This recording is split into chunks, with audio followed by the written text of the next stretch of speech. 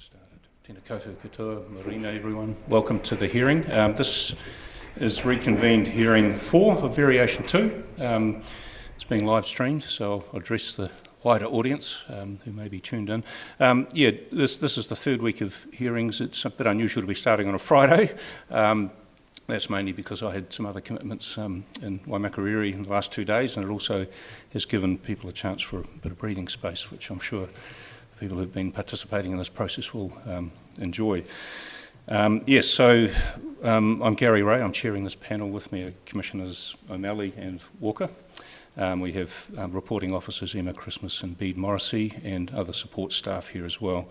I think the people who are in the gallery at the moment are well familiar with hearing processes, so I won't dwell on that, and I'll welcome you shortly. Just in terms of the matters that have arisen during the hearing, there's one very small matter to mention. We've received a supplementary statement of evidence from Daryl Sycamore, planner, in relation to the Sawyers Bay site, which I invited him to do, and that has been sent to Port Otago to respond to, and that's been posted on the website. So that's noted in the record.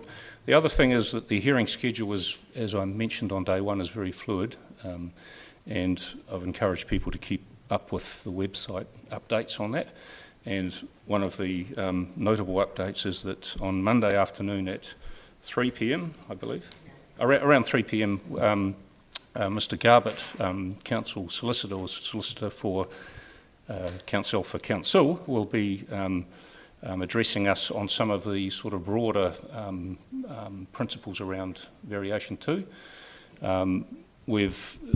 What's resulted in that has been, as the hearing has gone on, we've asked questions of the officers to note for their reply report, and they've been making notes of various matters, but the broader sort of principles have been raised through multiple submissions and expert evidence and legal submissions as well. So the officers felt it necessary to get a legal opinion on some of those broader principles. They are quite fundamental to some of the matters we're considering, and the panel will reserve its right to obtain its own legal advice if it wishes to do so. But that's happening on Monday, the end of Monday basically, and the officers will provide their reply report on Tuesday, and we've allowed the whole day for that to happen. And then the panel intends to go on further site visits on Wednesday afternoon. We've already done 2 lots of site visits, but I think you'll appreciate there's a number of sites to get round. And then we'll see where we go to from there. But that's just the continually changing or updated schedule, but that's what we've got written down for now. So thank you all. And on that basis, I don't think there's any other preliminary matters to address, except that we'll be shortly going to the first submitters, Fletcher Glass, in relation to North East Valley Watts Road site. And one of our panel members has something to announce in relation to that. Commissioner O'Malley. Thank you, Chair. It's my intention just to sit back on this particular item because I live within sight of this particular thing, and I feel that for clarity and everything else is better, I just don't be involved. So that we're happy for that to happen. Right, thank you for your attendance, gentlemen, and Mr. Page, I guess you're running the show, are you? Introduce your team, and you've got until, well, we've scheduled until 11:45, so we'll see how we go with that. Yeah. Well, I think that we should be comfortably done in that time. Just to introduce the team, next to me is Rebecca Crawford, who works with me in the RM team at Galloway Kilcullen. Tony Milne next to me is our expert landscape architect. Conrad Anderson next to Tony is our planning witness, and Kurt Bowen is our subdivision expert, who will address you on matters of roading in Three Waters. So that really to address the feasibility issues that have been raised in the 42A report. So you've had that evidence. My understanding of your preferred practice is that the witnesses do not read that, but they are able to present a short oral summary of the main points of their evidence at the start of when they introduce. Yeah, that's fine. As I said at the start of the hearing, we've had a considerable amount of evidence to read, and yes. we have read it, but it's been a long process, and we would really appreciate a very broad summary, at least to go through it. The other thing I'll mention is we have been up Watts Road, but as part of a familiarisation visit, but we haven't walked on the site. We've just sort of driven up there, but we will go back if we feel it's necessary. Yes, well, I would invite you to do that because particularly in the top area of the site that I'll come to in a minute, that's very informative to be able to do that. And what you will find when you are there is the public makes liberal use of the site in any event, so you'll probably find plenty of other people doing the same. Right, so what I want to do is to have a quick orientation of the existing planning framework and the history of how we got to where we are. Oh, yes, please.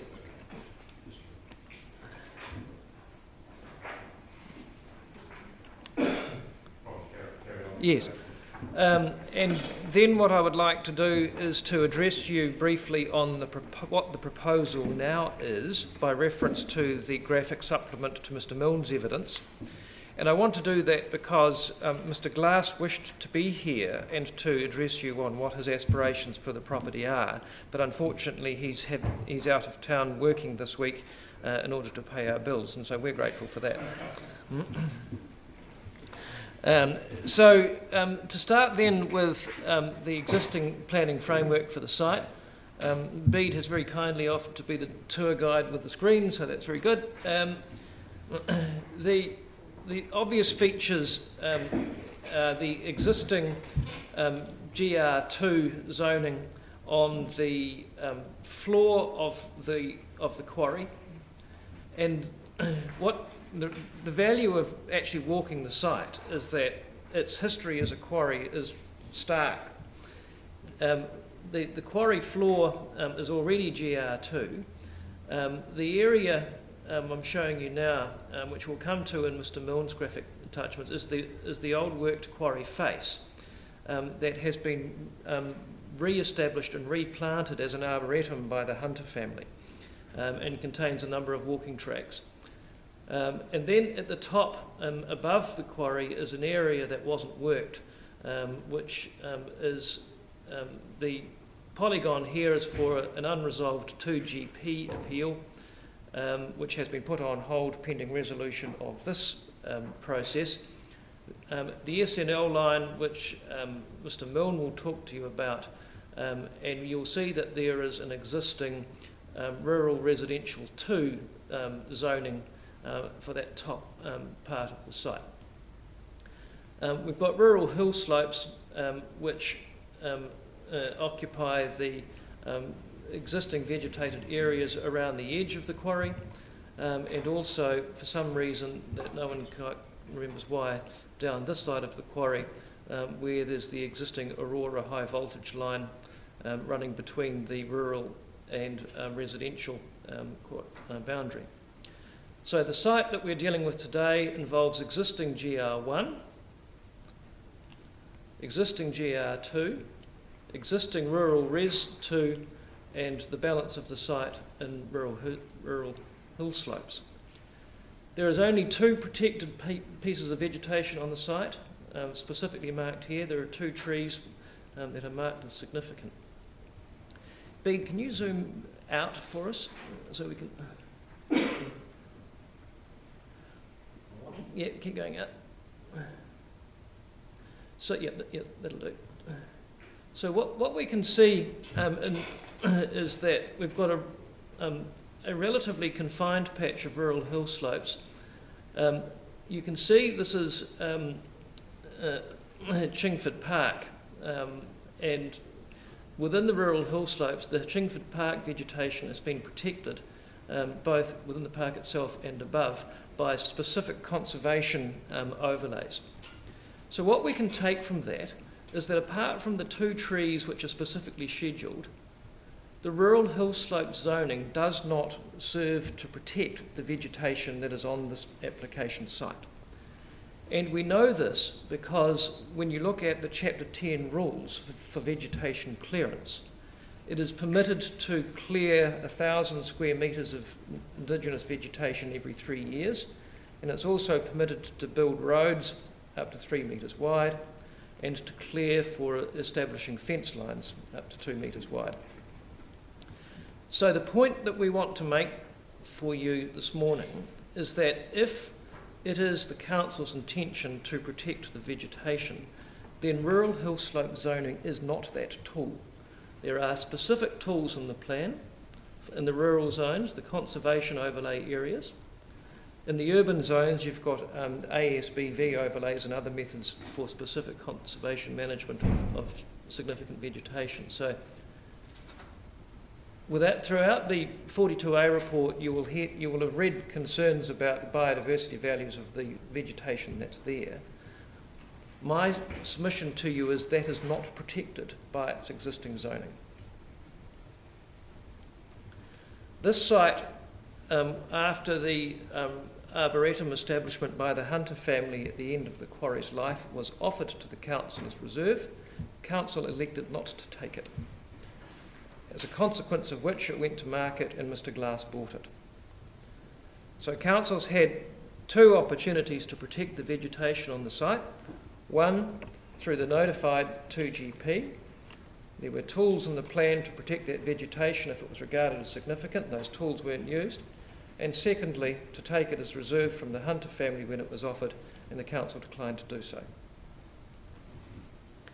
So that's the immediate planning context of the site. Bede, can you now take us to Mr Milne's graphic supplement? Yep, so if we scroll back a couple of sheets. Yep, hang on, go back, down one. Okay. So that's what you will find in the evidence. There has been a change in the proposal you'll see from Mr Milne's evidence, that what is shown here as residential 2, we are now asking you to rezone that recreation zone. And the reason for that is that residential activities are a non-complying activity in the recreation zone. So the council can have reasonable assurance that the slopes of that quarry face will not be developed if it's zoned recreation zone. It is too steep, because it is a quarry face, to be sensibly used for residential in any event. But in Mr Milne's travels about the valley, that face above the quarry floor does appear to have amenity benefit for the neighbourhood, and so offering that up as recreation zone is a way to address that. And just on that, is it intended that it be used for recreation purposes? Yes. It is, okay. Yes. So it's a natural zoning. Yeah. Yes, and so at the present time, there is a network of walking trails that has been established along the quarry terraces, and it's intended that those be publicly available. And could you scroll down one bit? And again. Yep. So that is now the proposal that you've got. So what we're suggesting is, this is existing GR2, to create a GR2 lobe here on some developable land between the existing GR2 zone and the GR1 zone down here, and upzoning from GR1 to GR2, this area here, and the proposal up here hasn't changed. Can you scroll down one more? Keep going. There we go. So Mr Milne has prepared a development plan for the entire site to understand how it all might work together. What we are proposing in relation to the top of the site is a specific subdivision layout which would be secured as a structure plan. And the reason for that is that Mr Milne has made provision for vegetation protection around the edge of the large lot residential 1 site. Now, there is a reason why we haven't sought to uplift the SNL overlay, even though that we are seeking large lot residential 1. And that is this, that under Chapter 10 of the 2GP, construction of a house within an SNL, absent an approved landscape building platform, is a restricted discretionary activity. But if at the time of a subdivision consent a landscape building platform is approved, then that then becomes a controlled activity, and subject to design, height, colour controls which are set out in schedules in the plan. So what we are saying to you is that if you rezone to large lot residential 1, the council's consents team have control over whether houses can be built in this area through the Chapter 10 provisions in the SNL. But once the land is subject to an approved subdivision consent under its zoning, the building platforms would be micro-assessed in terms of their site and location at that time, and then default to control. So that's a function of how the SNL zoning overlay would work under the large lot residential 1 zoning. Thanks for that. I didn't fully appreciate that. We've heard at a policy level how generally avoid, are the words that came up, we should generally avoid zoning SNL land for residential, and yet what you're saying is that it could be possible to have controlled activity development through the stream of having a subdivision with a building platform identified. It could go to controlled, which doesn't seem to align with the generally avoid policy on the face of it. The decision-making process that we're suggesting you should follow is, if you accept Mr. Milne's evidence that rezoning this land and allowing it to be developed along this way will maintain the SNL values of the SNL, then you can, as a matter of policy, accept that rezoning is appropriate. That's fine. My question is more directed at the apparent dichotomy of the policy framework, not the proposal. But Well, I mean, the generally avoid relates to rezoning to residential, I mean, large lot residential is a form of residential zoning. And so what we're saying is that, yes, we understand that that is the plan's policy direction to generally avoid that. But if you're satisfied that Mr. Milne's evidence is correct, that the SNL values of the SNL will still be maintained, if you do so, then that can operate as an exception to that generally avoid policy.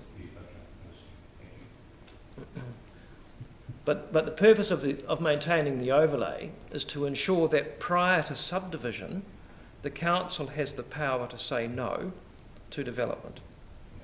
And that's how the RD rule versus the control rule would work in our view.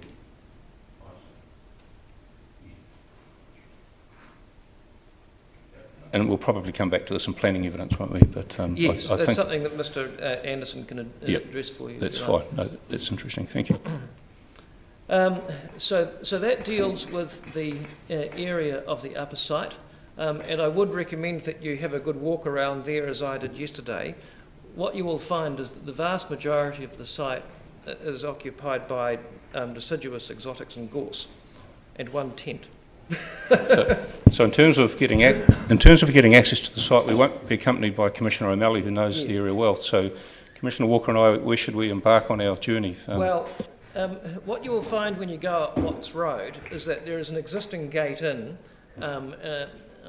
on Watts Road at just below the top of the residential on the other side.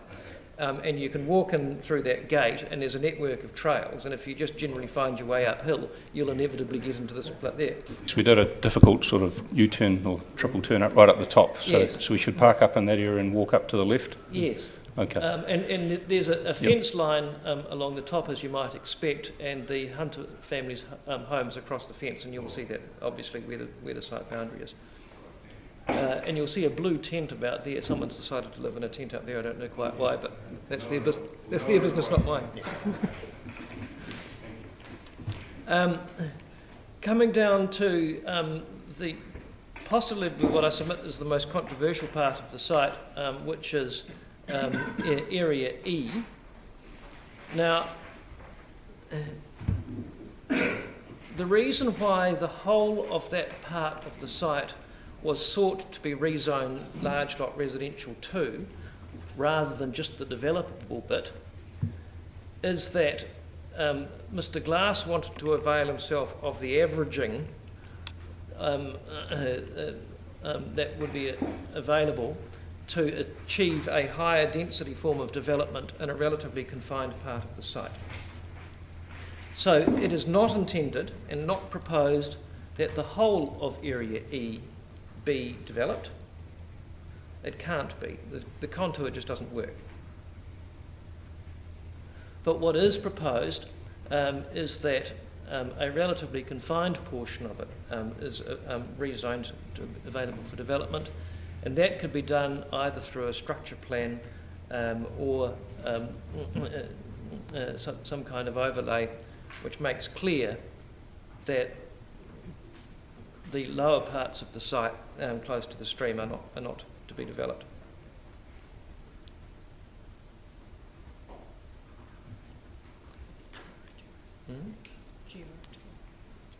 Oh, did I say something else? It's GR2 that we're seeking. Did I say something else? Yeah, you said rural residential. Oh, did I say rural residential? I beg your pardon. I meant GR2. It's what it says on the plan. Yeah. Yes. Just to be clear on that, so the taking advantage of the averaging rule, does that result in denser development than the normal GR2, or is it just, it does? That was the intention. Now, whether that intention is ultimately realised or we don't know, but that was the explanation for why the whole of the area was sought as general residential 2, as opposed to just the confined area shown on Mr. Milne's development plan. I meant to ask you earlier, Mr. Page, in terms of the changes that have been made since this was notified. The first one, the recreation zoning, is clearly a scaling down of intensification. There's no residential development proposed there. The changes, the description you're given about the GR2, is there any change there, or is that as notified? No. So there's well, I guess I should make it a broader question. Are there any other changes that would potentially threaten the scope of what's been? There's not. Okay. No. All of the changes which are apparent from Mr. Milne's plan are a confinement of the relief sought rather than an expansion of it. So the purpose of showing that is because Mr. Glass's wishes to have a whole of site development plan to see how everything works together. And that's necessary so that Mr. Bowen can do his work and understand how the development might be serviced. So that's the end goal, what you're seeing there, and that's what we're planning for at this time.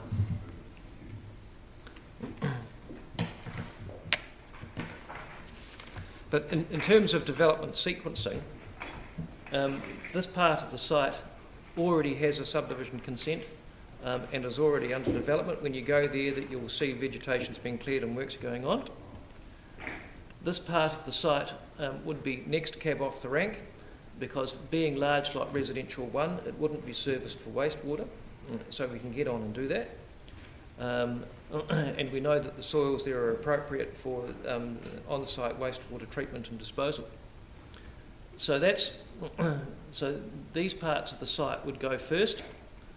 This part of the site and Area C would then develop next. There's an infrastructure constraint from an access point of view at the bottom that will need to be resolved. The ORC has an agreement in place with Fletcher Glass to replace the existing bridge that's there, and so new bridges will need to be constructed at the bottom of the site. So when you go there and walk across the bridge, the ORC has already bought that bridge and are going to get rid of it, but there's an agreement in place with Fletcher Glass to replace it. So the regional considerations needn't trouble us, that they're taken care of, or they're resolvable? Well, in terms of any works that would affect the flood protection scheme, that's correct. We understand that the regional councils has concerns about increased stormwater flows to the Leith Lindsay, but that's a matter of engineering design to ensure that we meet the regional council's requirements not to increase the rate of outflow. I understand we're not hearing from the ORC in relation to this. But in terms of the future of the bridge that is there, when the Regional Council consented the Leaf Lindsay Protection Scheme, they acquired land through that corridor to enable that to happen and acquired that bridge, and there is an agreement in place with Mr Glass to replace the bridge with one that is higher so that it has sufficient freeboard for floodwater. So that process is in hand. But of course all of that needs to be done before it's appropriate to develop this part of the site because of the vehicle traffic and that will need to be using that bridge to access the site. So that's effectively the sequencing. We'll develop up here first, then this area here and the valley and the floor would be next, and area E would be the very last cab off the rank. And that would be specified in a structure plan. Presumably the sequencing, is that important to be embodied or not? I don't think it's important from a regulatory standpoint. It's important from a business structuring standpoint so that Fletcher can actually do the development in a way that matches how the infrastructure would pan out. So it's a practical consideration, one that rather than, would it matter to the community which order he did it? Probably not, but it matters to him. Okay, so that's the proposal. Turning to my written submissions, I've set that out what the proposal is in paragraph 3.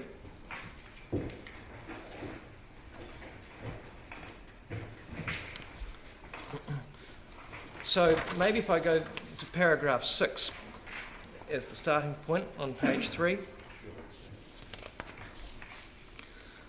Rezoning the FBG land will enable a variety of housing in a well-functioning urban environment because the site is near a primary and intermediate school, a shopping centre, a small industrial area, Ross Home, all of which are associated with employment opportunities. Secondly, it is in the North East Valley, an area near the university and Polytech and in demand for students and non-students alike. It has good public transport access and active transport options. It will enable up to 250 houses to be constructed, along with a recreation area and areas of native bush regeneration, and can be serviced for 3 waters and transport infrastructure. And that proposition is what Mr Bowen will address for you. The information and the evidence provided by FBG shows that the development is feasible, infrastructure ready and likely to be developed. FBG proposes to rezone the Area B recreation to protect the walking tracks and other amenity values identified by the expert evidence and submitter feedback. An ownership model for Area B has not yet been determined, but if not vested as a reserve, other means would enable public access. For example, easements and growths, that sort of thing. The master plan shows that rezoning will enhance the landscape and amenity aspects of this unusual site while adding substantial development capacity consistent with the aims of Variation 2. Now, on top of page 4, I've simply set out the test for evaluating plan changes from Long Bay Akura Great Park Society. Do you want me to read that to you? I suspect that you're familiar with it.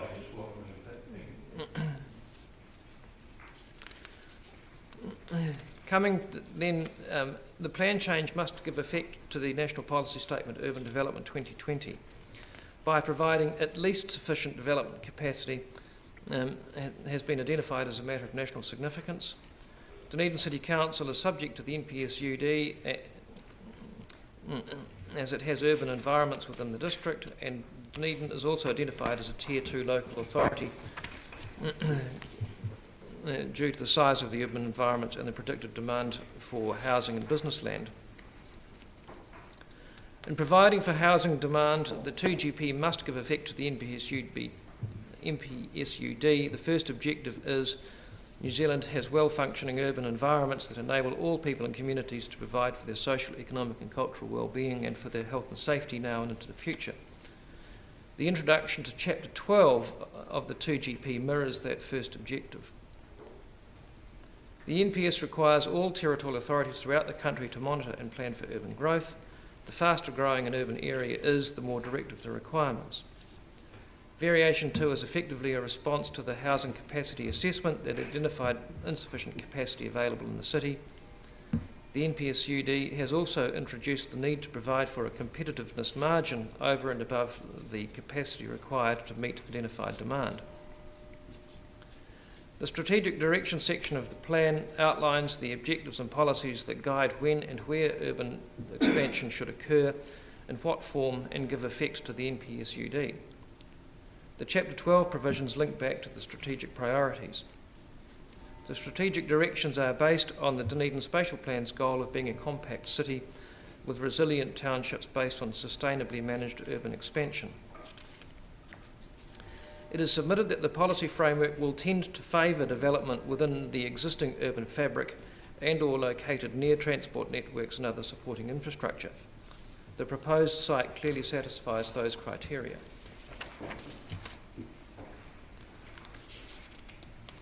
Conclusions on the technical evidence then. The Section 42A report writer does not recommend rezoning for landscape and amenity reasons, further noting concerns relating to indigenous biodiversity effects, geotechnical instability, three waters and transport infrastructure.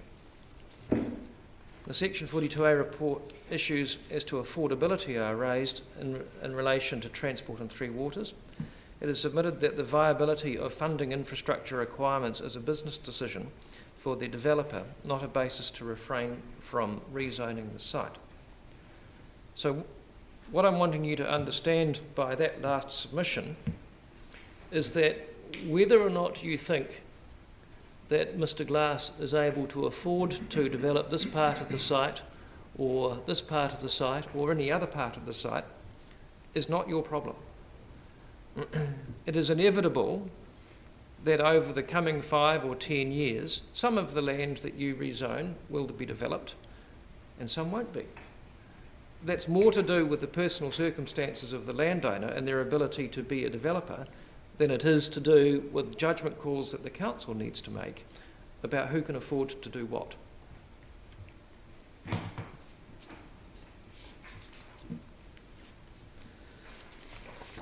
Turning to landscape and amenity, the council's position has been throughout that rezoning the site is inappropriate for landscape reasons, and these are reiterated in the evidence of Mr. McKinlay. The evidence of Mr. Milne responds to the issues raised by Mr. McKinlay and concludes, effects can be managed through controls on built form and future vegetation planting to maintain landscape values of the SNL through a structure plan in Area D. Given the consented environment in Area A, the existing GR2 zoning on the quarry floor and the policy directive of the NPSUD is a higher density of development is appropriate. The effects associated with Area B are mitigated by the change proposing a recreation zone over the area. So we've dealt with that by acknowledging the value of that Area B site and offering to protect it through the recreation zone. Area C, this area down here. Area C is sandwiched between existing development and future development of the quarry floor, resulting in a character of infill development where no net loss of greenbelt is anticipated. So what you will see is that this area here has largely been cleared already, as is permitted in the plan. We don't know, frankly, from the Section 42A report what the objection to rezoning Area C is. It doesn't deal with it specifically.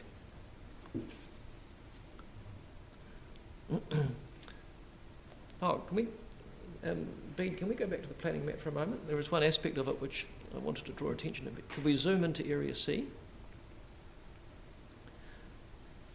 What you will see is that there is an infrastructure corridor in this area here.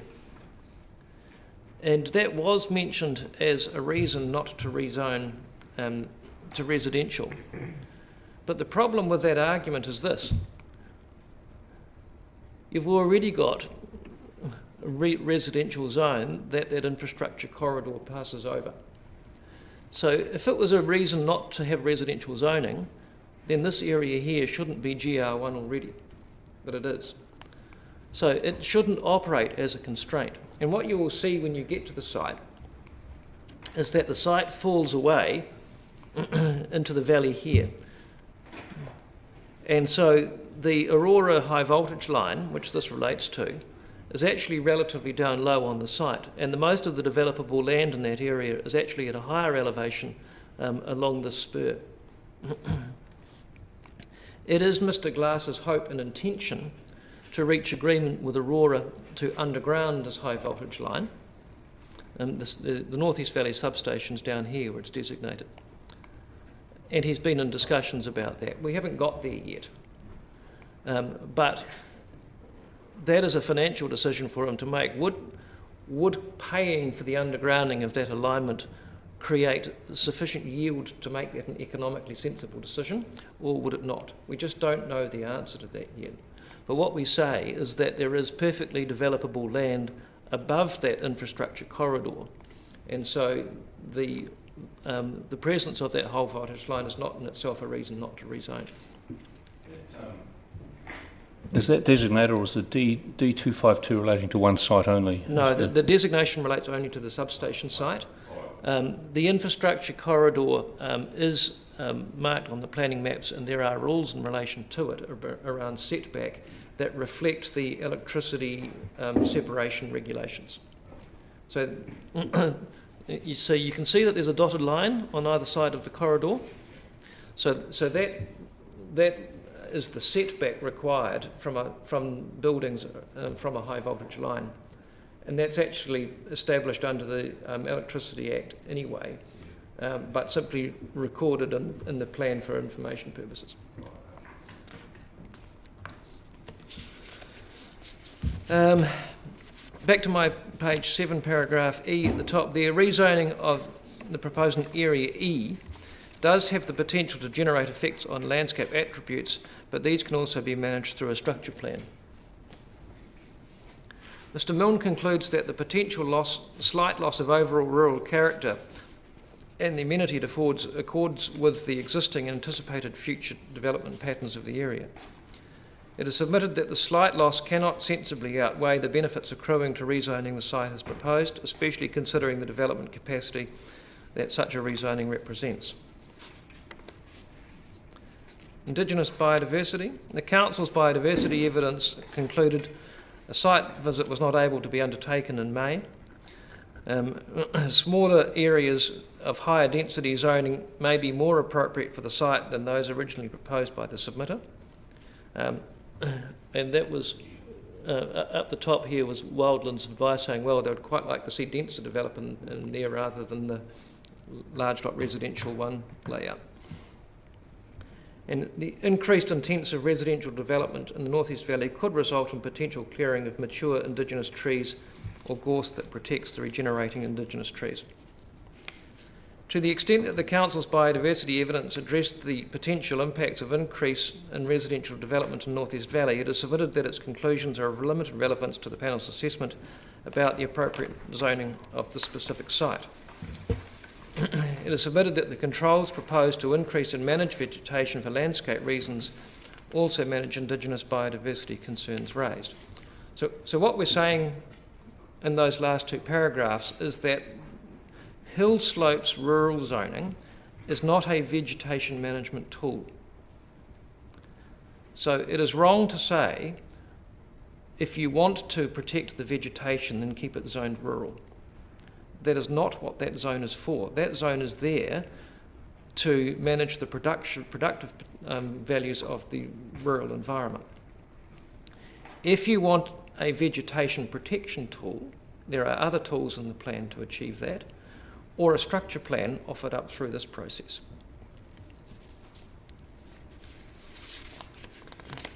Geotechnical instability, my paragraph 19.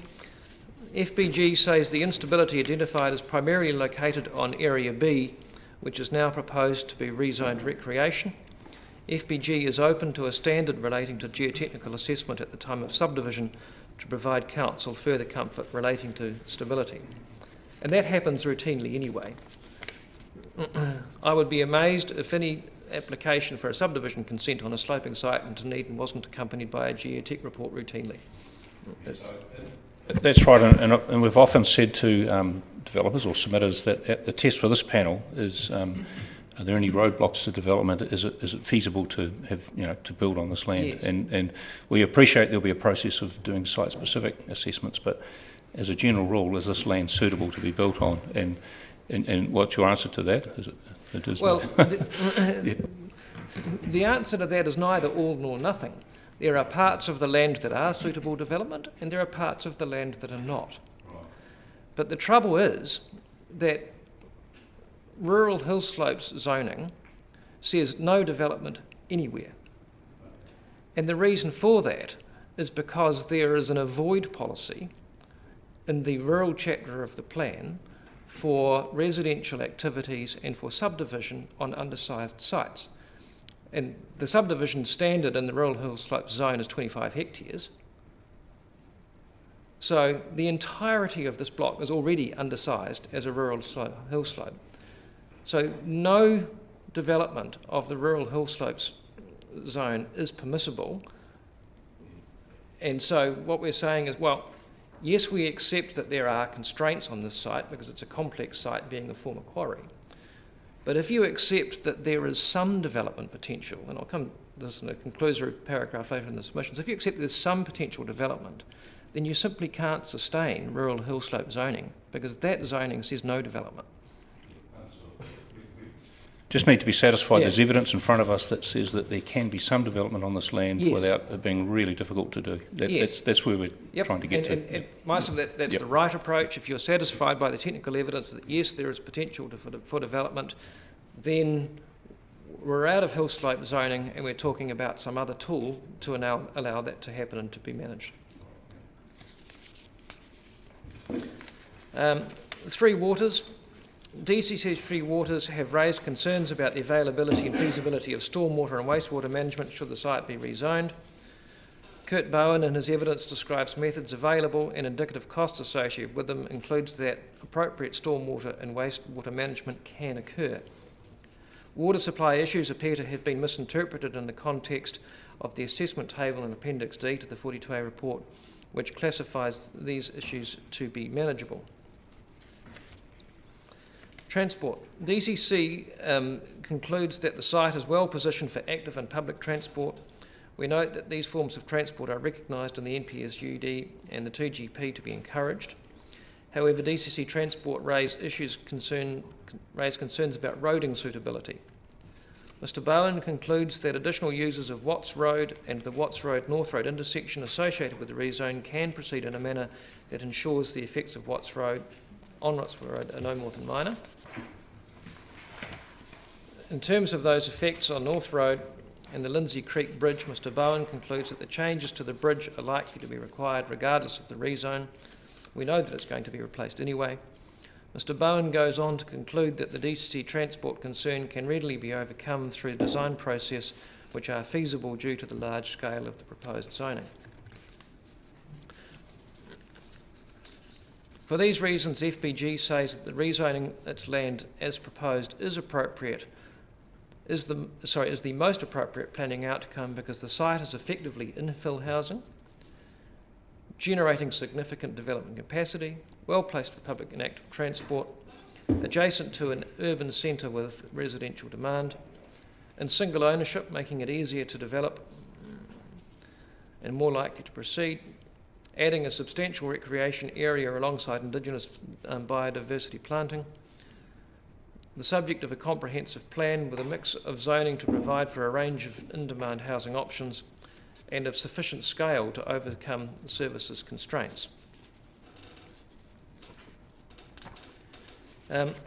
What I've done in the next paragraphs is to take you through the relevant objectives and policies by reference to that. Do you want to simply take that as read and move to the technical evidence, or would you prefer that I actually work through it?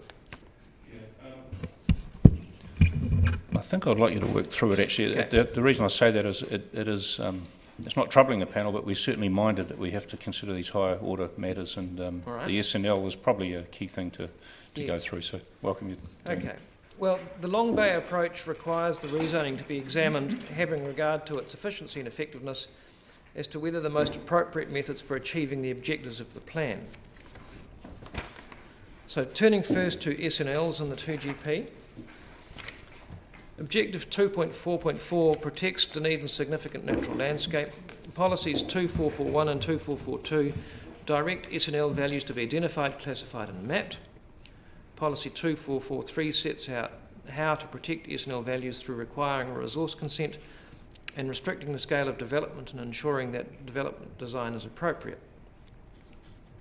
Objective 10.2.5 protects SNLs from inappropriate development and ensures their values are maintained and enhanced. The policies supporting this objective do not address rezoning, though Policy 10.2.5.10 provides some guidance on where development is appropriate, since subdivision is only allowed where those values are maintained or enhanced. Policies 10.2.5.11 and 10.2.5.13 require minimisation of adverse effects on landscape values. It is submitted that development is appropriate where it maintains or enhances SNL values, and that the 2GP contemplates management of SNL values in relation to development through design controls. The 2GP applies landscape overlays to rural and rural residential zoning, not to residential zoning, yet similar protection can be achieved via a structure plan with site-specific controls in residential zones. So I just want to pause there and discuss that paragraph a moment. You won't find SNL overlays within residential zones in the city. So this is slightly an outlier in terms of a proposal because we are seeking SNL, large lot residential zoning. We have not sought the uplift of the SNL overlay. So this would be, if you accept the submission, this would be the one example in the city where a piece of large lot residential 1 would have an SNL overlay because there's no jurisdiction to uplift it.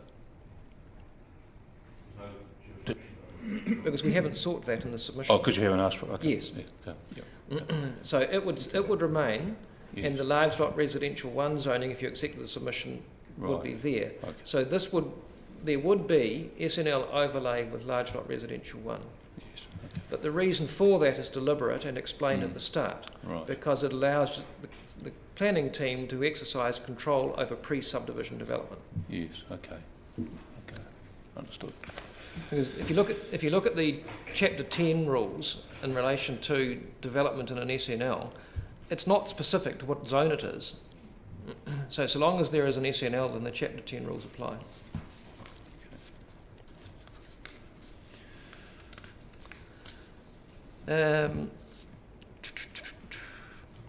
Area D, paragraph 15, is within the Flagstaff Mount Cargill SNL. The values to be identified are identified in the Appendix A 3332 and with 3324 identifying design elements to manage the threat of inappropriate development within the SNL. We understand the concern to be that if Area D is rezoned residential, then its landscape values will not be maintained or enhanced, since residential zoning is not subject to overlays. The landscape value of Area D are considered in depth by Mr Milne, who considers that the size and scale of those values in this area can be maintained through a structure plan that requires additional vegetation screening planting, minimising access ways, and requiring built form to be dark and recessive. It is submitted that rezoning large lot residential 1 with a structure plan provides for the maintenance of the identified SNL values. Such rezoning has the benefit of aligning with the other key objectives and policies of the plan. So, Bede, can we go back to there we go. So what we would suggest is that this is a structure plan area with the layout that is shown in Mr Milne's evidence. We've got one road which serves 1, 2, 3, 4, 5, 6, 7, 8 lots with revegetation around its edge. So that's when we talk about a structure plan, that is what we're talking about. So, I'm not sure if you go on to this, but understanding the difference between or the synergies between SNL and structure plan, the structure plan allows bespoke type standards to be applied. But, Yes. but your team are suggesting the SNL stay in place because it provides other protections in terms of... What it does is provide interim control. Yes. So you can be sure that nothing inconsistent with that will happen prior to subdivision. Or you might say, look, I don't want to complicate this district plan with another structure plan on this part of the site. You could come to the view that you're satisfied that Chapter 10 gives the sufficient control and so that a structure plan is not required. Either option's acceptable to the submitter.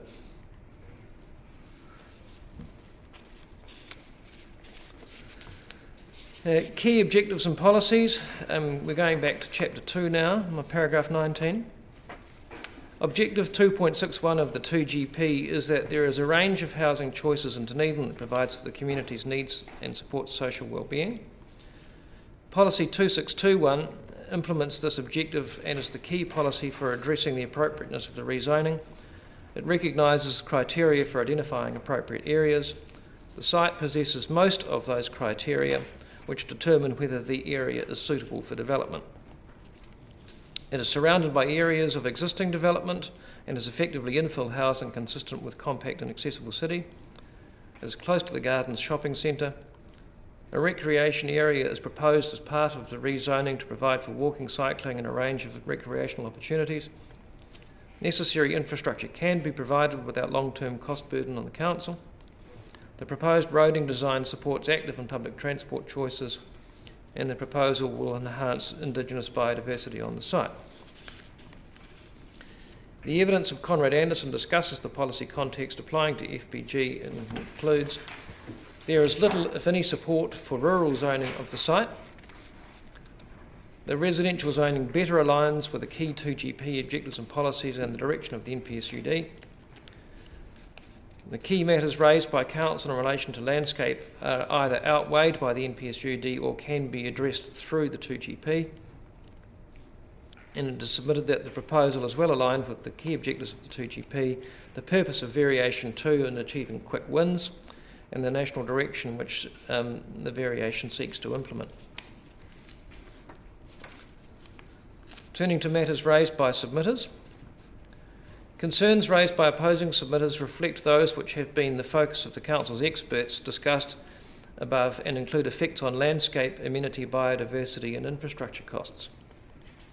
It is submitted that the proposal in its current form mitigates those concerns by seeking to rezone Area B recreation instead of GR2, applying a structure zone plan to Area E to protect biodiversity, and maintaining SNL values through a structure plan in Area D.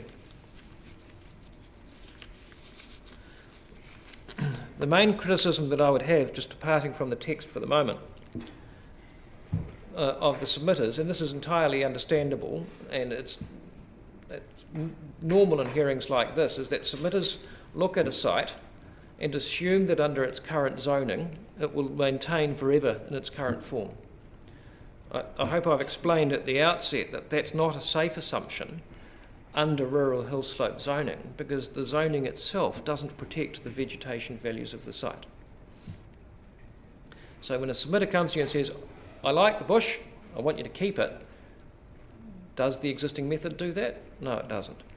Something that just occurred to me, and I'll put it to you, is that whilst that could be true, that vegetation could be removed with 1,000 square metres every 3 years or something of that nature, I'm just trying to work out why someone would actually do that if they weren't able to develop the site.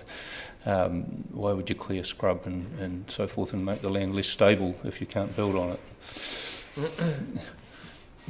Well, I mean, it's a fair question about why Mr. Glass might do that, but what we're dealing with here is a planning method, and so although at a practical level, absent some economically useful reason for clearing the vegetation on that site, he might choose not to spend the money to do that. Nevertheless, the council hasn't identified that as vegetation to be protected except for the 2 specific trees that are marked on the plan. So I think people just misunderstand what rural zoning is designed to do.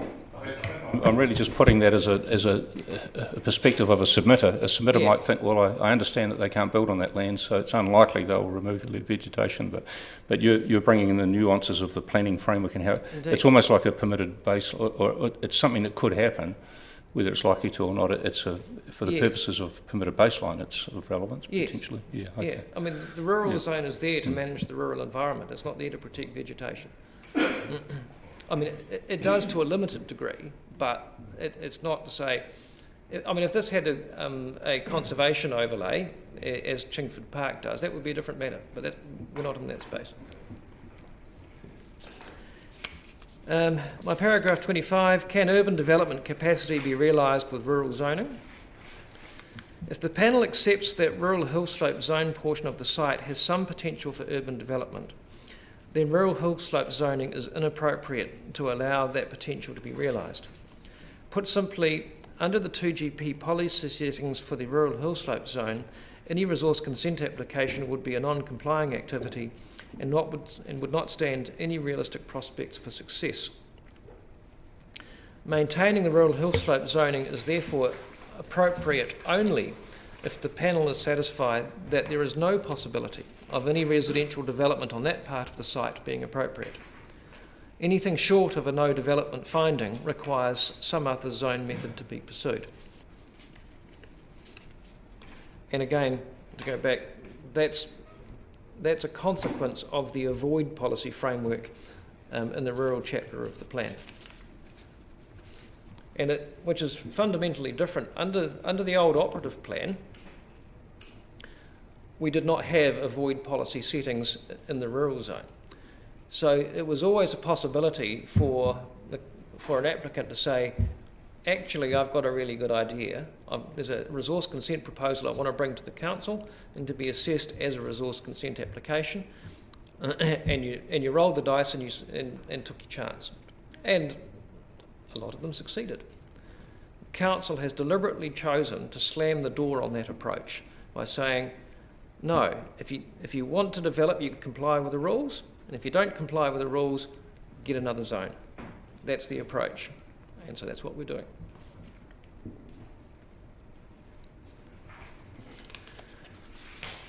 In conclusion then, it is submitted that rezoning RS 206A and RS 77 is the most appropriate outcome because it is consistent with the Council's functions, the objective to provide for a well-functioning urban environment and meet demand under the NPS, and the location and characteristics of the site for housing in a manner consistent with the strategic objectives of the 2GP. And it is also consistent with the policy direction under the partially operative and proposed regional policy statements. Now, I haven't at length set out those documents. My submission, they don't do anything different to what the 2GP does, either in its partially operative form or under variation 2. So I don't see that there is a need to go up the policy framework for direction in this case. All the issues raised by the 42A report can be resolved and the benefits of rezoning outweigh the costs with minimal risk. And so FBG submits that the most appropriate outcome is the rezoning proposed and set out in Mr Milne's evidence. Thanks very much. Appreciate that. That's a very useful précis through the development and some of the legal principles. Commissioner Walker, do you have any questions on the legal side of things at this point? Actually, and thank you for that presentation. That was really informative and detailed, and I fully understood it, which is a good thing for this hearing as we move to the back end of it. So just going back to the last question posed by the Commissioner around Area E, is it my understanding from what you've said, for example, with the current protection, that could be cleared and turned into, say, to a carbon farming of pine, for example? Is the protection at the moment that weak? Yes. Well, okay. What we know is that a 3 metre wide road can be built as an exception to the vegetation clearance rules. So we can build those roads as of right, and we can clear 1,000 square metres of native vegetation every 3 years. Yep. So it's really those combination of those two things is that we could, as a permitted activity, over a long enough period of time, nibble away and clear that. It might take us a decade or two to get there, but we could do it. Sure. And going back, you've mentioned a number of times, we've talked about the SNL area in Area D. Yep. And just so I'm clear here, so your contention is that if we take the evidence of Mr. Milne, the council consents to maintain control, and that you think it's a better way of maintaining the SNL values in the SNL under Mr. Milne's evidence. The thing that you need to remember about the policy framework in the SNLs is that what is to be maintained is the values of the SNL, not the values of the site. Yeah, okay. So the SNL is a much larger beastie than this site. So it is a higher level policy approach to protecting landscapes than a site-specific approach. So what you can take from Mr. Milne's evidence is that the values of the SNL will be maintained if you do what we're suggesting that you do. And so you have a choice. Either you impose a structure plan because you accept that the road and the lot layout is appropriate, or you can say, don't want to do that.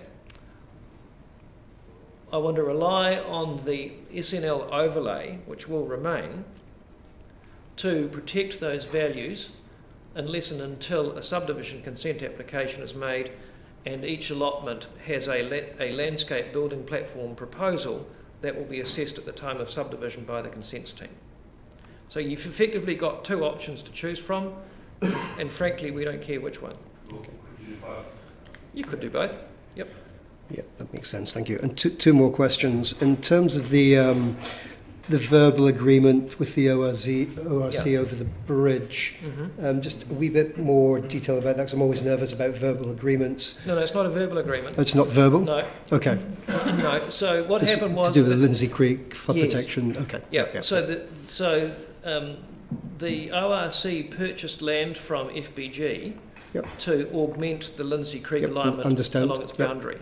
And as part of that agreement, the ORC is obliged to replace the existing bridge that is there because the lower support parts of those bridge don't provide the freeboard that the ORC want for their flood protection scheme. Sure, understand. And any indication on timelines? It's 5 years, 10 years, 20 years? Okay. You've given me your answer. That's a good answer. I don't want to say rude things about the ORC's timing in a public forum like this. And just finally, this is just for my own curiosity, it's been bugging me since I looked at the map. Yep. What are the two trees? What sort of trees are they? Yeah. I've got no idea. I'm Oh, sorry. really? They look, Mr. Milne might know. humongous on the map. They're 2 eucalyptus trees. Are they? Yeah. Oh gosh, they So must be. not natives. I know. Yeah. Thank you. Why the council's chosen to protect eucalyptus trees, I've got no idea. They may be the age, but thank you. They must be fine specimens. No doubt. I've just got a couple of follow-up questions of you. Thank you, Mr. Page. Just in relation to something that I'm really interested in is the policy framework 2621, and in your submissions you've said that the site possesses most of the criteria, and I think that's probably linking back to the word majority. The majority needs to be met, and we've particularly directed the officers to address us on how important that is, whether it's an all-inclusive. It clearly isn't requiring an all-inclusive list, but does some of the criteria have priority over others? Are there knockout criteria? No. Any thoughts on that? No, it's no. The policy framework is silent on that, and so it is entirely a matter for you to assess on the evidence which of the criteria are more important. And there's a good reason why that is so. In any particular case, because the evidence will be so variable because the nature of sites is so variable. I mean, for example, the site that you're going to be hearing about this afternoon up on Chain Hills Road is an entirely different beastie to this one. So which of the criteria are more germane to that decision will be determined by the facts of that particular case. And the only other thing was, I haven't fully appreciated the business about an appeal that's that's alive. Is that of relevance to us? Do you No, think? I was just explaining what the polygon on the plan was for. You don't have to So worry about we it. don't need to worry about that. No. Okay. All right. Thank you. All right. I don't think we've got any further questions, and really appreciate that outline the case. So we'll now can go to the evidence. Thank you. Thank you. Well, we'll head to Mr. Milne first. Now that we've had quite a lot of discussion, feel free to sort of be quite succinct with some of the description of the site and so forth. But we're in your hands, Mr. Milne. Thank you very much. Thank you very much, and I did write some notes last night, and Mr. Page has pretty much covered off all of those in his opening. So I've been sitting here thinking, how might I shape this? And thank you very much for all the supplements. They really help us understand.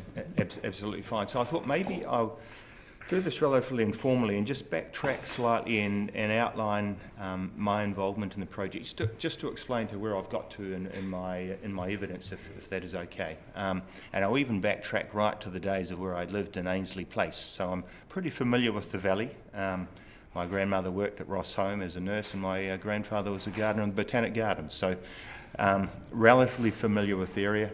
And this morning, and maybe it just reiterates what Mr. Page was saying about location, I managed to run from my hotel to the site along Signal Hill just to check a few things out. So it is pretty close to town because I don't run overly quickly and I can't run far. So I was engaged, or we were engaged last year by Mr. Fletcher Glass, and this was following the submission. We were engaged to look at his site and work out or work through a possible master plan looking at various underlying zonings. The master plan you see on the screen is one example of a development that could be enabled if the rezoning went through. It's not saying this is where the development that would happen, and I think that's a really important point to make, but it has been carefully worked through with Mr. Bowen in terms of feasibility on slopes and so forth, and in terms of some of our developments we've had experience on in Queenstown on similarly sloped sites. So particularly when I think about Area E and the possible feasibility, and bearing in mind there's still quite a lot of feasibility to be done to for any development in that area, but what you do see there is based on similar slopes on similar facing sites in other cities, let's say. Can I just ask a question? I thank you for that. Appreciate the concept plan as an example of what could happen. Is it possible? Can I ask you? Is that a maximum yield example, or is it an average yield? It's probably between average to maximum. It's probably a sort of a 2/3 yield around about. Okay, that might be important for generation, all those sorts of things. Just so the staff can potentially respond to that. It's probably landed about that. I think. 2/3. Mr. Glass was certainly pushing us to maximum, but that's where we got to in terms of our initial study on the site. And on the, and I know it's outside of this hearing, but on the quarry floor, the development layout there, we looked at a number of similar quarry developments around New Zealand. You've got Kings in Auckland and Beaumont Quarter in Auckland as well that are developed on quarry floors. So there were some exemplars there, and so this isn't a fanciful master plan. It has been grounded as we've worked through. And working through that master plan process, it enabled us to get an understanding of the landscape values of the site. Which values should be protected, which values sit within the 2GP that have been identified to be protected, maintained and enhanced, and that's what's driven the form you see here, and that's what has also driven if I call them tweaks, to the zoning plan, and Mr. Page worked through that very thoroughly in terms of the changes from that was lodged or notified, and what we have in front of us in our evidence today. And probably the key point there was the Area B, changing that from to a recreation zone. And that was in response also to the reading of Mr. McKinley, Council's Landscape Architect's evidence in terms of, or I should say assessment in terms of the visual amenity parts of the site provided, particularly when viewed from elevated sites to the southeast side of North East Valley. And if you think Baldwin Street, if you think Signal Hill Road, and if you're going on a site visit, certainly pop up those and have a look from there. And and you'll see that the site does form part of that wider green backdrop that is identified within the values of the SNL, and I'll get to that in a moment.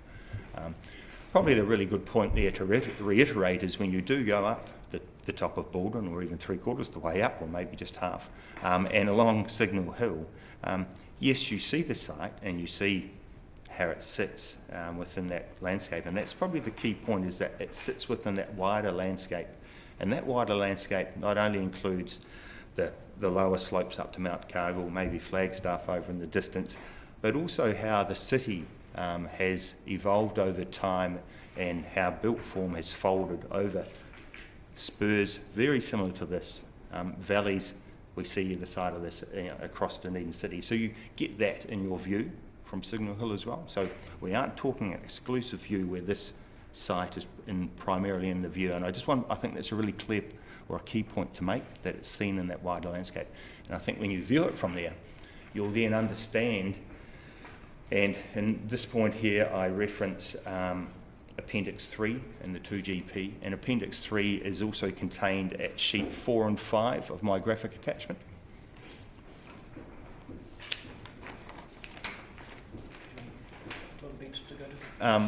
We possibly could, or you should have sheets. It's the written text, so what is in my graphic attachment at sheet 4 and 5 is simply Appendix 3 taken out of the 2GP, and it lists the values of SNL.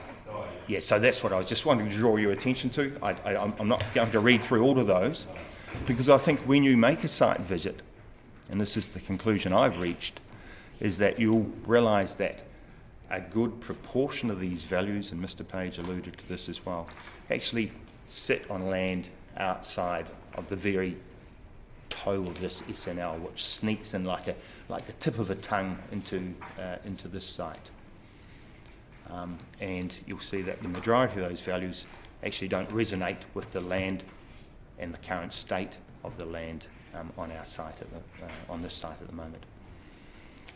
Leading on from that, when we consider Mr. McKinley's comments around visual amenity and rural character, and you look at Appendix 7 in the 2GP and look at those values there that are listed, I would suggest that once again the site only displays a very minimal, if any, of those values. So it's really important that we understand that. The values of the site itself, in conclusion, not in conclusion, but to sort of give a high-level summary of that, and I've listed these also in paragraphs 18 through to 20 in my evidence. I believe the key components of the site that give it its landscape richness is Lindsay Stream, albeit that is channelized in places, and the exposed faces of the worked face of the quarry. And you'll particularly see that when you walk through Area B, and Mr. Page described how you can get on the walking tracks that take them, a number of walking tracks. There's a couple of old seats, I think, or wee lookouts, but you'll see how that has been terraced through that area. Area E, aside from the two I was going to use the word ginormous. The two large eucalyptus trees is a mix of exotic tree species with some understory of native, regenerating native. And you'll see that's a mix of pittosporum, ribbonwood, broadleaf, and the like. All vegetation that once would have clothed Cargill Hill many thousands of years ago.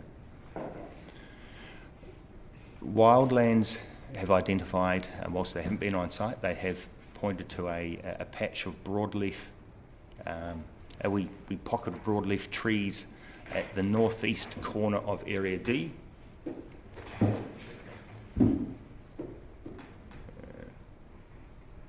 Just in that corner there. So building on this idea of a structure plan for Area D, a further structure plan, and I have this in my evidence, I believe building platforms should be identified on the structure plan. We have this outside layer of vegetation to be protected. And that is on the very top of the terrace there. So when you look across at that from a similar elevation, it's almost like a thin veil of vegetation running around the outside there. Now that vegetation at the moment is a mix of fairly rumpety, if that's not a really good technical term, is it? Exotic vegetation, but it's a real mix. There isn't a lot of native vegetation in that area D, aside from what wildlands have identified here. So that patch could easily be picked up in a vegetation layer to be protected or retained on site as part of a structure plan. The Signal Hill structure plan is probably a good example of a similar one, where there's areas of vegetation retained, areas of vegetation to be enhanced.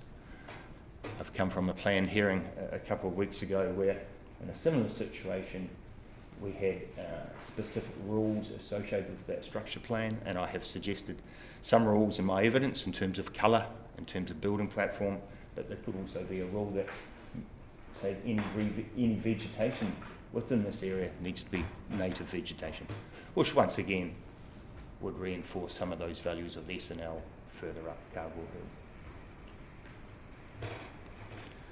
Hill. The key point to make, I think, and it's just sort of beyond the values of the site, but a rezoning will change the landscape character of the site. You know, there's no two ways about that. However, I think it's important to remember that change itself is not in itself an effect. Landscape's always changing, and seeing something in itself is not an adverse effect either. It is not the change in the view that is an effect, but what changes are in terms of the landscape values. So that's probably the key point in terms of the landscape approach and the master plan approach to this site. Look, that's a bit of a wide-ranging sort of overall summary of where we've got to, but I think that's probably enough, and I can just respond to questions. It's spot on. That's really good. And again, you've done a lot of work, and there's a lot of visual presentations that are really useful. So thank you. Have you got any questions at the stage, Commissioner?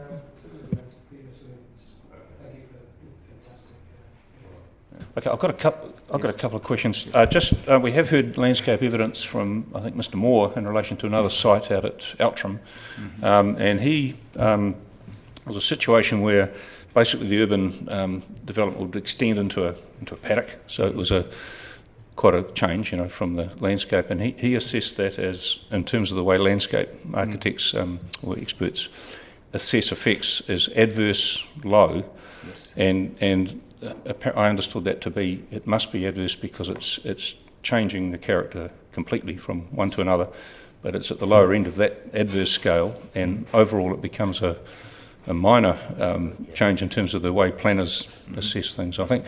And the reason I'm putting that to you is if you were to assess this development in the same approach from a landscape point of view, have you done that assessment in terms of adverse and so forth? It's probably in there, but I haven't. Yeah.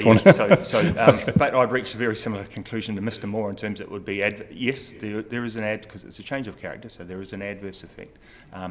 Bearing in mind there is some positive effect in terms of potential retention of vegetation on the site, and it would be at the very low end of adverse effects. And you're dead right.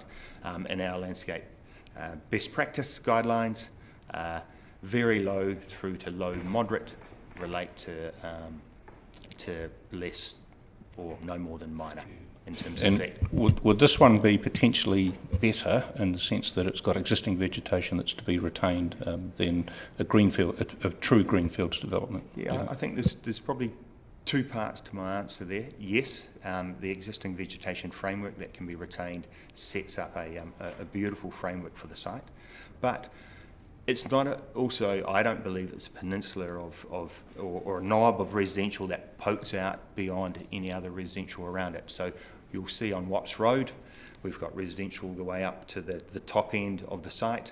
And if we zoomed out a little bit, and even you just stand on Signal Hill and look across, we have Campbell Road, which runs up Pine Hill, and I think it's Dalrymple Street that sort of runs off that. Immediately above the site. While Ben catches up with you with the planning map. Okay. So you can point out. Yeah. So thank you. Yes. I was orientated here, now I have to turn. So, if we roll, we've got Pine Hill Road coming up through here. And so when you view the site, it's actually viewed with this ribbon of residential on higher elevation. So the top end of our site, around about 120 metres in elevation. We're 240 metres in elevation up here, and that's Dalrymple I was mentioning before. So it's by no means, and I think this is a fantastic map to look at it, by no means is it a knob jutting out into a paddock. It's almost completing a pattern when you look at that, and we've got the value of the SNL through here of the clear slope. So when you think of Mount Cargill, which is sort of up here, and it runs on down, and in the main spur of Mount Cargill is what Pine Hill's been developed on. And we're talking about a small sub-spur that popped out down here, which was then quarried. So the tail of that spur is no means intact at the moment. It's been quarried in time. And so that's the landform we're talking about. And while we've got this, and if we trundle back down North Road a little bit, and we think about the development that's happened around, and it might be worth just having a look at, around Sacred Heart Church and school there, and how the townhouses there have been faceted on the very same facing slope and elevation as Area E on the site. Chairman, that was a very long answer to your question. Okay, I have one more, I think. And what I'm interested in now is implementation. In other words, should the panel decide to rezone this land, I'm not entirely clear what the team's recommendation is. We've got options. We keep it as SNL, have a structure plan, potentially do both, and there's various reasons for doing all those things. We'll be interested to hear from the officers on this. But from your point of view, do you have a firm recommendation on the implementation of it, or is it just? Yeah. Part of my brief was not to look at the alignment of the SNL, and if I had done that, I might have arrived at a similar different position. However, my firm recommendation is the SNL isn't challenged; it sits and it remains, and a structure plan is used to manage any potential effects on the values or the landscape values of that.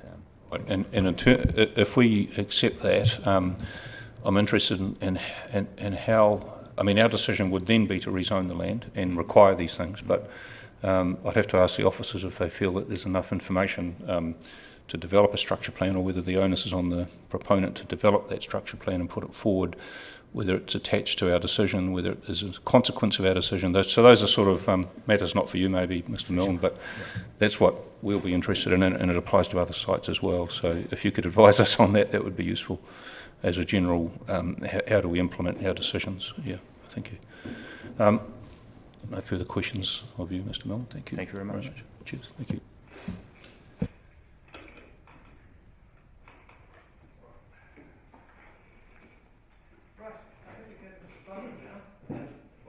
Actually, we'll need to have a break at some stage. I'm just wondering, Mr. Bowen, yours is quite specific to infrastructure, is it? So maybe we'll take Mr. Bowen now. Yeah, we will go ahead and then have a break. Thank you.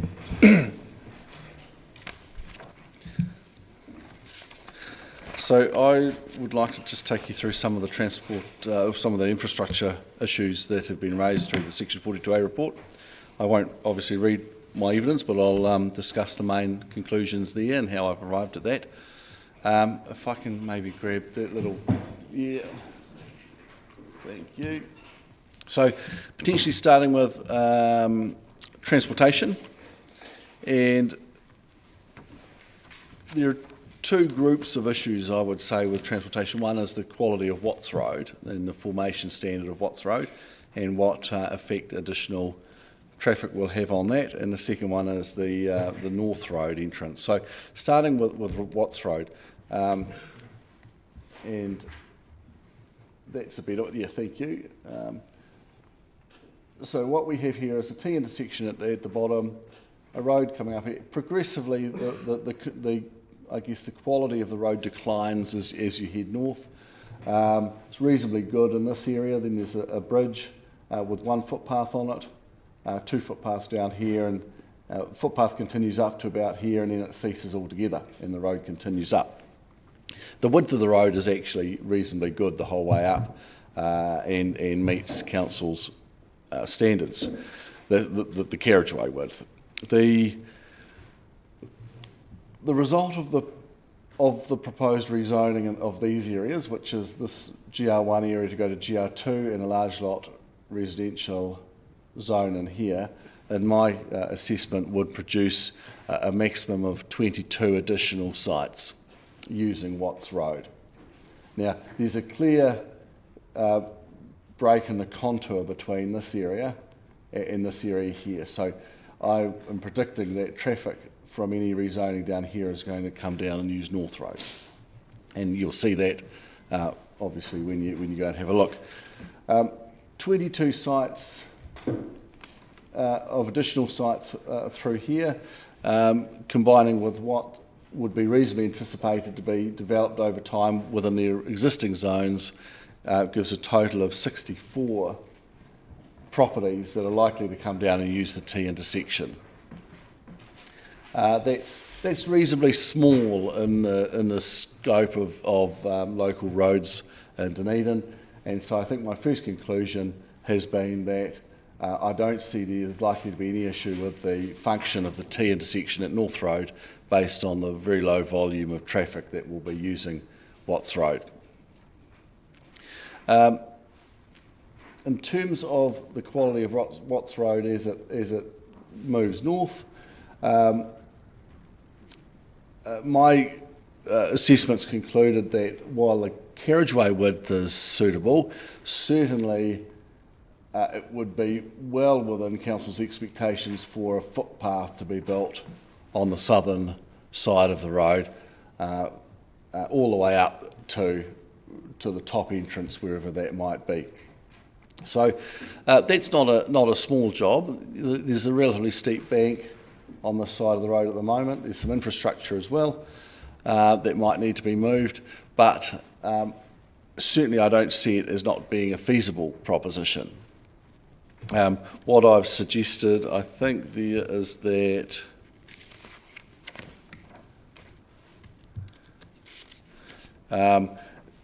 it may cost something in the order of $300,000 to excavate the hillside and build a 2-metre wide footpath along the southern side or the south west side of Watts Road, but spread over the additional yield of 22 sites. It's a relatively small cost on a per site basis. So in terms of Council's concerns in the Section 42A report of feasibility of doing that, I don't think that there really is a legitimate concern in that regard. We've been talking a little bit about structure plans, and my view, similar to Mr Milne's, is that a structure plan may well be suitable in this site, but my perspective is coming from managing infrastructure. I think if there was a structure plan to be implemented here, a control on that requiring that footpath to be built as part of any development in the block up here is a very sensible condition to have in the structure plan. I think that's one of the from an infrastructure perspective, a reasonably critical outcome we would want to see is achieved. Looking at North Road, Mr Page has already spoken about the agreement with ORC and a new bridge that's going to be required. And just to expand on that a wee bit, that agreement is actually held by covenant on the titles, so it's a little bit more than even a written agreement. It's in fact covenanted on the titles, and that can be produced for the committee should that be needed. In any case, we have a large area of existing GR2 zone here capable of providing 93 sites. When a subdivision application is made for that, I would certainly anticipate Council's going to take a high level of interest in the roading and transportation network that's proposed to support that. I don't think that Council would find that a single access is ideal or desirable. I think it's more likely that there would be a direction given to the applicant to find a second access into the site. Now, regardless of whether it happens or not, 2 accesses is certainly desirable for the rezoned land in any case. So I think another requirement of a structure plan would be the assessment and design of a second access into the block. And yes, that comes with a cost, but again, I don't think that's unreasonable. I've costed that out there as I've suggested if that was to cost $1 million, again, split over the number of sites, we'd be increasing the yield by. That is certainly a feasible proposition. But the ways that could be achieved, I've suggested could be one of 2 ways. It would be relatively easy to put a second bridge in, and that could be done in a way that complies with the district plan sightlines and setbacks and offsets between accesses. Instead of one bridge coming in here, Mr. Glass could build a second bridge further up, and you would very easily have your 2 accesses provided for. It might be that the second bridge is a one-lane type one-way access. Predominantly the second access would be provided for emergency traffic and an emergency exit from the development. And so potentially a one-way or one-lane bridge might suffice. The second option would be allowing a road connection through to Watts Road and down Watts Road. Now that's less desirable in my mind, and would only work if it was truly an emergency exit. You wouldn't want, or I wouldn't want to see regular routine domestic traffic using that on a regular basis. I don't think Watts Road would support that. But if it was the purpose of that access was for emergency vehicles to gain access in the event this bridge was, argument's sake, washed out, or for people to leave the subdivision in the event of an emergency, it could function in that way. But those are the sorts of things I think that could be adequately addressed and evaluated through a resource consent process, provided that we have a structure plan that requires those matters to be considered at the time of subdivision. That's what I'm interested in, and I think you might have gleaned from my questions of the officers as to how far the rezoning needs to go into structure plans, and how much you defer to a later stage. And I guess I keep reiterating that our job is to look at the appropriateness of rezoning land, and can we be satisfied that a second access can go into this land and it's feasible, and not just say it has to be done as part of a structure plan. So I understand structure plans generally show roading networks, or indicatively anyway. So what I'm interested to hear from you, Mr. Bowen, is whether you see any physical impediment to it happening other than regulatory things with the ORC and so on. I don't see any physical impediment, no. Best outcome here could well be the 2 bridges. I've costed that out. A second bridge, assuming that the first bridge is somehow collaborated on between ORC and Mr. Glass, a second bridge presumably paid for entirely by the developer is feasible, is cost feasible within the scale of the development we're talking about.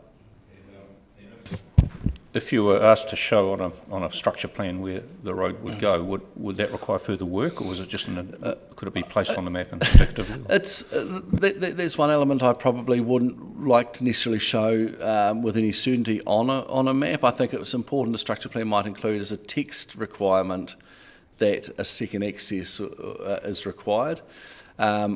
And then leave it up to the detailed design of the development to determine where that might be. We have a relatively long frontage with North Road, so the exact location of that second access will be determined by topography and discussions with the ORC and other matters. So just requiring that that's put in is, I think, sufficient without necessarily showing that. Probably, importantly, there's no ownership constraints. It doesn't involve other land. Yeah, okay. No ownership constraints. There will be obviously some consenting work with Regional Council, but I've got no reason to think Regional Council would be fundamentally against having another bridge. As long as it's designed according to their requirements, then I'd imagine that would be absolutely fine. I think you've finish your presentation, is that right? Well, that's the roading. Yeah, yeah, in terms of roading, yeah. Yep. So the narrowness of Watts Road, I think it's required to be 16 metres in.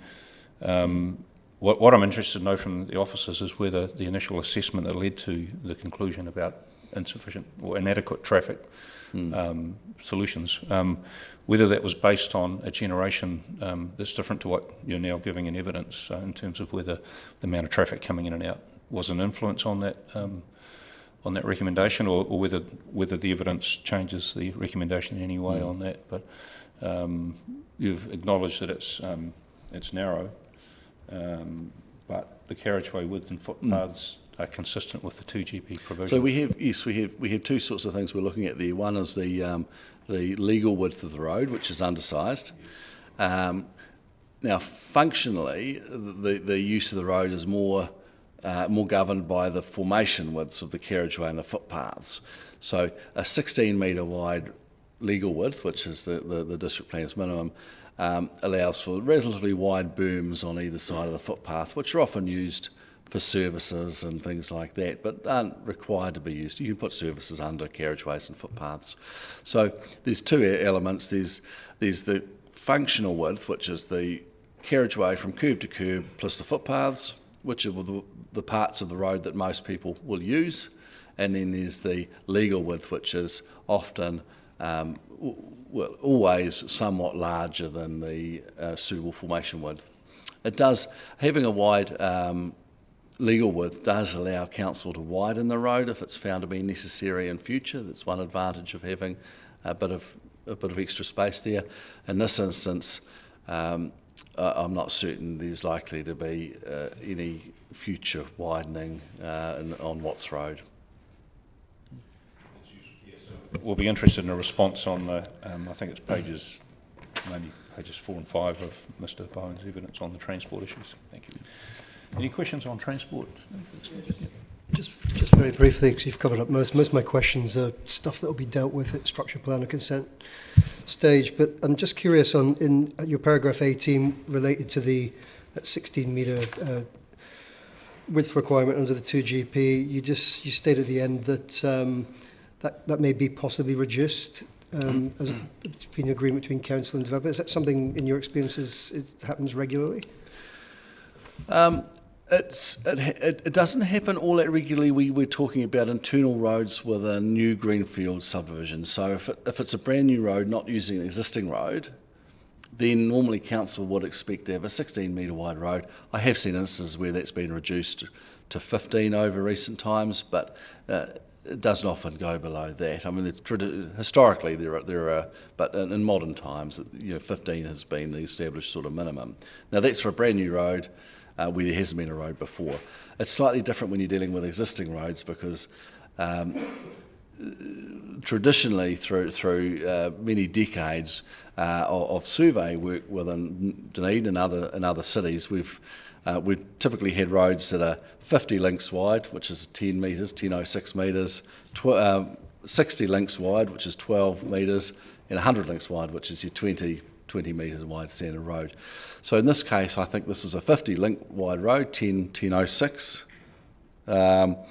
and that's what we're stuck with because it's an existing. The boundaries are already locked in, and we do have the ability to widen it to 16 metres where we own the frontage, but we can't do anything at all about the width of the road where we don't own the land along the side of the road. We have managed, and certainly carriageways and footpaths built within a 10 metre wide existing road corridor can function adequately. So in this instance, it would be determined at the time of resource consent whether the existing road at 10 metres below the development site, or 12 metres, whatever that is down there, is acceptable. Normally it would be. Normally council wouldn't say because you've got a section of road that's downstream from your development, it's not 16 metres and it was set at 12 metres for some reason in the past, we're not going to allow development. That would be a very unusual, unprecedented possibly answer.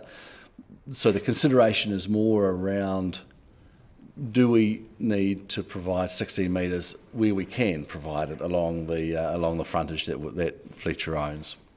And that discussion is something that would be negotiated often with DCC Transport. They might say, well, given that Watts Road is constrained further down its alignment, that we're comfortable with leaving it at its 10 or 12 metre wide width, or maybe we widen it by a couple of metres to make. Well, certainly the footpath would need to be in the road reserve, the new footpath, but how far you took the boundary up the bank beyond that, it's not a particularly important consideration, I would say. Who wants to own the bank? Does council want to own it, or do they want to leave it with the developer? It probably is a little bit negligible in terms of the result of that. Topic. Thank you. Stormwater. So, again, we have these two different areas to consider for stormwater. We have this area here that runs down, the slopes down towards Watts Road, and then we have the large area here. Looking at the top area first, we already have, well, Fletcher already has, Mr Glass already has a consent in place for 14 sites. Consent notice or a condition on that consent is that those sites, a stormwater management plan is drawn up for those sites, and the expectation is that there's on-site detention applied to those properties, and by the way of individual, expected to be by the way of individual detention tanks. And that's the right approach. You know, we know that there are some stormwater concerns and stormwater constraints, and it's fairly common within the city now to require stormwater management plans with the expectation that developers will detain water to pre-development flows. Where you've got a smaller number of sites, like the 14 lots that have been consented up here, and I would say, like any additional development in that area, I would be expecting that stormwater management would be achieved by way of on-site tanks, potentially a common tank in some of the roading areas or the rights-of-way areas that would be maintained privately. But effectively, that stormwater management could relatively easily be achieved through on-site devices and maintained to pre-development flows. So that would be my recommendation for any development in that northern region, and I have no reason to think that wouldn't be perfectly achievable. In the southern region, we're dealing with quite a larger number of sites. We've also got the luxury of having plenty of open space, and in these situations, it's often more cost-effective and more efficient to deal with stormwater detention by way of one or more ponds. And you probably will have seen these ponds on different developments. Relatively simple from an engineering perspective. Water goes in, it was collected from the development and goes in at a fast rate, faster than how water would be collected off the site now. It's held back in the pond and it's allowed to be released at the same rate that water would feed off in the pre-developed form of the land. Not really rocket science. We've got the luxury of being able to drain all of this land to a common point before it's allowed to be released into Lindsay Creek. We're comfortable in terms of the calculations and the assessment of pre-development flows and post-development flows. We do that relatively frequently, relatively often these days. So I've got no doubt at all that suitable stormwater management can be implemented on the sites, both in the large area to the south and the smaller area to the north, in such a way that adverse effects on the Lindsay Creek will be avoided altogether. So that's stormwater. Any questions there? Not unless you wanted to comment specifically on the comments in the 42A on the stormwater. Is there anything in particular you wanted to respond Well, to? the 42A talks about concerns with the performance of the Lindsay Creek in flooding, and I think all that. I think my response in terms of providing a level of comfort that stormwater management can be achieved will resolve all of those concerns in the 42A report.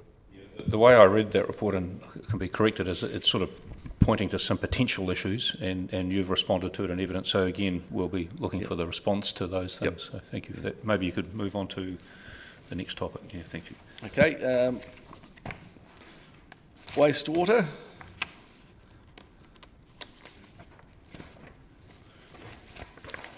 So again, we have a wastewater constraint area already in place in this area, and it serves the reason that if this area is constrained for wastewater, then likelihood is any rezoning area around the outside is similarly likely to be constrained. Three Waters Councils, Three Waters Department have issued a statement which guides us into considering the use of an on-site wastewater detention tank for developments that comprise 50 sites or more. So it's my expectation that when a consent comes in to develop the existing GR2 zone, that will have to deal with wastewater by way of a communal tank of a calculated size for whatever period of storage of wastewater is required. That tank will be underground, and it will have a telemetry link to Musselburgh pumping station where DCC are able to control when that releases flows and when that stores flows in periods of wet weather. Knowing that that's the likely solution to the existing situation, it's quite an easy proposition to simply make that tank larger as this land comes online through the rezoning process. So for the bulk of the land, and again I'll come back to this in a minute, but for the bulk of the land, using the same mechanism of a storage tank with a telemetry link to Musselburgh is a very convenient and easy solution to wastewater concerns raised by Three Waters. The top area along Watts Road, sorry, let's start with this area in here. That's large lot residential, so that's anticipated that wastewater will be dealt with via on-site secondary treatment tanks and disposed to ground. So we can take that out of the picture. What we're dealing with here is a number of 12 sites more than what is already allowed, in fact already consented there. So that can be dealt with, the wastewater from those sites can be dealt with in one of two ways. It may be that those sites are able to connect to the existing foul sewer in Watts Road without any sort of detention or control on the basis that an addition of 12 sites into the infrastructure constraint area is fairly negligible in the scheme of things. If that wasn't the case, if Three Waters said, no guys, even 12 sites we can't even put 12 sites into the system along North Road. Well, these could very easily be pumped up and over the ridge and into the tank at the bottom if they had to be. So less desirable having pumps on properties and moving foul sewer or wastewater across into different catchments. But from an engineering perspective, relatively easy to achieve, and there are lots of properties that we see now that utilise pumps because houses are built below the level of roads and those sorts of things. So it's not something new. So we have a number of solutions available for the wastewater from those sites at the top as well.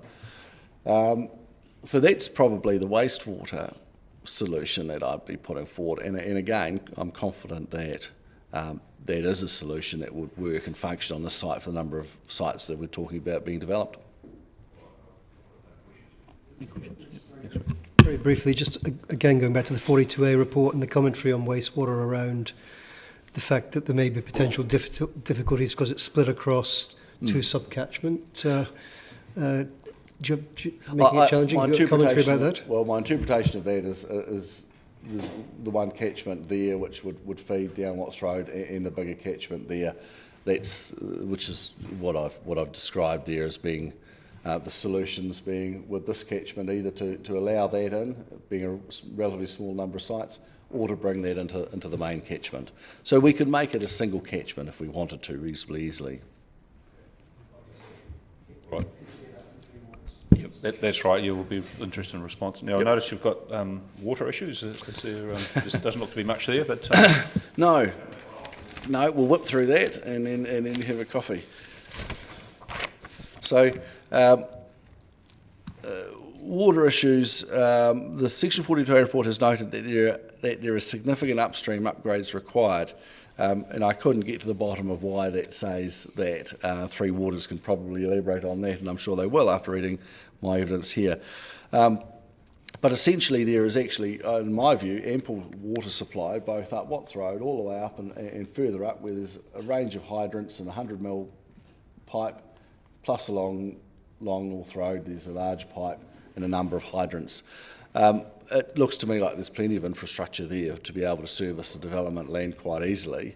Again, an assessment and design is going to be required for the detail around that, but I don't see that there's likely to be any difficulties in doing that.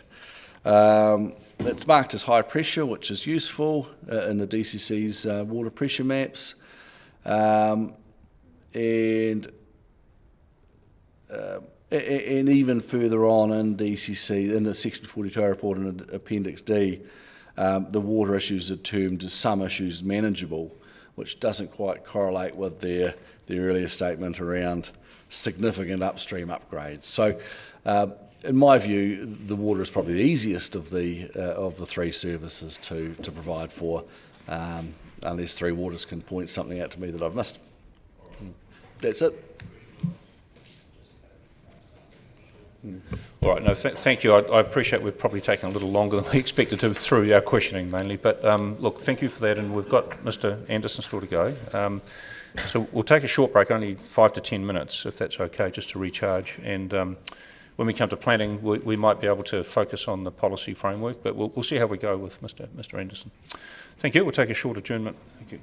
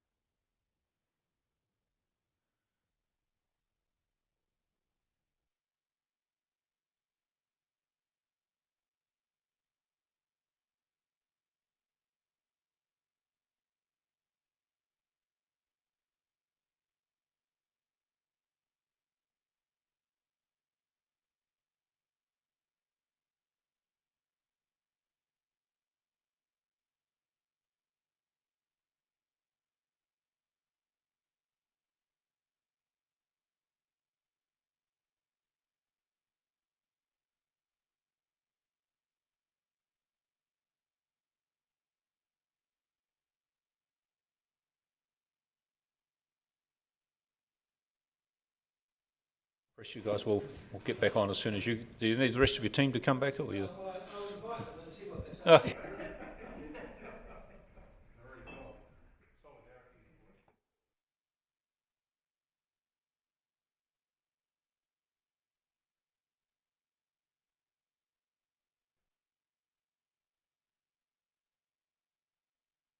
We'll, in the interest of getting to the next submitter, we'll crack on. So reconvene the hearing. Thanks.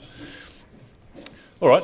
Yeah. Thank you. I think we're at the point where we're to the planning evidence, Mr. Anderson, and I suspect you might have thought of a way to present it in a short time. Is that correct? That's the impression I got. In your hands, a lot of the matters have been discussed, so we'll just invite you to, capture those into the planning framework as best you can. Yeah. Thank you. Okay. Thank you very much.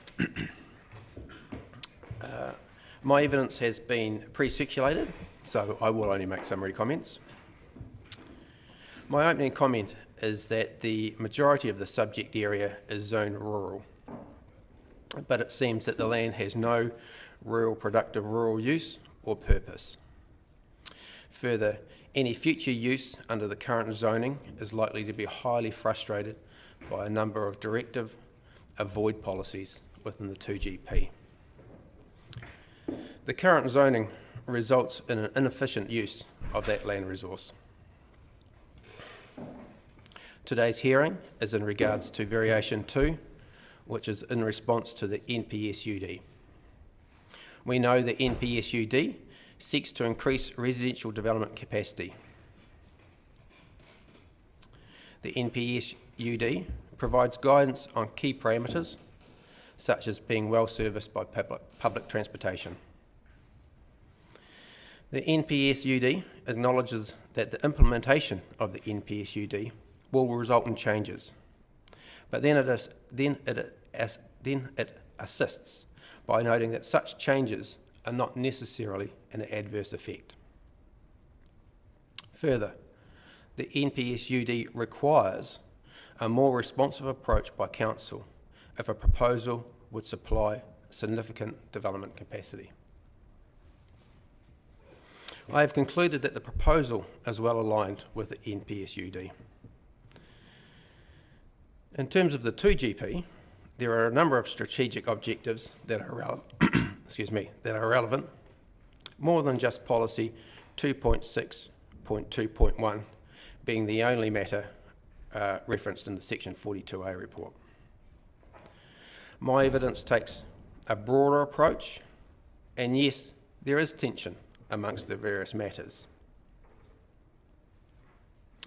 That tension has been considered, and as presented today, is manageable, with the key outcomes being Area B, being the most prominent area when viewed from the public domain, is proposed to be zoned recreational. Area D, rezoned to large lot residential 1, with the continuation of the landscape overlay, along with a structure plan to protect the southernmost greenery. Area E is to be associated with a structure plan, which will keep development away from the waterways and protect the bush beyond the development area. Overall, the proposed outcome will continue to find high levels of support from the NPSUD while managing the tension within the 2GP, thus resulting in an efficient use of the land resource.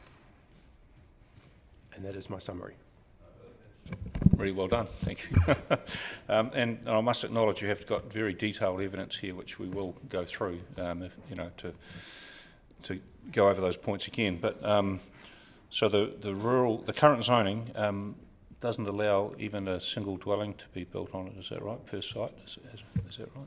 Correct. The rural zone, the land that's zoned rural is undersized, and there's a directive avoid policy. And you will have heard my questions of Mr. Page about the 26211 criteria and a majority requiring to be met, and it requires an assessment in any particular case. And you agree with that on an evidential basis? You agree with that as a planner? Yes, I take it you do.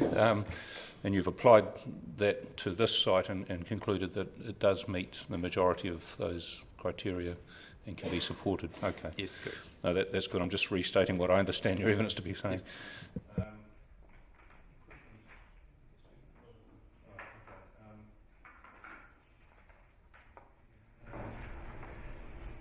Finally, just probably the last question is to do with the structure plan, SNL regime, and from a planning point of view, there are options clearly if we wish to rezone this land. Do you support the retention of the SNL? I presume you do, based on landscape evidence. There's been no submission to remove the SNL, so in terms of this, yes, I do. So it's, I probably should have asked, it's sufficient protection to retain the SNL and potentially introduce a structure plan on top of that? Yes, and behind me is the relevant part of the district plan. So even though the residential zone chapter doesn't reference the SNL directly, within chapter 10, there still are relevant rules, such as behind me, which problem in the way the plan's structured, or yeah, what's the point you're making there? There are sufficient protection in the rules. Yes. That's the key point you're making, isn't it? Yes, yes, okay. it is. Yes. My key point is that this rule requires consideration. So yes, there is protection. Look, thank you very much. Acknowledge all the work you've done, and we will go through it in detail, but the key matters have been addressed through other witnesses at this point, and that's often the case with the planning evidence, but that framework is really important to us, so thanks for doing that work, and we'll be interested in the response from the staff on that. I don't think we have any further questions of the experts. We might have some questions of clarification of the officers. Thank you. Just a couple initial questions about capacity and zoning that you're proposing. So you're seeking GR2 for areas C and A, but your development plan shows a GR1 type development density, so I'm just wondering, you're still seeking GR2, so it could be developed to a GR2 density, those two areas? So who is that directed at? Anybody who can answer anybody. it. It's probably the position of the developer as to what you're seeking in terms of zoning. So the area C, and what was the other one that you? A. Area A.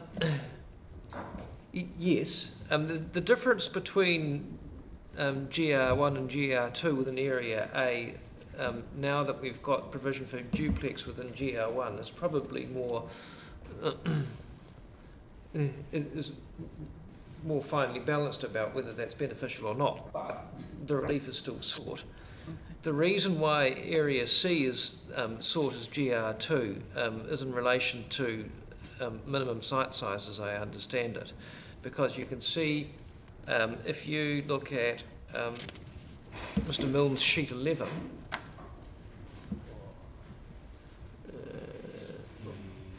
I think we're going no other way. Down. Well, 10? Do you mean 10? Oh, which one? It's shown. 11. Nope.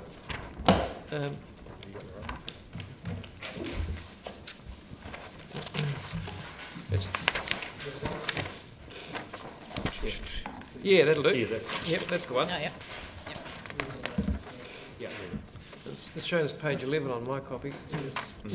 There we go. Right, so the reason for pointing this out is that you will concede that there is... where did the pointer go?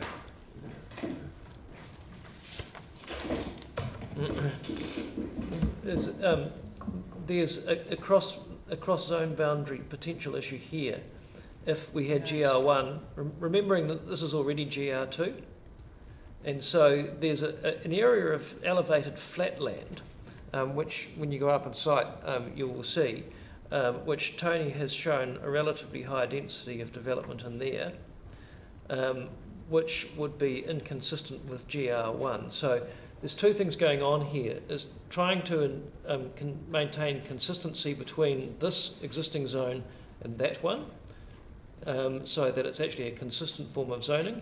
And secondly, because what is anticipated up on this elevated flat portion of land is relatively high density. We thought GR2 was a better solution for that area.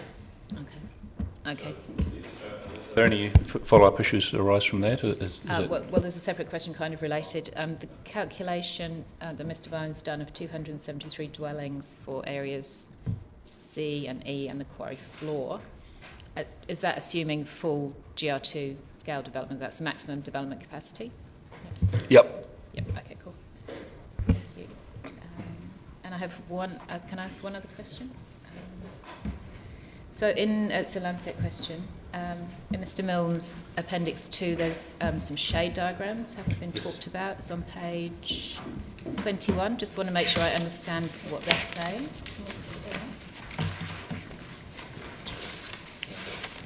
That's it.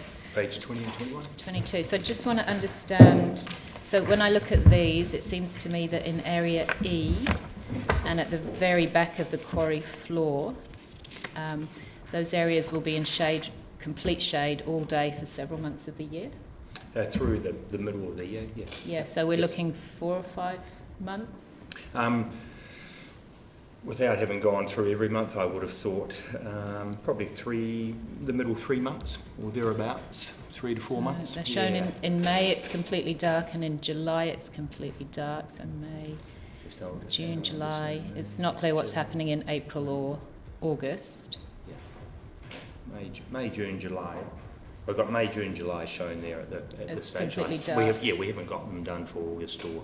Okay, so these are typically the months you do to show that, but possibly longer than 3 months. Complete darkness. That's what they're showing. Okay, cool. Thank you. Just could I understand that? Thank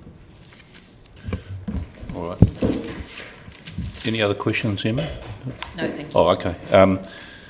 And do the officers, in answer to those questions, do the officers understand what the additional development capacity for this land is as currently presented? Do I need to ask that, or you? I think so now. You understand that? Yeah, okay, all right. I think so.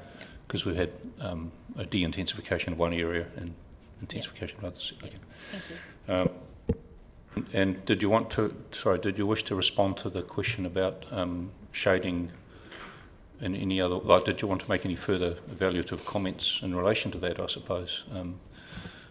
Can I just make one comment, and I think it's to do with, if we look at, I just want to respond more clearly to the complete darkness. I think some parts of the area E will be in shade for those months, but there are also parts at the fronts, the northeast end or the eastern end of area E, that won't be in complete darkness during those times. And so what I'm referring to is when we look at this front area here and through here as well. So there is the opportunity, and when you look at design standards around sunlight and light and that, I think there is the potential to cleverly locate some development in that area.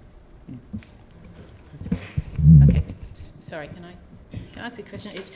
Where you're showing location of houses on the plan that we were just looking at, plan 11, that seems to be pretty much what you've got your cursor now. Yeah, sort of through, in the master plan showing houses through this zone, through here. Okay, yeah. Thank you. Okay, no, thanks for that. We've got no further questions, Mr. Page, so unless you wanted to conclude, that's it from us.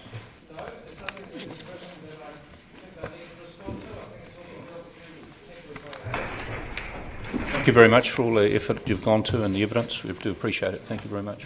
Okay. We'll just take a short adjournment while we get geared up for the next submissions, so thank you.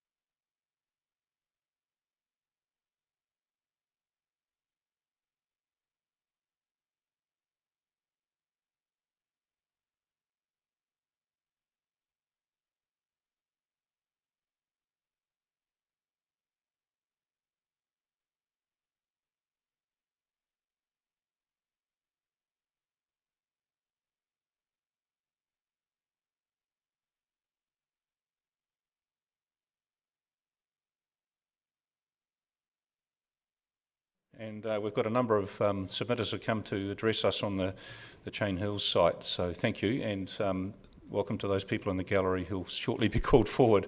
We've got through till 1 o'clock to hear from these submitters, so thank you very much. Before you start, I'll just mention the panel has had a look up on the site, but we haven't walked over the whole site. It's a very big piece of land, isn't it? And we may need some assistance in sort of working out, first of all, where the submitters live, and so we'll ask you to do that. And we haven't yet heard from the people who are proposing this development, so we're still sort of catching up with some of the what's proposed. So anyway, we'll get there. So first of all, thank you very much for coming along. Gordon Hunt and Bronwyn Hughes, I believe, so welcome to the hearing, and if you could introduce yourselves and advise us where you live. There's a big map on the wall behind, and I think there's a pointer that's available. We might be able to give to you to point to where it is in case you can't reach it.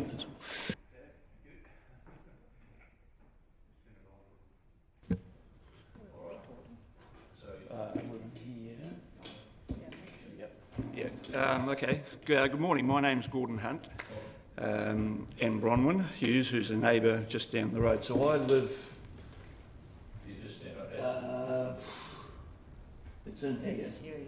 What's your address? Number 29. 29? 29 Chain Hills. Chain Hills, right. And Bronwyn's, what are you? 23. Okay, that's really good. Thank you. Yep. Okay.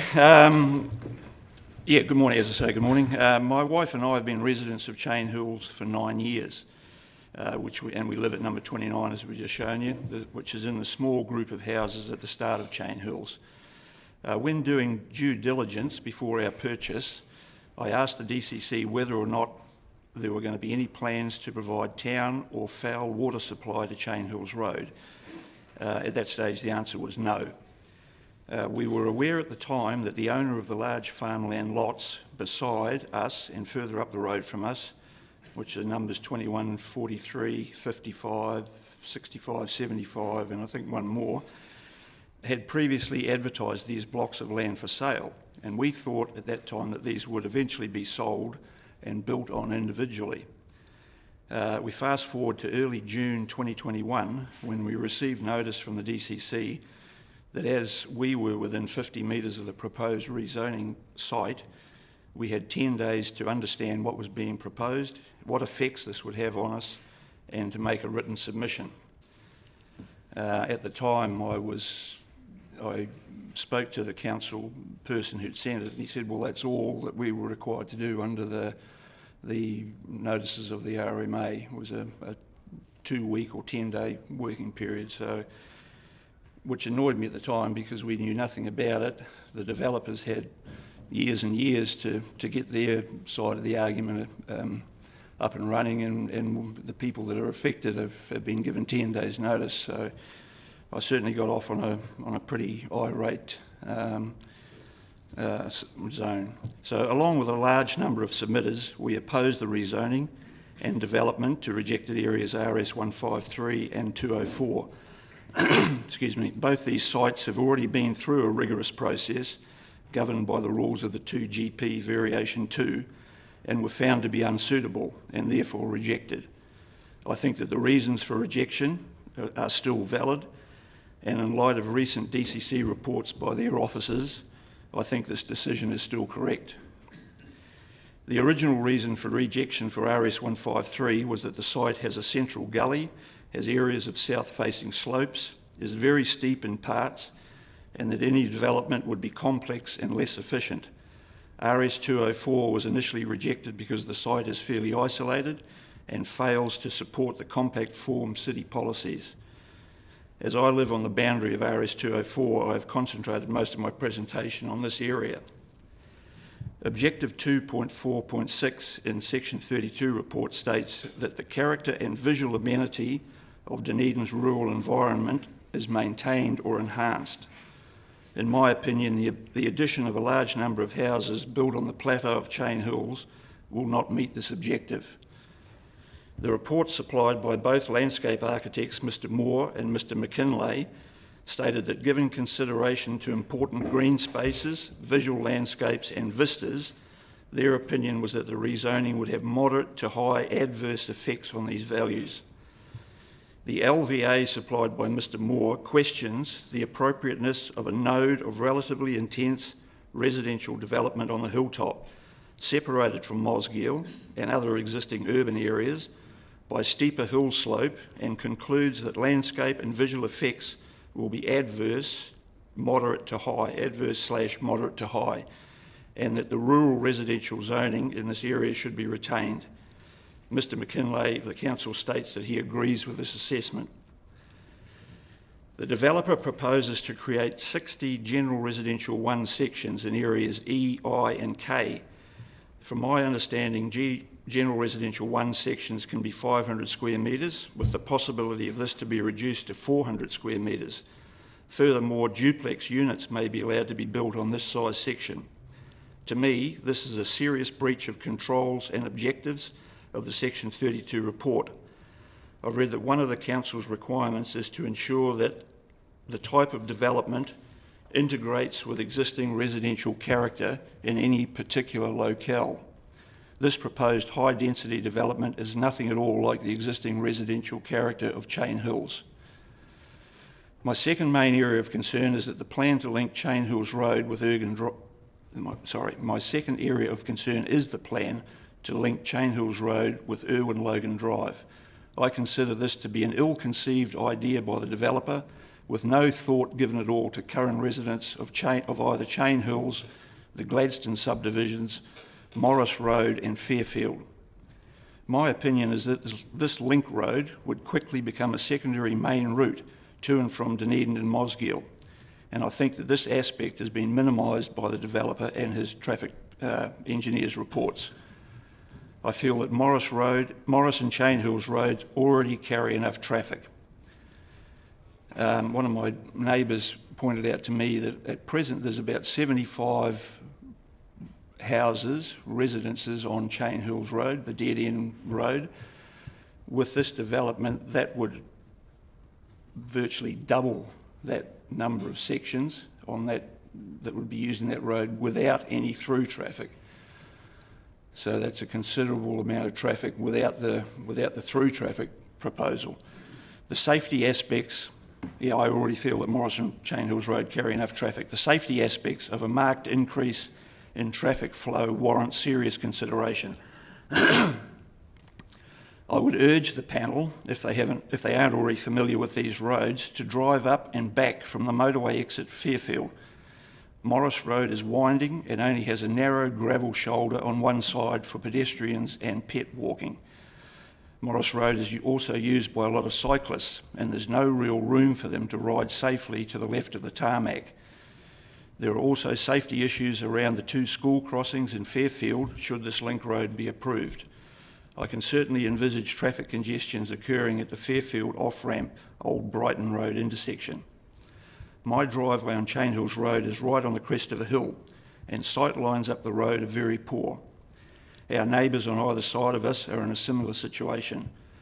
My wife and I have had numerous close calls when exiting our driveway.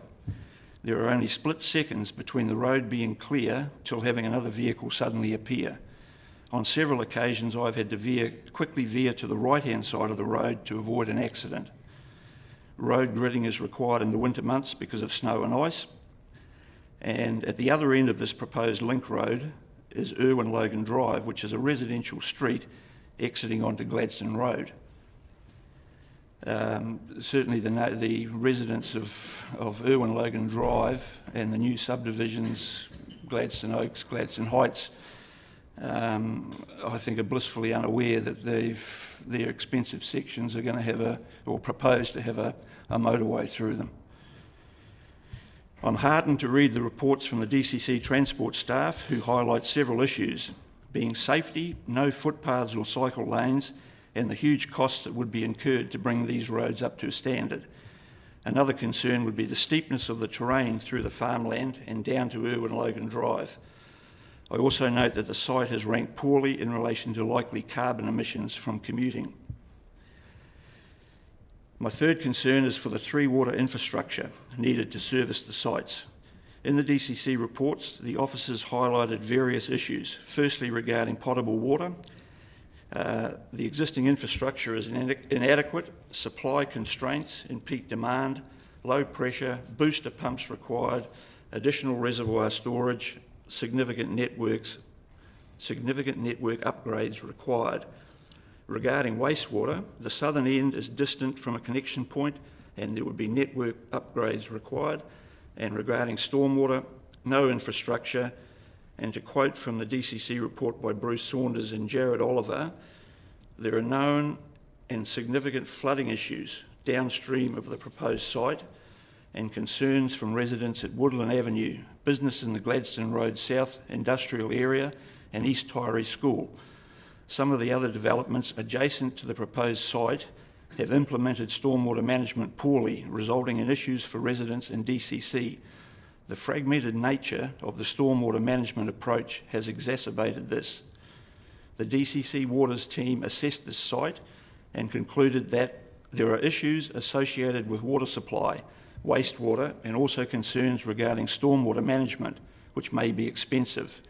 In the absence of Three Waters' support for the proposed rezoning, I consider that the rezoning would result in a conflict with policy 2.6.2.1(d)(10)(9), which brings me to the conclusion as written on pages 245 and 246 of the Section 42A report.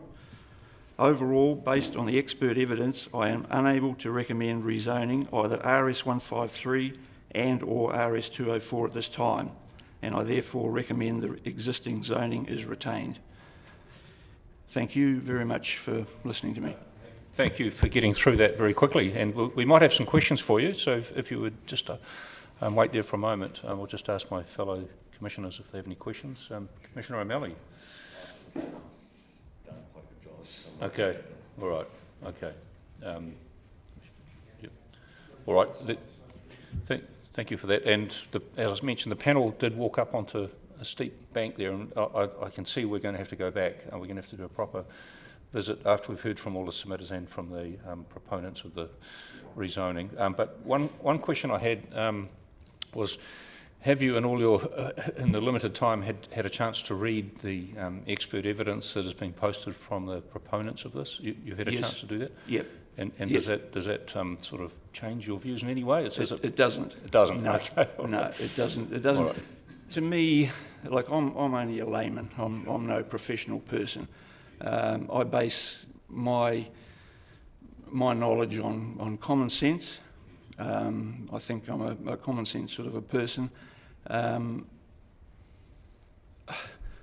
If I had the resources of the Gladstone Family Trust, I'm sure I could have commissioned a suite of reports to say exactly what I wanted them to say, to favour my argument rather than their argument. I suppose with these processes, the officers produce the 42A report, and they generally highlight issues that could be of concern, and some of them could be insurmountable, but I think in a lot of these cases they've suggested there may be ways to resolve through structure plans and other things some of the concerns at least. Can you see any way of resolving your concerns in relation to the land immediately adjacent to you? For me, the status quo would be ideal. If they were to rezone it to, if they wanted to build houses in there that were on a couple of acres, that size of thing, but just not a 60-odd lot of land up 60-odd block of sections.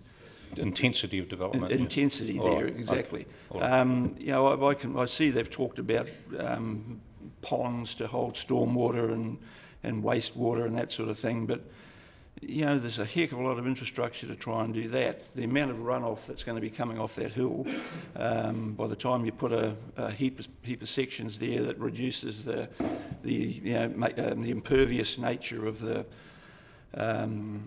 land around the houses. And even the traffic situation where they've talked about, oh yes, it's great, we can put a footpath down to Morris Road. Well, that's fine, footpath to there, but then from there where? So all those people that are going to be using that, they just congregate on the corner of Morris Road and Chain Hills Road and then walk back again. People want to be able to use that road as the link it is at the moment, and it's a dangerous piece of road. Okay, thanks. We've got another question from Commissioner Walker. Yeah, it's just a general question. You mentioned a number of roads, and sorry, I've forgotten the name, Morris, Chain Hills, Link Road, and you suggested that they're problematic for cyclists. Is it your view that that's likely to be exacerbated when the now funded Tunnels Trails project comes online?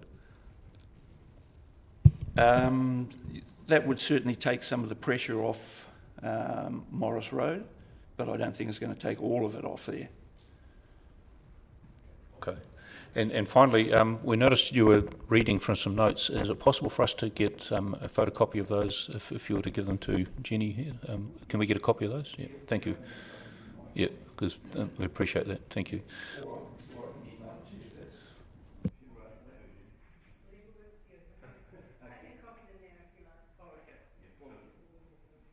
We're finished. Okay.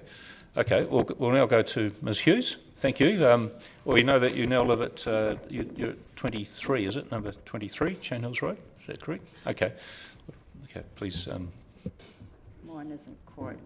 Mine's a wee bit different. So I've lived on Chain Hill for coming up 23 years in my place. And I bought it because it took me a year to find the place, but I bought it because I wanted quiet, safe, and a bit of a rural outlook, and so that ticked all the boxes. So my concern is mostly the Link Road, because I live sort of on the brow of the hill. So, like if you're trying to get out my at 8 o'clock this morning, it's just a nightmare. It's just like take potluck and hope no one's coming over the hill, because so my concern is, and like I read the other submission and the guy says, oh, there won't be that much traffic, but everybody I talk to are quite excited because then they wouldn't have to go down the motorway. And I know myself, I try to avoid the motorway and I take various routes so I don't get caught up in that bottleneck as well. So everybody will use it, not just the people who, you know, get in houses. That Link Road will turn into like a main highway because it will be convenient. Now, because you two are the first two submitters, can I ask you please to show us on that map, and you can point to it if you can reach it, just where exactly where that's going in relation to your house. Yeah. It comes up here, doesn't it?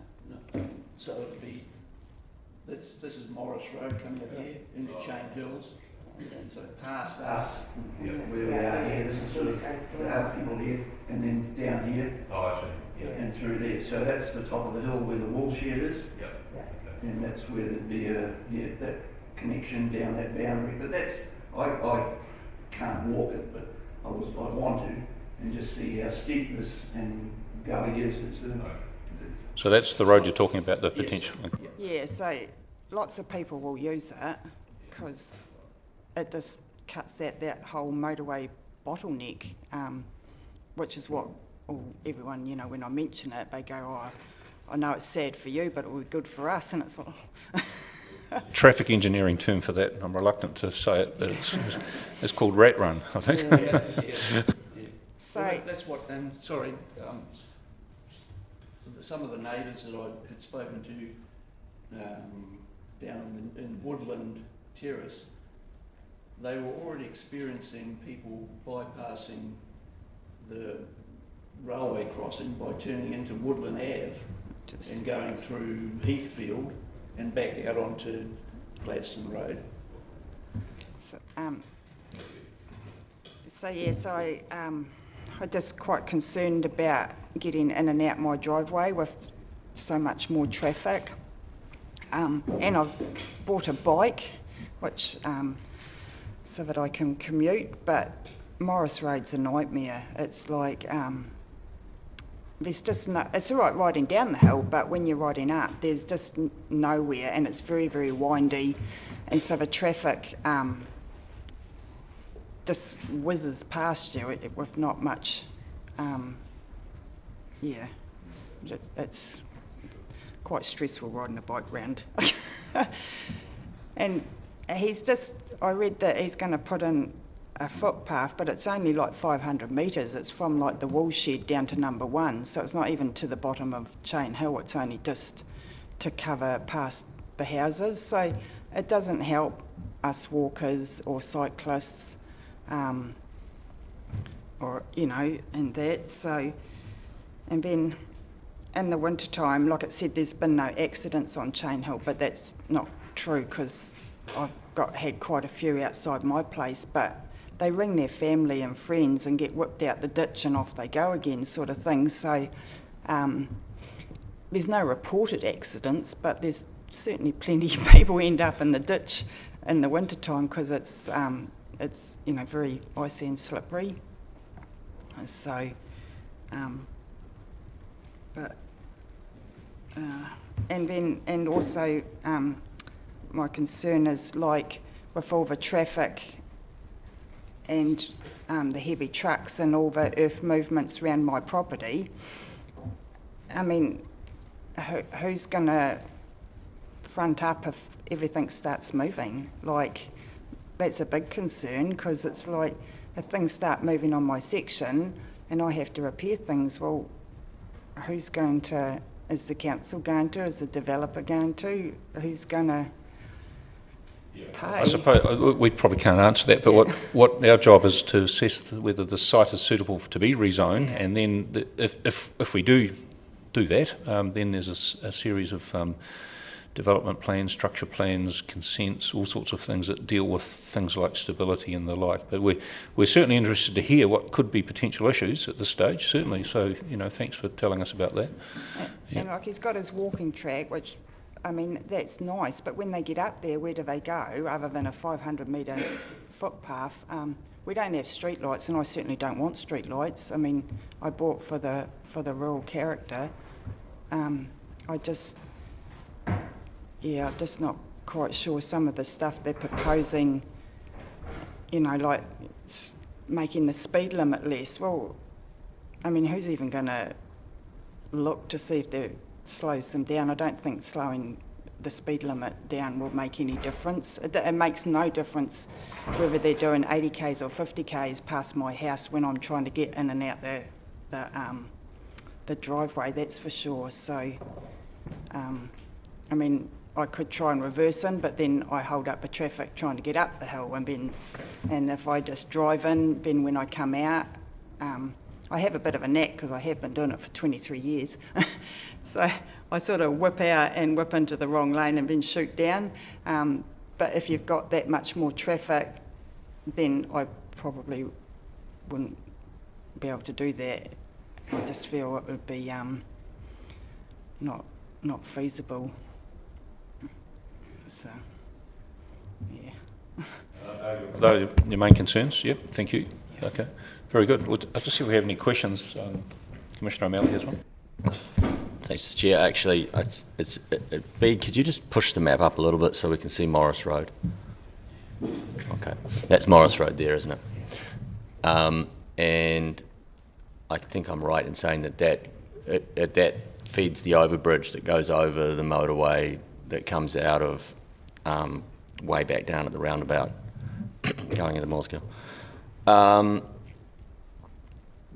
And so my question is about your concerns about a rat run forming. If people take Morris Road, they're then going into Fairfield, and then they'll be onto the old Main South Road in Fairfield. And if they were trying to go to Dunedin using that method, they'd have to go either near the Fairfield School and try to get on there, or go down past Sunnyvale and try to get on there. So I guess what I'm going to ask for Transport is if a through road came out of Irwin Logan Drive and connected to Chain Hills Road, what do they think would happen with the impact on Morris Road and Main South Road in Fairfield? Would be part of what would you like that question asked of the staff? Other than that's my transport question. Yeah, that's right. I should have explained that during the course of the hearing, any questions like that submitters raise, we put to the officers and they think about it, get some advice and respond. They're going to respond on Tuesday to those concerns. So the officers taken a note of that and they'll respond on that. Thank you very much. The bottleneck I feel probably would be more that night one, because 5 o'clock you see it banked right up to the overhead bridge. So I think it would be that 3-4 o'clock, instead of going on the motorway and going into Mosgiel that way, they'll just whip up Morris Road and then over Chain Hill and down into Mosgiel that way, I think. So avoiding the evening rush hour traffic? Yes, yep. Yeah, for Thanks. sure. Yeah, certainly anyone who wanted to, who lived in Wingatui or that end of Mosgiel, they'd be silly to. But there's a bigger problem with that intersection, and that's going to solve anyway. That's something needs to be done down there, but that's in the future, obviously. Yeah, I reported that the road was, so at Chain Hill at the bottom, the road was subsiding underneath. So I put a thing in on the council online, and I see they've put a barrier up, which is good. I'm picking when the road goes and the barrier drops down, they'll fix the road. But so just things like that, it's quite a concern. And now the barriers, that's made the road narrower, which it's good because you won't fall in the hole. But it's just a rural road, without a whole lot of trucks and everything going on it. And that is the sight lines on the Chain Hills properties already on Chain Hills Tunnel, Chain Hills Road, relative to getting in and out of their property safely if there was increased traffic volume. And we will hear some more evidence from the proponents on traffic matters. So you may be interested to hear what they've got to say. But if you do wish to do that, it's being live streamed on YouTube as well. So, all right. If you guys are out there, go for another look. Feel free to drive into my driveway, 29 or Bronze, drive in and we'll make a note. Because it's dangerous, and that, I'm not kidding you. I'm going to be T-boned there one of these days. I know, it's that dangerous. Thank you. At present, it's 70 kilometres an hour. It's 80 kilometres further up. But some of them are not doing 70, and it's just that much. You say go. Then when I can't have driven at the moment, like I say to my wife, get to the point, if you see as far as I can see, yeah, go, and oh, hang on. It's there, sure. It's that quick. We'll certainly have a look at that. And Commissioner Walker, have you got any questions? No? Thank you very much. And we've got no further questions, but thank you very much for coming along. Thank you. Appreciate that. And we've got Mr. Franklin, who's sitting there. John Franklin, yeah, thank you for coming along. You've come forward when you're ready. Thank you.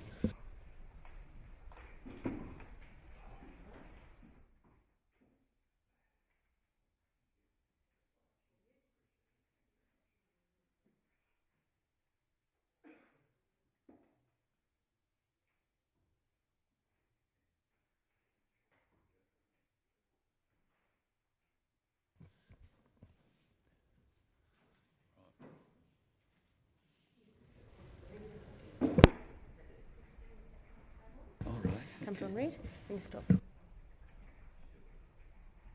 Yeah, thank you, Mr. Franklin, for coming along. The microphone, if you just press the button when you answer questions and pull it towards you, yeah, that's good. Thank you very much. And welcome to the hearing. And I wonder if you can just point out where you live in relation to the map on the wall behind you. Thank you. Yes, my wife and I have lived at 22 Pinfold Place for 11 years exactly to today. For the first 18 months, we had the whole street to ourselves. But yeah, so Pinfold Place, yeah, up a bit, yeah, Heathfield Drive, where are we? This is a test you have to pass, by the way. failed so far. Oh yeah, here we are. Pinfold Place. Yeah, we're here.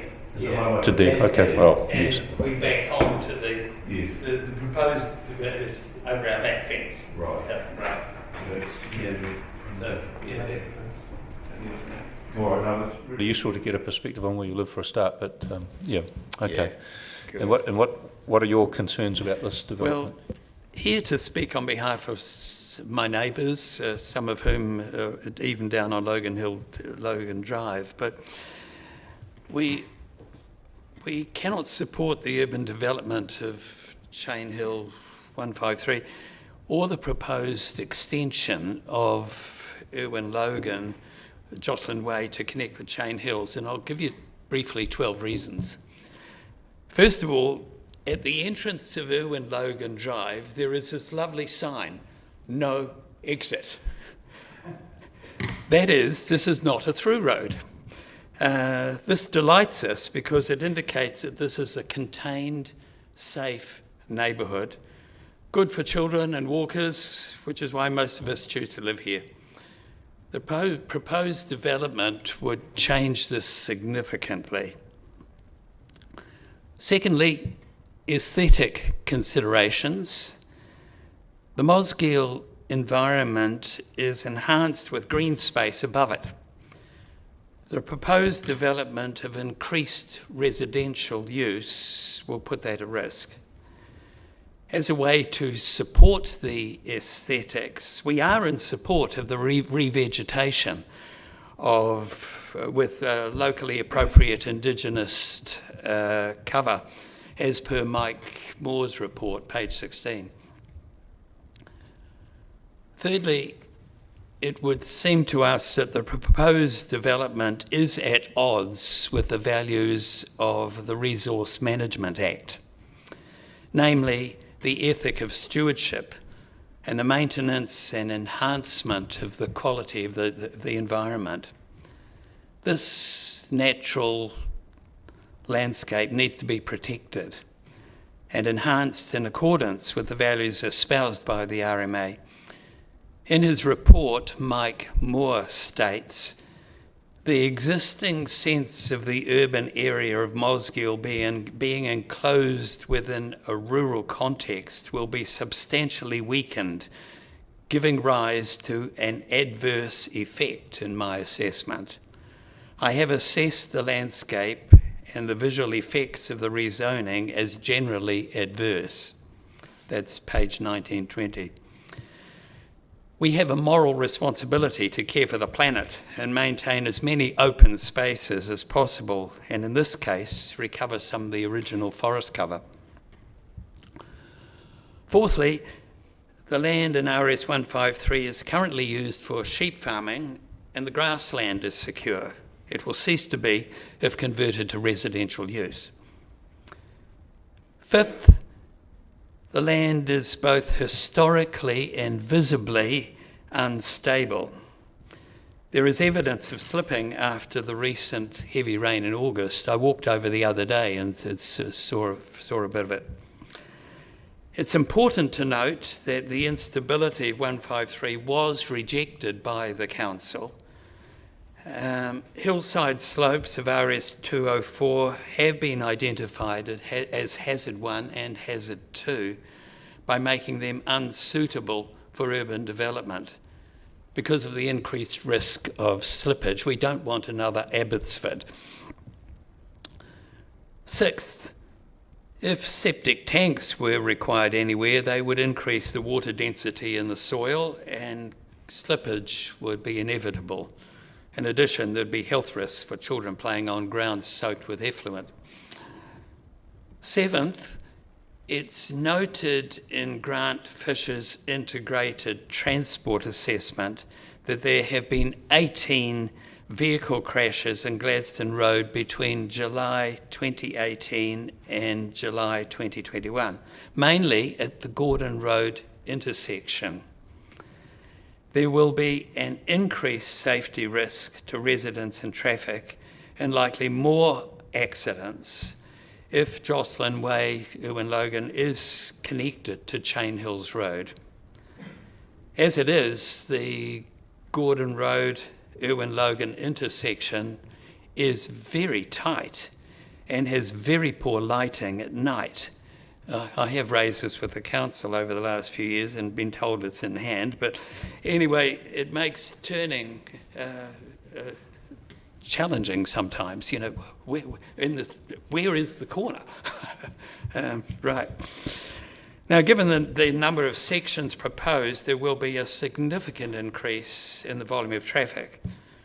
Irwin Logan is a suburban street.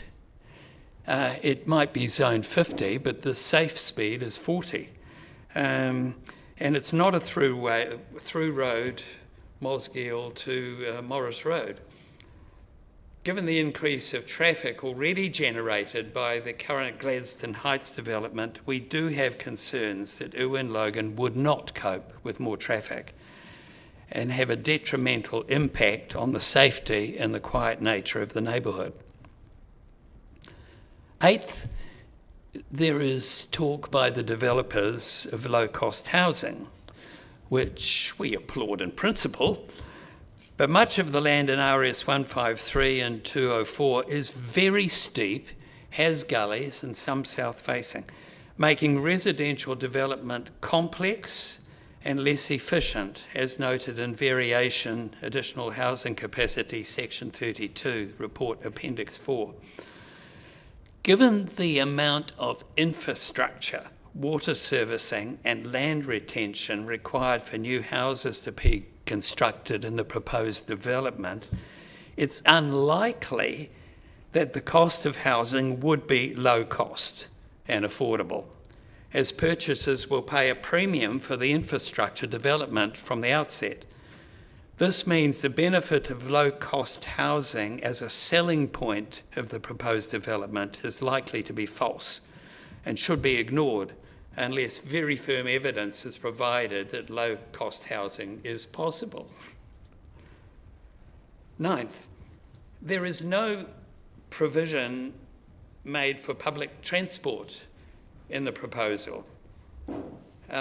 It's 15 minutes walk from my place to a bus stop on Gordon Road. This suggests that travel will be primarily by private car, and this is countered in New Zealand's commitment to reduce gas emissions. 10th, the intensified development of 153 and 204 has the potential to exacerbate stormwater and wastewater issues. The increased road surfaces and roofing areas will generate significantly increased rain runoff. The Alfero stream already floods, and this would make it even worse. We noted water issues in winter last year on the current Gladstone Heights development, where there were stormwater management issues. While we understand the problem was primarily a crack in piping, it did indicate to us the vulnerability of the environment. 11th, we respect the need for more housing, that the DCC does have an obligation to source more land for urban development, and we support this, but we strongly suggest that less vulnerable sites can be found. 12th, while the Council's Code of Subdivision and Development 2010 states that all residential neighbourhoods of more than 75 lots or dwelling units shall be provided with more than one connection to a collector street or higher order road, there is already the exit from Heathfield Drive through Woodland Avenue to Quarry Road and the motorway. So, this development will obviously have financial gains for the developers.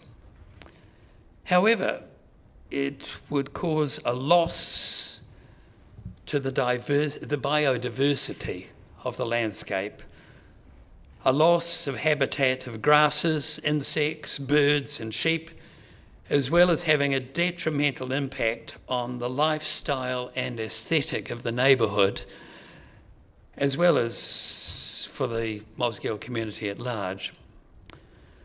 So in order to protect this quiet neighbourhood for reasons of aesthetics, safety from increased traffic, environmental protection, issues of water and land instability, we do seek the following decision: that the Gladstone Family Trust subdivision on Variation 2 of the Dunedin City Second Generation District Plan be rejected and the current zoning retained. Thank you. Thank you very much. We may have some questions, Sure. but just commend you on your presentation. You got through a lot of material in a very succinct fashion, so thank you for that. You're welcome. And we would like we would like to get a copy of your notes if you can email them to Sure. Jennifer Lapham. I'll email them to Yeah, you. because Thank that is you. useful to us. Yeah. We'll see if we have any questions, Commissioner Walker. Yeah. Yeah, thank you for that excellent presentation. I'm just interested in your comments in relation to the 42A report recommendation that suggests there's a possibility of rezoning areas A, N and B up to the 90-metre contour. You're aware of that? And I think that probably abuts onto to your area. What's your thoughts around that? Or are you just against the whole thing not being rezoned? Well, you know, a bigger land block would be not as bad, but I'm really opposed to the whole development. Yes. Okay. And you mentioned the Athero stream flooding regularly. I mean, how regularly does that happen? Okay. I don't have that information, but in something I read just recently, you know, there were issues of housing, school and businesses, whatever, that would be affected if it overflows. I'm aware that on the land a retaining pond has been built with a bit of a dam, but the stream that comes out of that in the water, in the rain a month ago, in this last month, the stream that comes out of it was full right up. And it goes under Irwin Logan, and so yeah. No. Thank you again. Appreciate your time and effort to coming in to present to us. Thank you. Thank you. Very good. Thank you for your time. Appreciate that. Thank you. All right. Thanks very much. The next people we have on the list are Holly and Gareth Shanks. Are you... Just Holly today. Okay. Very good. Very good, Ms. Shanks. Yep. Yeah, welcome to the hearing, Ms. Shanks. We always ask submitters to point out. Do you live in this area? Yes, I do. Yes, if you can help us. I live at 1 Chain Hills Road, so we just... Yep, just there, pretty much where your mouse is. That's our land there, just adjacent to the proposed changes on 2 sides. No, very good. Thank you for that.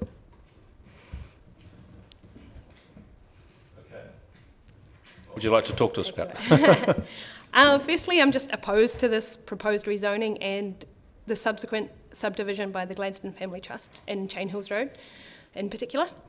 There are a number of reasons for my opposition, most of which relate to the proposed water and transport plans pertaining to the submission.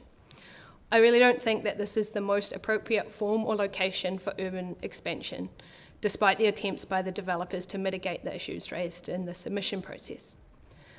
Firstly, addressing the issue of wastewater from the Chain Hills Heights. In section 4.2 of the report on 3 waters, the consultant has stated that the number of people per household should be between 3.5 and, with no upper value given. So this unfinished sentence is quite confusing, and it doesn't really give the layperson, such as myself, any context in terms of how reasonable the modelling that they've used is. By this I mean if it's between 3.5 and 4, for example, then the use of 3.5 people per household in the modelling doesn't seem that unreasonable. But if it's between 3.5 and 6, for example, then using the lower limit seems likely to underestimate the problem. Sorry, So- which report is that? Just so we can make a note of that. It's the one by Fluent Solutions in terms of The Three Waters, yeah. And have you got the paragraph reference? Have you got a reference? It's section 4.2. Section 4. Yeah. So yes, I'd just like some clarification around that, and thus a justification of how reasonable the modelling that they've used is, because I obviously don't have a lot of experience in this area. Furthermore, this report also states the capacity of the downstream wastewater flow has not been assessed, but that if capacity was an issue, then a storage solution could be implemented until it could be upgraded. I would like to know if there is any intention to upgrade the wastewater system downstream of the proposed development, or if the developer is somewhat trying to force the council's hand in this respect by creating an increase in wastewater and then demanding that existing infrastructure be upgraded to compensate. An alternative solution from this report on Three Waters is that wastewater could be discharged via a pipeline to Fairfield down Morris Road. I would question the feasibility of such a pipeline, particularly in terms of where it would be installed, since both sides of Morris Road are relatively steep, and also how they would intend to implement that. Also pertaining to wastewater, but for the proposed lifestyle blocks around our property, which will have septic tanks, I am concerned about the location of the dispersal fields. As is shown in that Three Waters assessment, the flow paths of the surface water end up on our land from all the stuff coming down the hill there, and then it funnels out through the gully at the bottom. I'm just concerned that an increase in housing with septic tanks all on that hill could lead to contamination of our land. With regards to the stormwater, the Three Waters report admits that there are known issues with Ōwhiro stream flooding. Although the flow path is not expected to change, there will be a significant increase in volume due to an increase in impervious surfaces, and thus exacerbate a known problem. As the previous presenter alluded to, I don't know exactly how many times Ōwhiro stream floods per year, but I've definitely driven down Gladstone Road past East Taieri School in the winter, and there is water everywhere. Addressing the potable water issue for the proposed Chain Hills subdivision, I note that in the consultant's report, when modelling the peak usage, that 3 people per household has been used as the number. I question why this is different to the 3.5 people per household used in the wastewater modelling, and I'm concerned that the demand is therefore underestimated. When quite significant water pumping is already required to reach an acceptable pressure at the required altitude, underestimating demand seems like a serious issue, and I would request that this would be investigated. This is particularly problematic given the intention of the developer to pay for the installation and then vest the pumps and associated infrastructure to the council. If they don't put in a powerful enough pump because the demand has been underestimated, then the council will be left with a costly problem, either replacing it with an adequate pumping capability or more frequent or expensive maintenance. I question whether this location is well suited to residential development because of the difficulty of supplying the required water supply. In addition, I raise the issue of responsibility with this developer in particular, due to the confusion around that retaining wall which collapsed at another of their developments last year, just down the hill. The report on Three Waters states they have shown provision of Three Waters infrastructure to this proposed subdivision is feasible.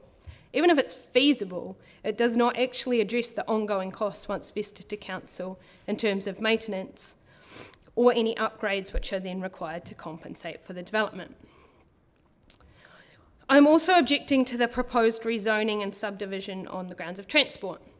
Although the consultant's report on transport has addressed safety issues with Morris Road and Chain Hills Road that were raised in the submission process, and even if a large increase in vehicle traffic in the area is unlikely to reduce road safety, it still raises the question on whether we want to encourage more cars on the road in the interest of maintaining a compact city.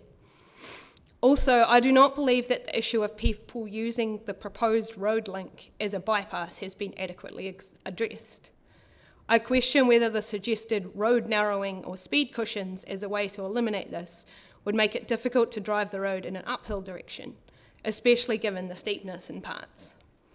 I also note that there has been no mention of lighting with regard to road safety. Currently, there is no street lighting on Chain Hills Road, and I expect that a subdivision would result in pressure to install this on safety grounds. This not only will cause light pollution and ruin the rural feel of the area, it will also significantly increase the visibility of the residential development from Mosgiel. A minor point I raise is that the proposed subdivision is apparently getting fibre internet from Chain Hills Road, but Chain Hills Road doesn't actually have fibre internet. So in conclusion, this doesn't seem like the best location to install a subdivision due to the implications of infrastructure resilience and maintaining a compact city. I therefore request that the application for rezoning is rejected. Thanks very much. Thanks very much for this, Ms. Shanks. Any questions? First of all, Jim, questions? Just actually, in your concluding statements, Ms. Shanks, you refer to the compact city concept. So I guess when we're considering your submission to us, do you want that to be considered as a significant part of the consideration? It's probably not a significant part. I'm more concerned about the water and the transport aspect of it, but I suppose that the compact city idea relates to that transport, that we don't want, do we want 100 more cars on the road in the interest of maintaining that compact city? Okay, thanks. I think you've answered that. Thanks. Does that clarify? Oh, it did. Thanks. Okay, thank you. Yeah, thank you for the presentation. Just clarification, again, if you can point for me, because you were concerned about runoff onto your land. Do you have quite a substantial piece of land? We have 2 hectares. So it's all of that? Yes, that whole block there that you can see.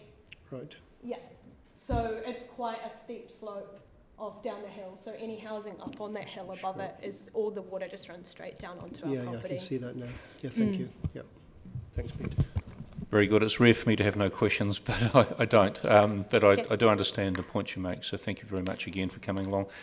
And again, if you have got a chance to pass your notes on, or at least email any written notes you've made to us, we'd appreciate that. Certainly. Do it to Jenny? To Jenny. Okay.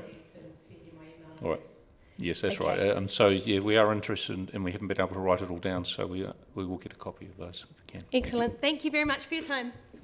Very good. And the next submitters, we have Pam and Neville Jemmett, who I believe are here. So please come forward.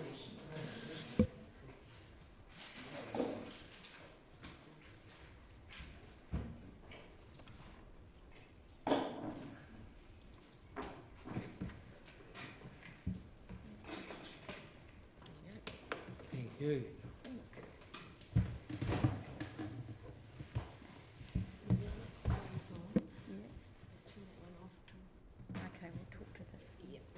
And I can snuggle up. Yes, welcome to the hearing. Welcome to the hearing. I understand you've been here for some time, so you'll be well familiar with some of the questions we've asked. So thanks for coming along. And we're interested to know whereabouts you live, first of all. We're at 39 Chain Hills Road, which is not shown at the moment, but it's right. Magically, very shortly, I'm sure. Magic. 39 Chain Hills, which is the one that's at the end of the first little development of homes. That one there, yes, right next door to the... Okay, there's quite a number of submitters in that neck of the woods. Very good. Yep. Right, well, Neville and I have been residents and owners of our property in Chain Hills for the past 24 years. We've enjoyed the rural lifestyle this setting has presented us during that time. We're simple folk, now retired, who haven't got significant amount of cash to buy lawyers or experts to support our case, but rather residents who are very concerned at the nature of the environment that we have enjoyed for so long will be significantly and permanently negatively affected should this proposed development be approved. We believe the area is correctly zoned rural residential 1. There are few areas remaining in the Dunedin setting where there are unspoiled rural settlements within close proximity to Dunedin's urban environment. The proposed development along Chain Hills Road sits alongside a rural setting with very few houses, boasting a handful of single dwellings at the beginning and predominantly lifestyle properties further along its length. Any significant urban residential subdivision will negatively impact on the nature of this current environment and on the character of the hills. In examining the proposed development, there are two residence proposed, this is on a personal level, proposed to be built directly adjacent to our property. We sit below the contour of the adjacent land, and any proposed building, let alone two, there are two numbered 1 and 2 on stage 3 of the proposed plan, will have a significant negative impact on our ability to gather sunlight into our living spaces or our home in general. That's a picture which I sent in with my written submission, but it just shows that we're sitting down here and the contour of the land up here is going, you know, with any dwellings put on that, let alone two, is going to absolutely plunge us into gloom and doom. We have two tiny windows on the opposite side of our building, but the majority of our light is captured across the north-facing length of our home. We cannot reiterate strongly enough that any proposed dwellings will have a significant impact on our property and on our quality of life. We are also concerned that because of the natural lie of the hill inside of our property, any subsequent runoff into our property and beyond from a considerable number of properties will have adverse effect on drainage throughout the hillside and into our property. The position is our property is already negatively affected by natural runoff through the paddock, and we experience adverse effects of undrained runoff from the road via the paddock. In periods of heavy rain, this becomes significant. The land is prone to subsidence due to the amount of water, and evidence of this can be easily seen on the hillside and on our driveway and retaining wall beside our property. And that's changed significantly in the 24 years that we've been there. We reiterate the concerns of others and that the proposed road linkage will create significantly more traffic, as indicated in the report by the developer's roading expert, Mr. Grant Fisher. In fact, we suggest that the adverse effect from increased traffic movement from and to residents on the north and northeastern sides of Mosgiel, those choosing to use the proposed linkage to avoid the delays on the Mosgiel interchange during the morning, afternoon and evening peak hours, will change the road from a rural no-exit road into an arterial corridor, as indicated. This is a significant change for residents along Chain Hills Road in terms of traffic movement, noise and safety, and there are no infrastructure planned to support such an arterial route other than the proposed plan change to provide for the development itself. We recommend the Council reject the submission to rezone the land to General Residential 1 for the reasons outlined in our submission and as spoken to today. Thank you very much, and we'll see if we have any questions. Bishop Walker, got any questions? No? I think they captured it. Yeah, we have no particular questions. That's because we understand what you're saying, and we've asked a number of questions of previous submitters, but thank you again for preparing that. We really appreciate it. Thank you. Thanks very much. And I think that's all we have set down for at the moment. Mr. Cotter's coming this afternoon, is that right? Yeah, okay, all right. So, thank you. We'll adjourn the hearing and reconvene at 2 o'clock. Thank you.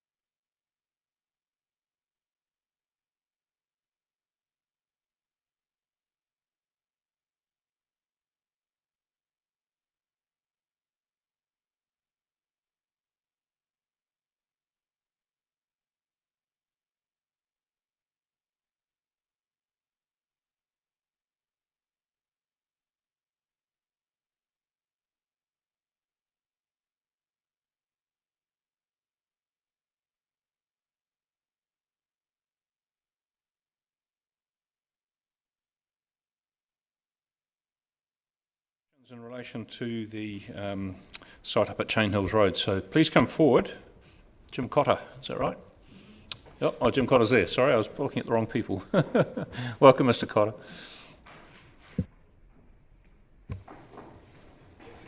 Just, thank you. We'd be interested to know where you live and so forth. And yep. Thank you very much. Tēnā koe, katoa, katoa. Thank you very much for the opportunity to speak. I live on the road, Chain Hills Road, along Chain Hills Road. I appreciate the opportunity to speak to my submission, which did oppose the rezoning of the land and the new roading link in particular. My reasons are conveyed in writing as my potential conflict of interest in being a local resident. I've asked to speak to you, the council and the developers to address reasons 1, 3 and 4 and implore you to please consider creating a positive legacy whichever outcome occurs. If I could please provide some context that directly reflects those 3 reasons in particular.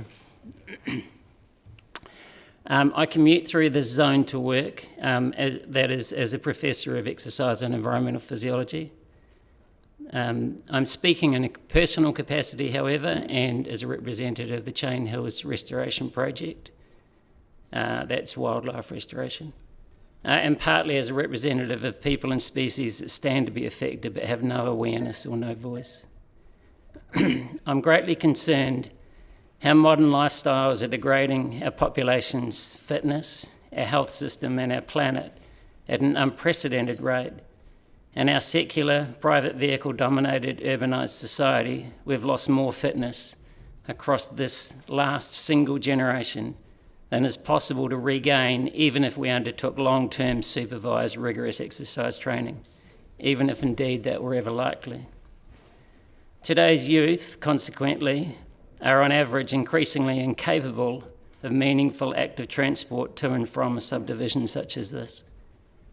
And humans, like all species, are genetically programmed to minimise energy use. So the transport and health outcomes are predetermined. Meanwhile, both our government and this City Council have made declarations of a climate emergency, thereby committing to action to reduce our carbon footprint. I bike or bus every day to work. I've driven 4 times this year in an effort to maintain health and reduce my footprint. I see firsthand the volume of traffic, the nature of traffic, the almost non-existent active transport from Mosgiel, and the vastly greater preference for private single-occupant vehicles over public transport. The unseen danger of vehicles' nitric oxide emissions kills at least 3 to 4 people for every 1 road fatality. Additionally, and supposedly, this much-needed third link road between Mosgiel to Dunedin is substantially prone to sunstrike and will become even more dangerous to active commuters riding uphill and thus far slower than cars within the 80 kilometre per hour zone of Morris Road. Within this proposed expanding of roading options and relatively low density population, it is disingenuous to suggest that this subdivision will not directly worsen private vehicle usage and thus the health of active commuters, the passive commuters, our human and native wildlife populations and our city's greenhouse gas contributions. In the report submitted by Ms. Peters, a consultant on behalf of the applicant, she noted, "The vision for this land is to provide a range of housing choice in a way which is sympathetic and responsive to the environment and people's well-being.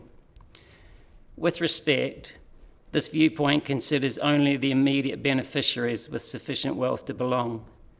A much larger number of people are adversely and severely impacted by such expansive urban sprawl due to its disproportionate reliance and impact on fossil fuel usage.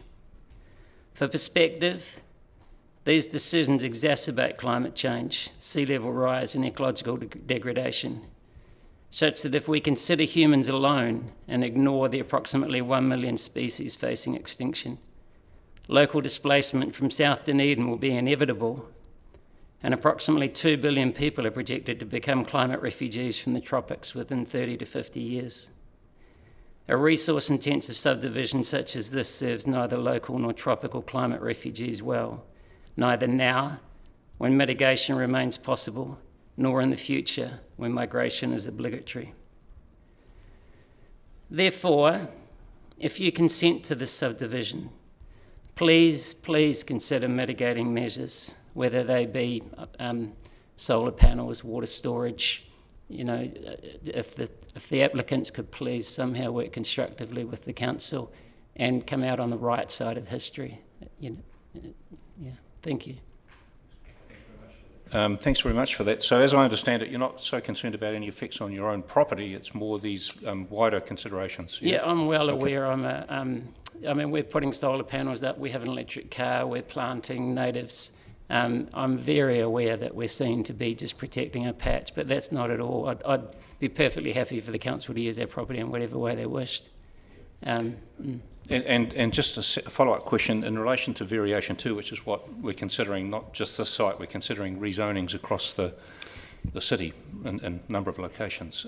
And with the climate research expertise in the university, the council, I mean, I think we have an enormous opportunity to do the right thing. I mean, I know we need to intensify our housing, and I acknowledge in my application, I think the hill is the right place to do it, not the fertile flats. We've got to, you know, we use 28% of the world's area for grazing, and the impact, you know, and we use 1 to 2% for fruit and vegetables, and the Tāori has awesome opportunities. So I think what's happening is kind of, in a way, right. But human nature and our genetics is such that a subdivision like this will only further, as it's currently construed. But I think it could be reconfigured. And is there anything in particular about this location, in a city-wide sense, that you'd be particularly concerned about compared to some of the other sites, for instance? Yeah, and that was in my submission as well, that if we go high density within town, but we have to consider the sea level as well, so it's the appropriate safe place in town that encourages active transport because of proximity. I mean, I'm an exercise physiologist, and exercise is a Western construct. It's for people who have money, privilege, space and time. It's not a panacea for our health problems. So, yeah, I think we're just building in the wrong way. Okay.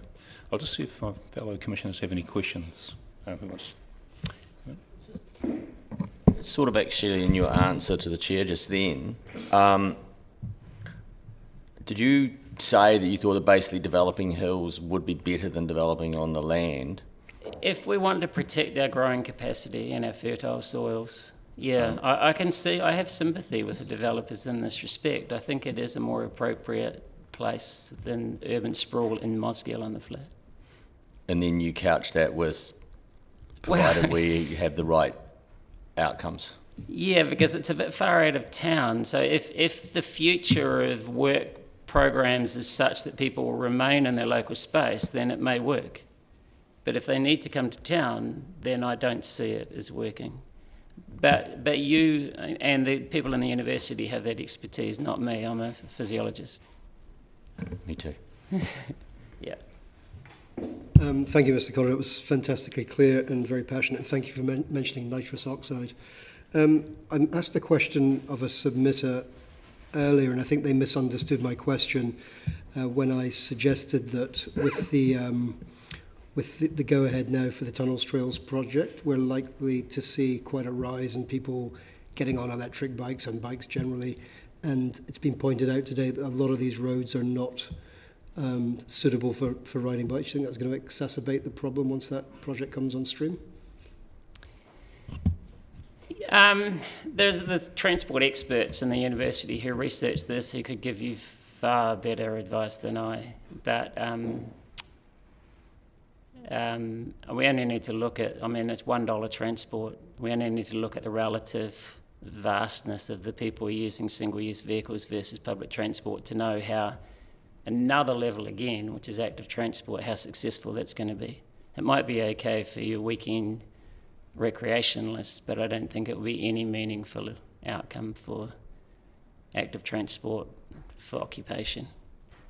But that said, I strongly endorse the tunnels project, you know. I can't use it, unfortunately, because it's off my, you know, I come off the hill and therefore miss one of the tunnels immediately. But I've written off 2 bikes riding to and from work, colliding with cars U-turning. Right, thank you very much for coming to talk to us. Appreciate that. Thanks. Thank you. Thanks for the opportunity. All right, we've now got the Gladstone Family Trust team, so please come forward when you're ready. Thank you.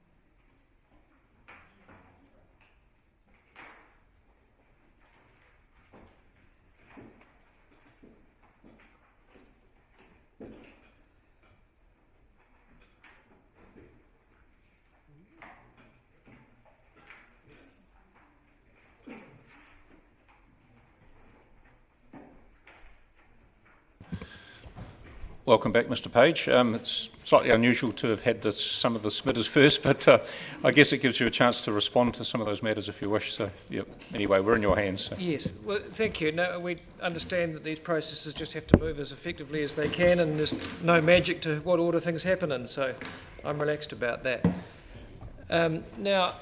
Firstly, to introduce my team, to my right, Mr. Rennie Logan. Rennie is my client. He is the submitter in this application. To my left is a face who will be very familiar with you the last few weeks. And to Emma's left is Mike Moore, who's our landscape architect and our surveyor. What? Craig. Yes, Craig, of course.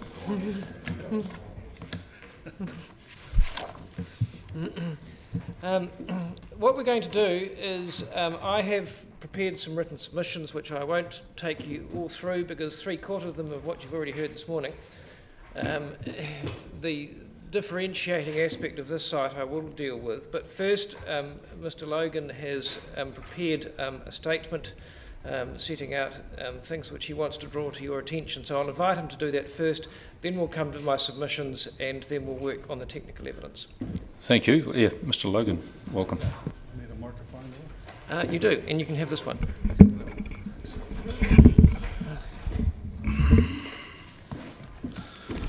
Good afternoon all. My name is Rennie Logan and I'm here representing Gladstone Family Trust, the submitter and owners of the subject land. I would like to give a brief history and vision for the land. The land has been in the family for about 60 years. For context, from about the time the Momona Airport was built and about 10 years before the Allenton Flood-Free was built. The land has been improved from gorse to fenced pasture supporting about 250 stock units. Much of the land is too steep for cultivation, however there are flat areas and spurs of mild slope suitable for housing. Most gullies have been cleared of gorse and left predominantly in native Kanuka to keep a bush and paddock feel. I have seen a photo, 1952 photo, of a string of houses at the start of Chain Hills Road that remain today at the south end of the property. Newer homes have been added to the string and also to the north end of the property. Since we have owned the property, the highway has been built with the overpass serving Chain Hills Road.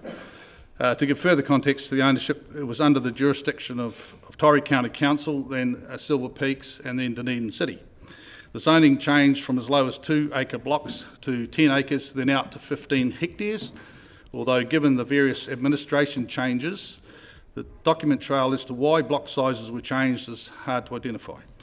During his time in Mosgiel, my father was Deputy Mayor for 15 years, and it was a long-held view that Mosgill's residential growth would extend from the flat up the hills and towards Dunedin. This has come to reality with the development of Mosgill Junction in the 60s, Kinmont area in the 70s and 80s, plus the adjacent Braeside, and more lately Gladstone Oaks, Heathfield and Gladstone Heights on the lower slopes of Chain Hills. The recent rezoning for low-density residential above Gladstone Heights, extending up to neighbouring lifestyle properties that front Chain Hills Road, reinforces the fact that housing has and is becoming a more visible feature on the mid-slopes facing Mosgill, much like Kinmont and Braeside across the motorway. The subject land is now not only a backdrop to Mosgill, but also increasingly becoming part of Mosgill's residential space. Given this change in the marginal nature of the farming land, we wanted a comprehensive plan for the overall property into the future and have taken the structure plan approach to guide best land use. Grazing on marginal soils is not sustainable, nor is conversion to forestry, given the fire risk, proximity to houses and harvest/mess visible for years.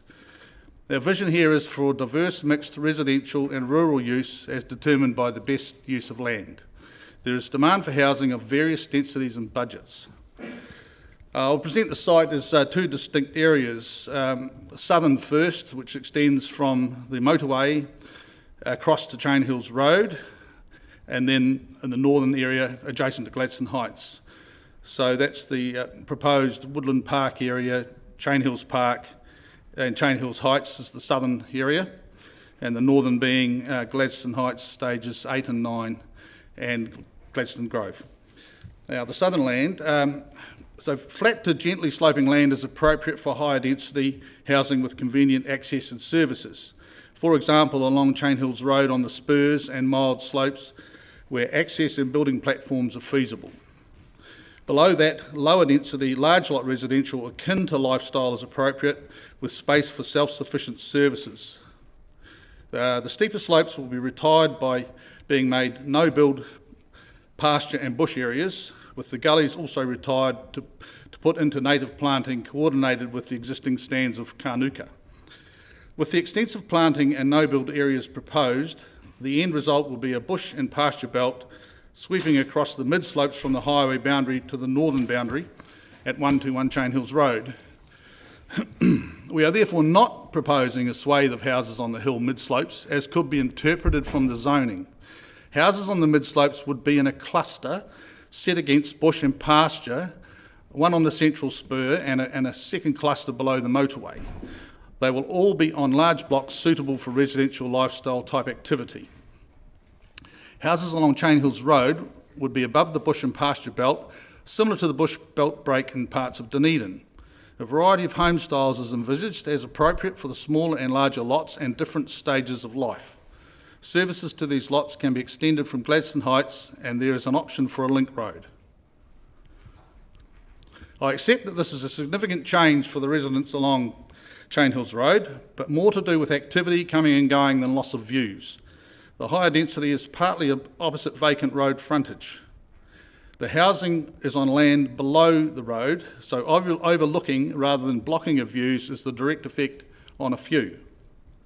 In the mid-distance, on the mid-slopes, the presence of two clusters of houses within bush and pasture will change the view, but views will not be obstructed. Regarding the density, there's a demand for smaller block sizes from young people with limited budgets. Why shouldn't those folk have access to affordable sections with views? The visible change from a Mosgill perspective is an infill of houses along the ridge, a cluster of homes on the central spur surrounded by bush and pasture, and a cluster by the highway. Another significant change will be to the biodiversity of the hillside from expansion of native bush through the mid-slope area and connectivity to Chain Hills Road by a walking track and possibly a road. For the northern area, for the northern end of the land, we proposed development similar in density and services to Gladstone Heights in two of the three areas proposed, limited to an adjacent spur flanked by a reserve and farmland, plus a knob above Gladstone View. In addition, there is a third area of higher density on the flat for a cluster of smaller homes. I do not consider the changes in these areas to be unexpected or unreasonable for affected persons, given the extensive development in the general area over recent times, of which some now have the benefit. The spur development will be visible from Mosgiel, but in keeping with the adjacent Gladstone Heights. The knob is set back from direct view of Mosgiel, and the small cluster on the flat is barely visible only from the frontage to Pinfold Place. The balanced land of this area will remain hill slopes rural. In closing, a comprehensive structure plan for the best use of the land has been presented. Residential schemes for each proposed zone are mapped out with indicative lots, roads and services, so that an early and reasonable understanding of intent can be seen for affected parties. There is an option for a link road between Gladstone Road North and Chain Hills Road. There is new biodiversity, use of no building areas, a reserve and connectivity through walking tracks. This is a large tract of land, one ownership, presenting an opportunity through rezoning for the land to change in part to residential asset for the city, but also to remain in bulk as an amenity backdrop to Mosgiel. Thank you. Thank you very much for that statement. Any questions, Jim, first of all? No, not at the moment, thanks. Yep, we'll come back to these matters in evidence, but thank you for setting out the sort of vision and how it all fits together, and acknowledge the substantial amount of evidence that is yet to be presented to us. So thank you very much for organising that. Okay.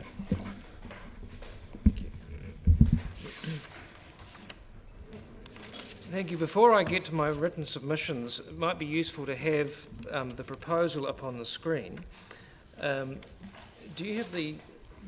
There we go. That's the one I'm looking for. It's page 26 of the evidence, or page 25.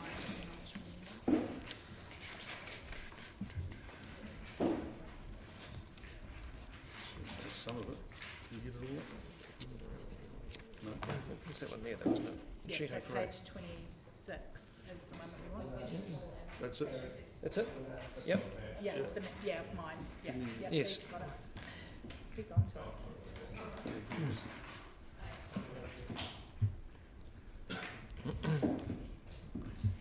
it. Right. Okay.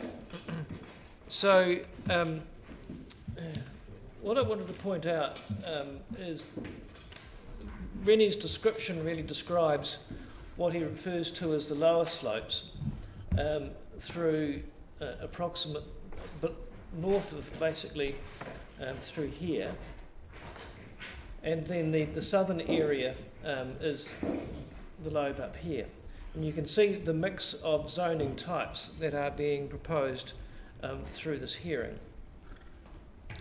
Now the significance is that you will have seen the landscape architecture evidence from the council and Mr. Moore. Sorry, I should pause for a moment. There's two people I forgot to introduce because they're online rather than physically with us. You will also hear from Melanie Stevenson from Fluent, who is our Three Waters engineer, and Grant Fisher, who's our transportation engineer. I hope Melanie and Grant are with us. Melanie's now going to be attending in person from 2:45, but Grant should be online. Yes. Okay, Grant's with us. Excellent, good. Thank you. There's a general level agreement between the landscape architects that development below about 90 metres is acceptable. Mr. Moore is content to support the proposal below 125 metres and has landscape concerns about the proposal above 125 metres. Now, from our point of view, from the applicant's point of view, our submission is going to be, as we'll come to, that landscape considerations are but one factor for you to take into account. So it is open to you applying policy 2621 to find that there may be other more pressing policy considerations which weigh in favour of an outcome which has been depicted in the structure plan arrangement that you see, despite the fact that Mr. Moore holds some concerns about that from a landscape perspective. So Rennie's described the proposal to you. We've got general residential 1 up on Chain Hills Road. We've got a cluster development of large lot residential in this area here, in conjunction with a landscape planting area proposal that Emma will explain how that works in terms of structuring a zoning outcome, and some large lot residential too over in the area by the State Highway.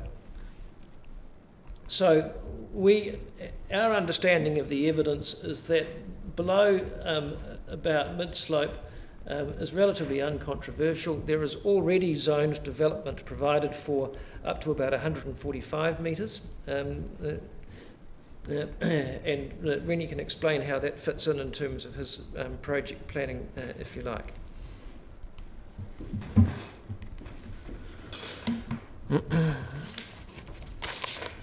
So what I'm going to do is speak to the submissions, because you've heard a good chunk of them already.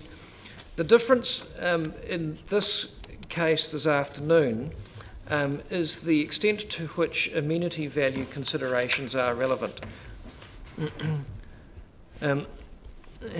So I'll start at paragraph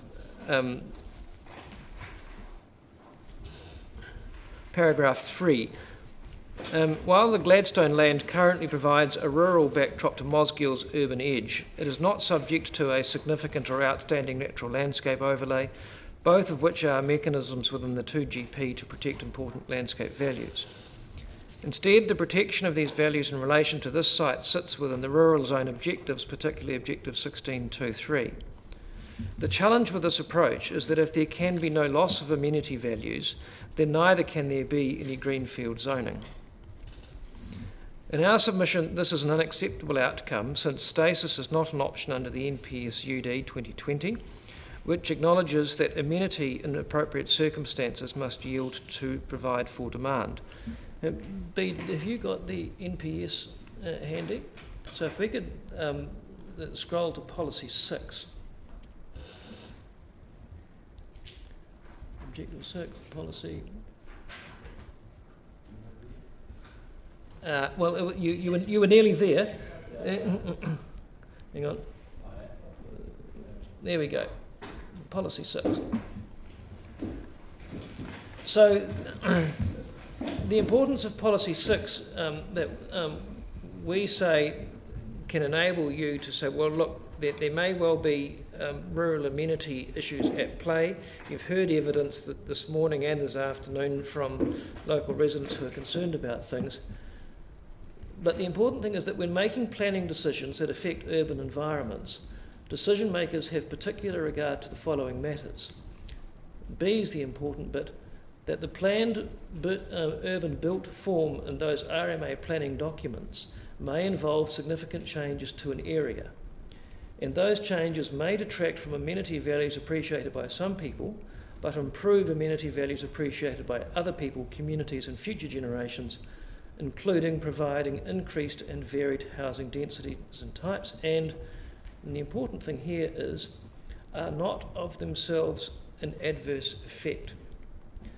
So that is why we say, although Mr. Moore holds concerns about the amenity values of the upper parts of the site, you can find that the amenity considerations are to be given no weight, because the NPSUD recognises that if amenity constraints are accepted as a constraint on urban development, you will never get Greenfields urban development growth, because there will always be adverse amenity considerations in the minds of the people that already live there.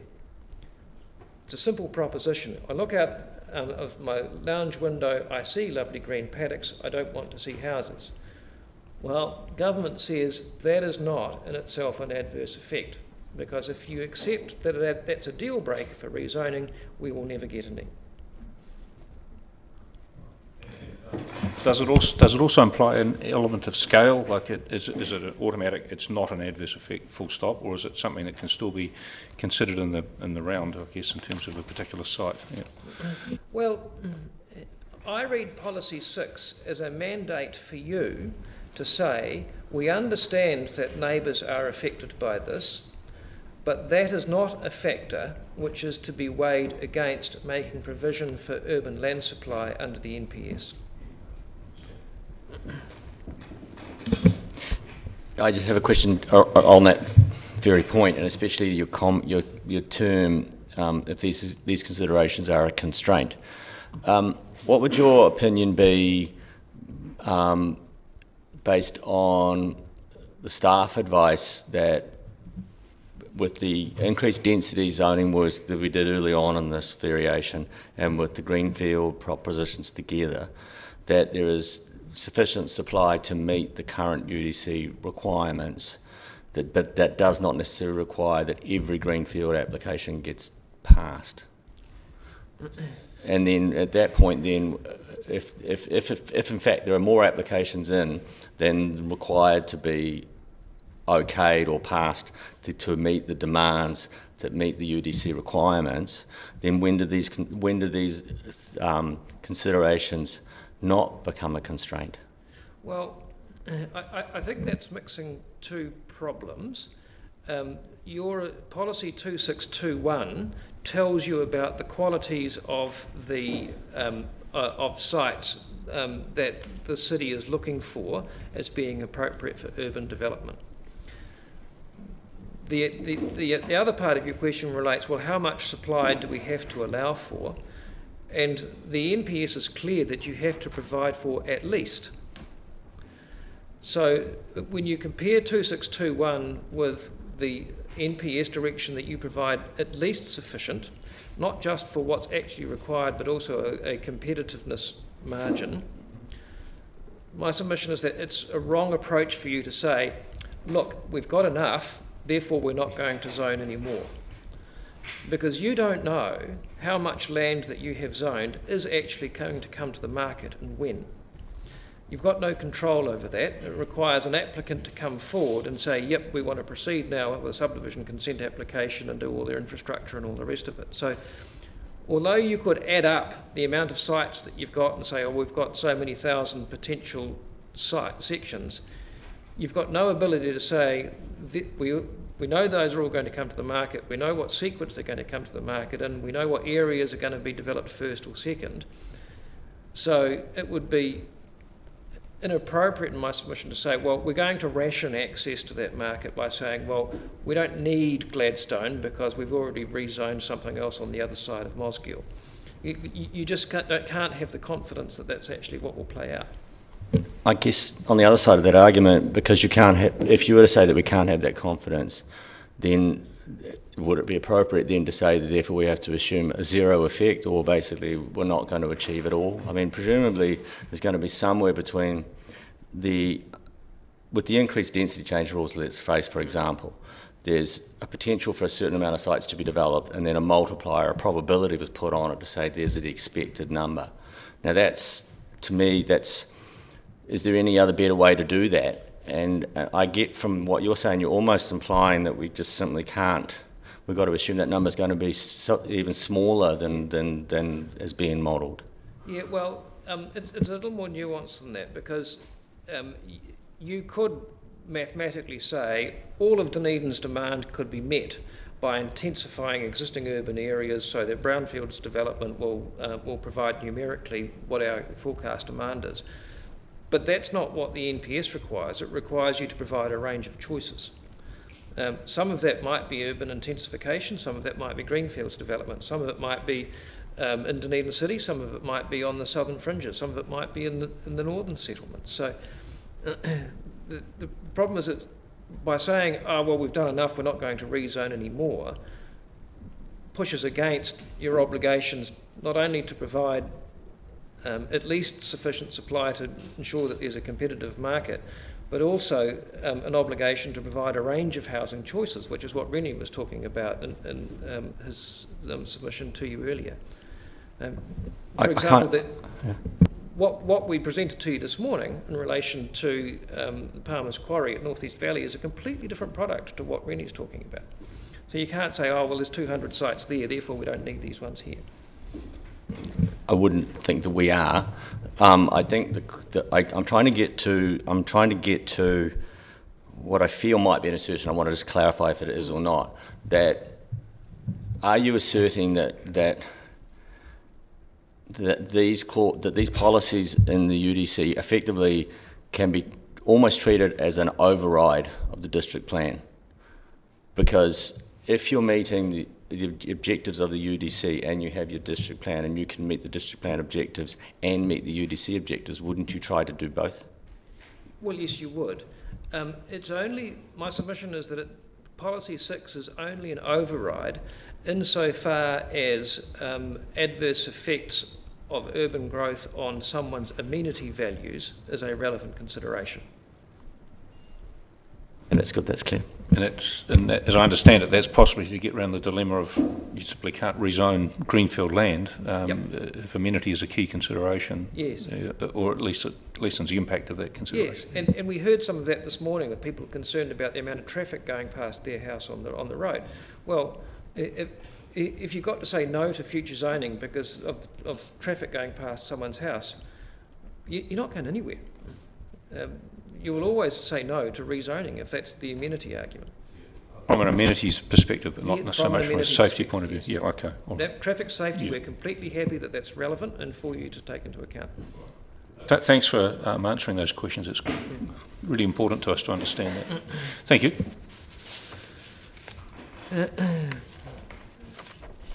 Right. Paragraph 6, rezoning the Gladstone land is such a circumstance since it will enable a variety of housing in a well-functioning urban environment. The site is adjacent to a centre zone with employment opportunities, will enable up to 138 houses to be constructed, along with recreation areas and native bush regeneration. Can be serviced for 3 waters and transport, and of course that's what Melanie and Grant are here to explain, and increases connectivity of the roading network. The information in the evidence provided by Gladstone shows that development is feasible, infrastructure ready and likely to be developed. Generally, the landscape experts agree it is appropriate to rezone the lower slopes, areas A, B and N, to residential and area M to large lot residential 2. In our submission, rezoning this part of Gladstone land is clearly the most appropriate option to achieve the objectives and policies of the 2GP. We acknowledge the shared concerns of the landscape architects in relation to the landscape effects on the upper slopes, but submit that the policy direction is clear, that those concerns ought not outweigh the clear benefits of rezoning the balance of the Gladstone land. Now, I think I can then take as read up until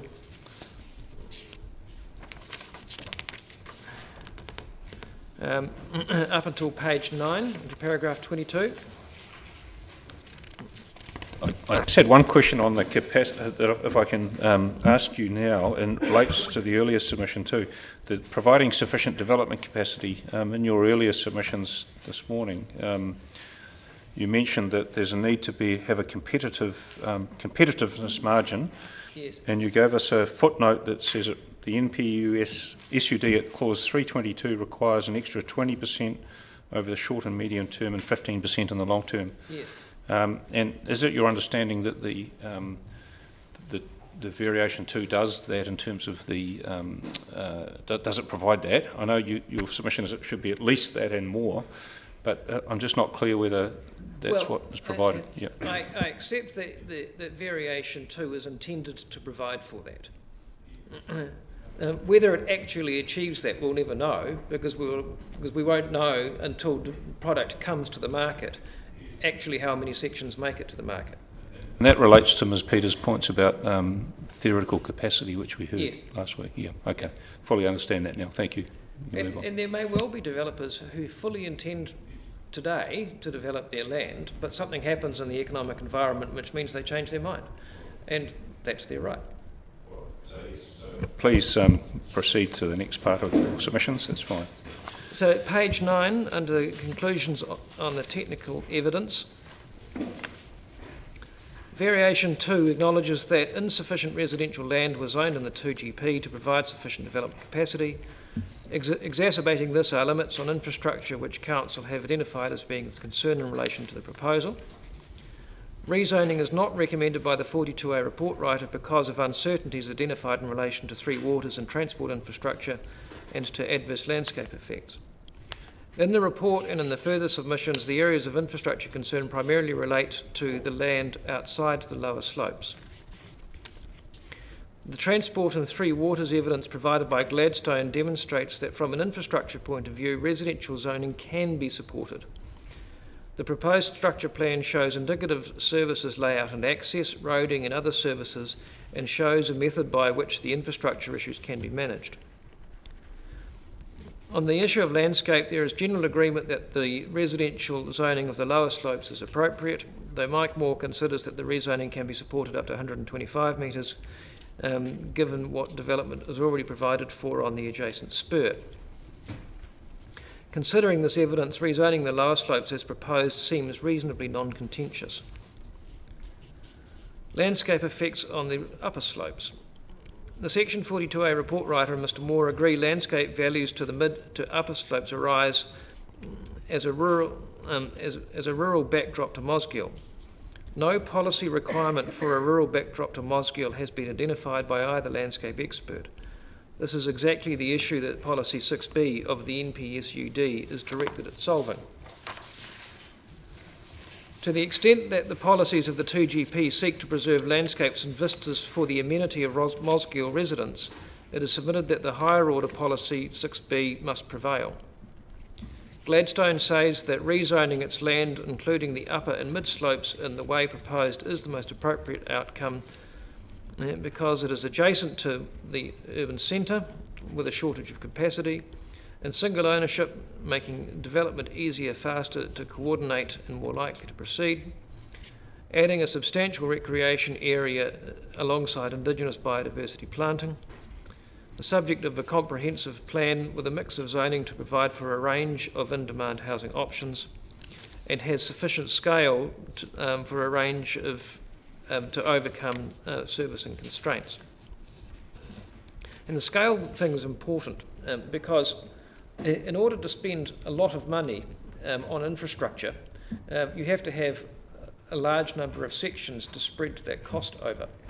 So it is problematic for a developer to be told, yes, you can have this pocket or that pocket, but not the rest, because then the economics of providing the infrastructure go out the window. Both the compact city objective and the 2GP strategic and rural policies predicting amenity must be read to give effect to the NPS. It is submitted that the Gladstone proposal achieves that.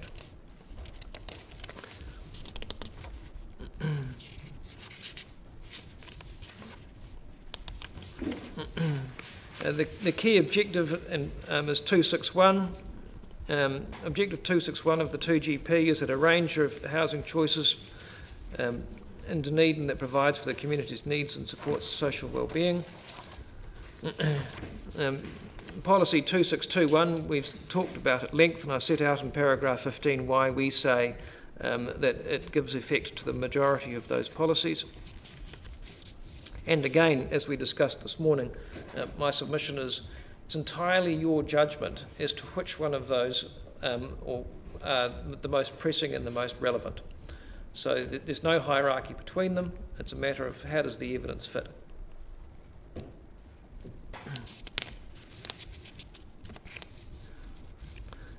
Paragraph 17, the matters raised by opposing and further submitters. Most of the tens of submitters in opposition seek to retain the current zoning of all or part of the Gladstone land. Opposing submitters raised several concerns about rezoning the Gladstone land, including loss of lifestyle, semi-rural character and visual amenity, transport effects, in particular the effects of a link road between Irwin Logan Drive and Chain Hills Road, and effects on associated with increased traffic volumes. C, upgrading the cost of stormwater and wastewater infrastructure, effects on property values, geotechnical stability and earthworks. In the main, these issues mirror those traversed in the technical evidence and have already been addressed. Property values have not been discussed in expert evidence. However, the effect on property values is submitted to be minimal given the mitigation proposed and in any case isn't relevant to RMA considerations. While we appreciate that the area and its expansive outlook are part of what people value, it is submitted that this is exactly what makes it an ideal location for rezoning. A desirable, sunny, warm, accessible location close to Mosgiel. Further, any Greenfields expansion generating development capacity is likely to result in some loss of amenity to existing residents, but gains in amenity for new residents. It is submitted that this trade-off is acceptable under the NPS. In paragraphs 20 to 21, I repeat the submission I made this morning, that if you accept that there is some capacity for development, then rural hill slope zoning is not an appropriate vehicle for that because of the avoid policy framework in relation to undersized sites.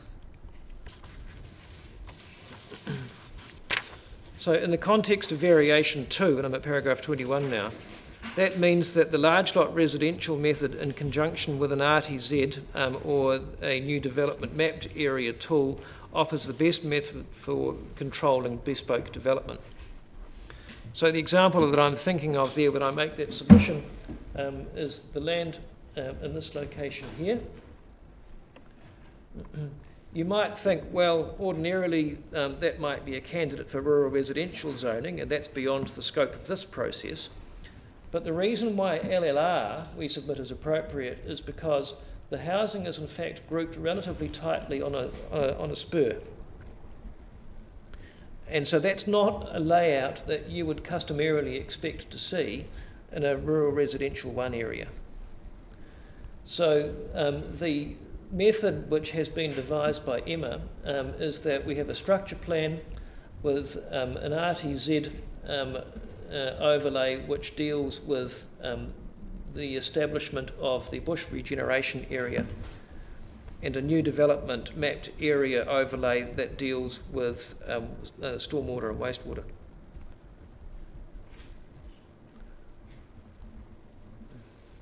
So if you accept that some development in this area is appropriate, then rural hill slopes is off the table as an appropriate method. So your question then becomes, well, if not that, then what? And that's our then what. I don't think I need to read the conclusion for you. We've already covered that ground. So that's all from me. Thank you very much. I've got no questions, and I doubt whether we have any other questions at this stage. No, we're happy to go to the evidence now. Thank you. Oh, sorry, Jim, did you? Steve, did you? No. Happy to go to the evidence. Can I suggest we go to Mr. Fisher first? Grant, are you with us? I hope the answer is yes. Oh, excellent. That was a worrying pause. The audio is quite muffled, and it has been a little bit hard to pick up everything that's been happening, which is a bit surprising because I tuned into the submissions earlier on today with through YouTube, and it was actually perfect. So I don't know if there's a bit of a change in terms of the. The microphone's linked to the YouTube presentation, and the Zoom comes through an audio that's mounted on the screen, so we need to speak directly at the screen like I'm trying to do now.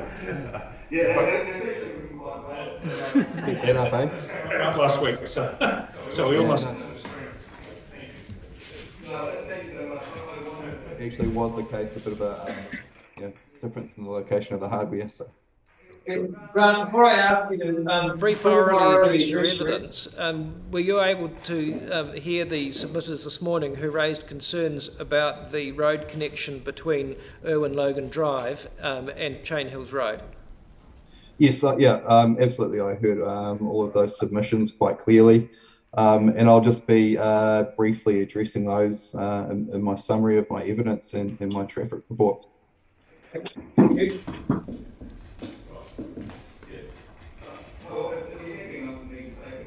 I'll just run through a bit of a summary of my integrated transport assessment. I'll just refer to it as my report from here on out. So I was, if that's okay? Yes. Yep, excellent. So I was commissioned by Gladstone Family Trust to prepare my report, my traffic report in relation to the proposed rezoning of the subject site.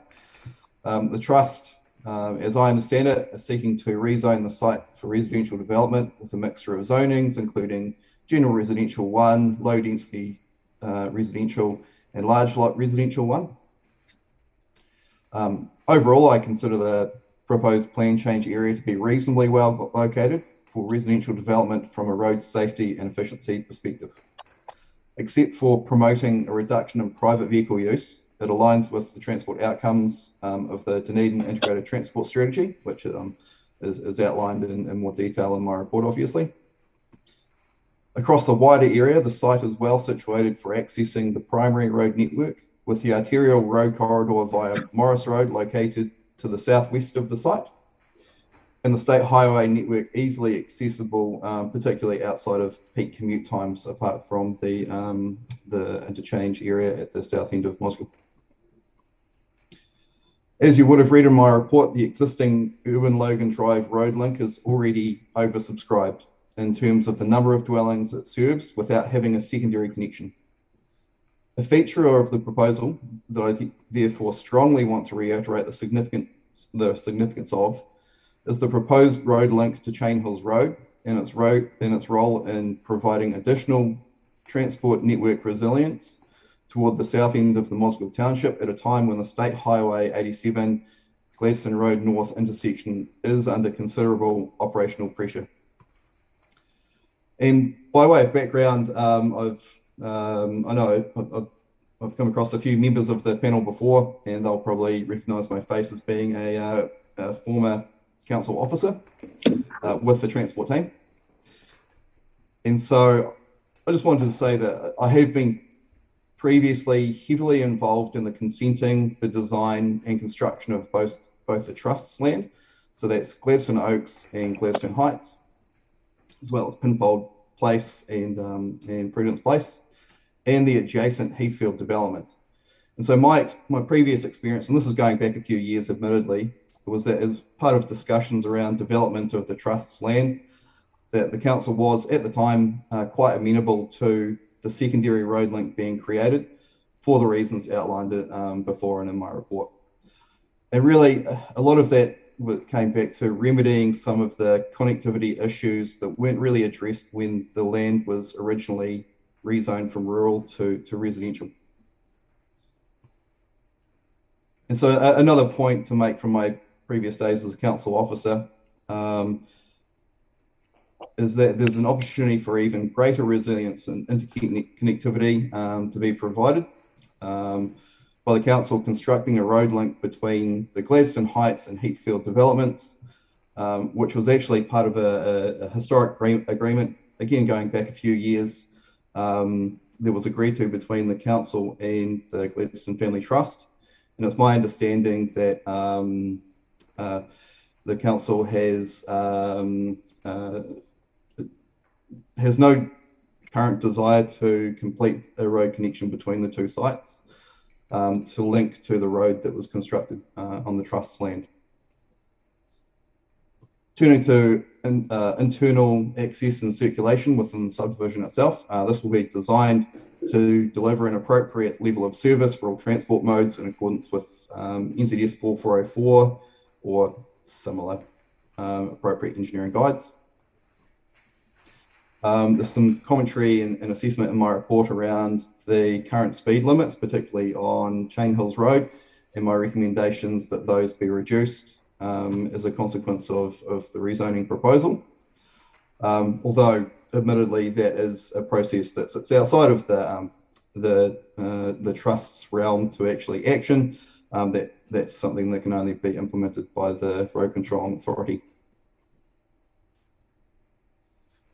So there's a small update to my report that I wanted to note in terms of road safety in Fairfield.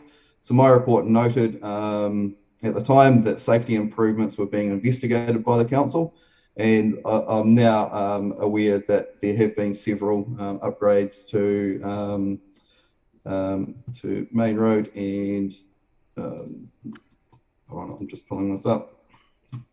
Main Road and Old Brighton Road since some of that commentary was made in my report.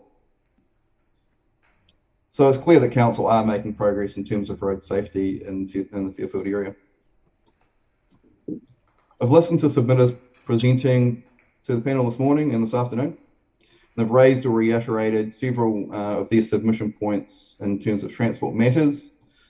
I'll briefly run through the key highlights of those, or the key matters of contention, perhaps. They involve the safety of the Chain Hills Road connection, including the Morris Road intersection, increased congestion on Chain Hills Road and Irwin Logan Drive, the lack of pedestrian or cycling facilities on Morris Road and Main Road, and people using the proposed link road as a bypass. And if you go to my my report near the end, I think it was paragraph 69, there's a table there in terms of response to submissions, and so those submissions have really been already responded to via that table. That's it in terms of my my summary of my report. Overall, I've assessed the proposed plan change area to provide for development of the site for residential subdivision that would not cause the function, safety or capacity of the surrounding road network to be compromised, and that an acceptable transport outcome for all mode users can be delivered by the proposal. I'm happy if the panel has any queries. Thank you very much for that. Thank you for that succinct summary. Just see if we have any questions now. Perhaps Commissioner O'Malley. Put my mic here so I can talk to you and to the mic at the same time. You make a commentary on about State Highway 87 and well, basically the Gordon Road, Gladstone Road intersection near the railway line there, and then the burden on to carry on to State Highway 1, and that if a secondary route was established, then it would carry traffic that would take weight off that particular section of the highway. Is that correct? Is that what you were saying?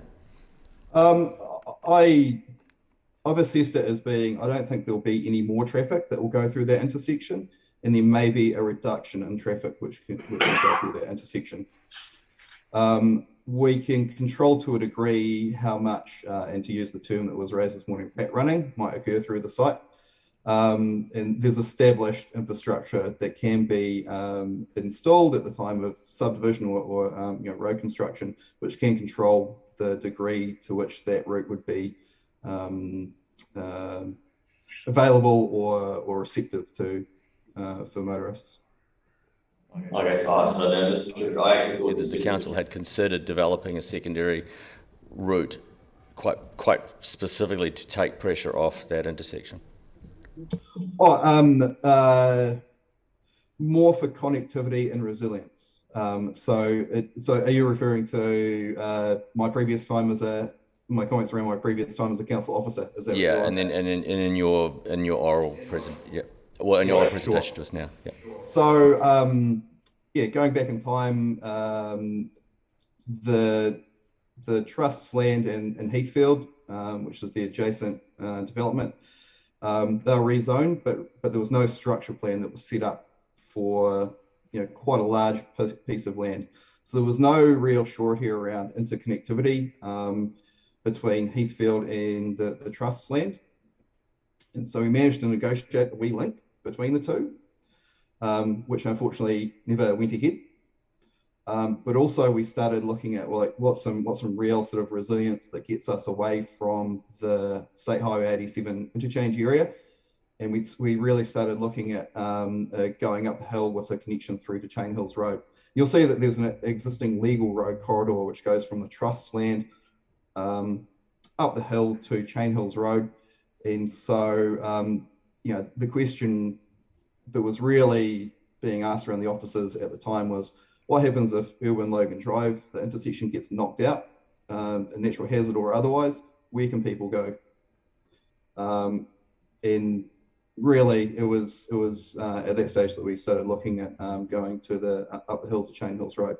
Now, it never went anywhere at the time, of course, because it did rely on the landowner or the trust in use of their land, but that's why we're here today. Okay, so you build. got that part clear, I think. So the idea would be effectively it's a backup road for the purpose of coping with disaster of some sort or another. So it's resilience in that regard. Yeah, there's a host of other reasons as well. That's one of the ones that we were looking at. It also goes back to Dunedin's Code of Subdivision as well, which says that a development area should have, if it's over 75 lots, it should have a secondary connection to a higher order arterial road.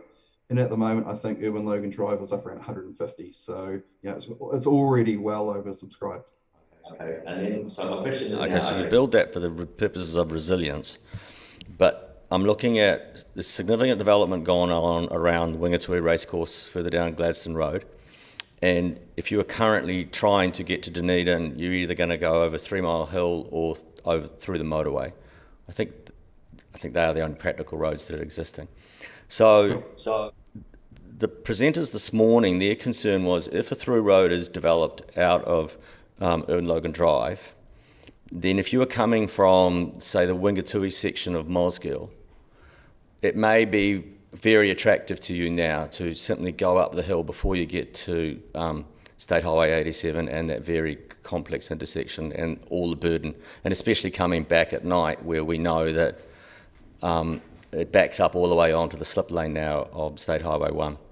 So you build the road for resilience, but could you get a perverse accidental effect, which is you are effectively creating a road that would support rat running? Yeah, so I suppose there's a bit of a two-part answer to that. Well, one is that I'm aware that part of the reason why the road link between Heathfield and the Trust's land wasn't created was because of rat running through Heathfield, for exactly the reason you mentioned. I've queried that with council around any data that they may have supporting that. I understand that it's anecdotal, so there's no data, there hasn't been a MyoVision camera or anything else that's been put up. So I've inspected the site several times to see if I could see anything, and I've stood at the Urban Logan Drive intersection at peak AM and PM times, and I haven't seen any rat running. Well, certainly not to a significant degree anyway.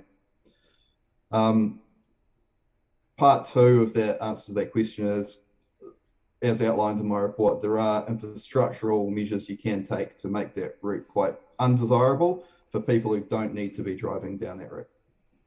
And that's in terms of road geometry. We're talking about potential speed cushions, all the normal suite of things that you've probably seen before. Leave it open for emergency use, but don't make it attractive for driving on, generally speaking.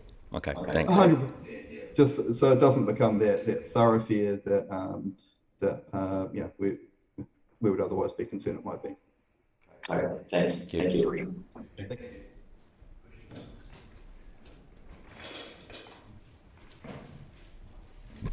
you. Thank you for the presentation. I just have one question related to a number of issues raised this morning by submitters about the safety of Chain Hills Road.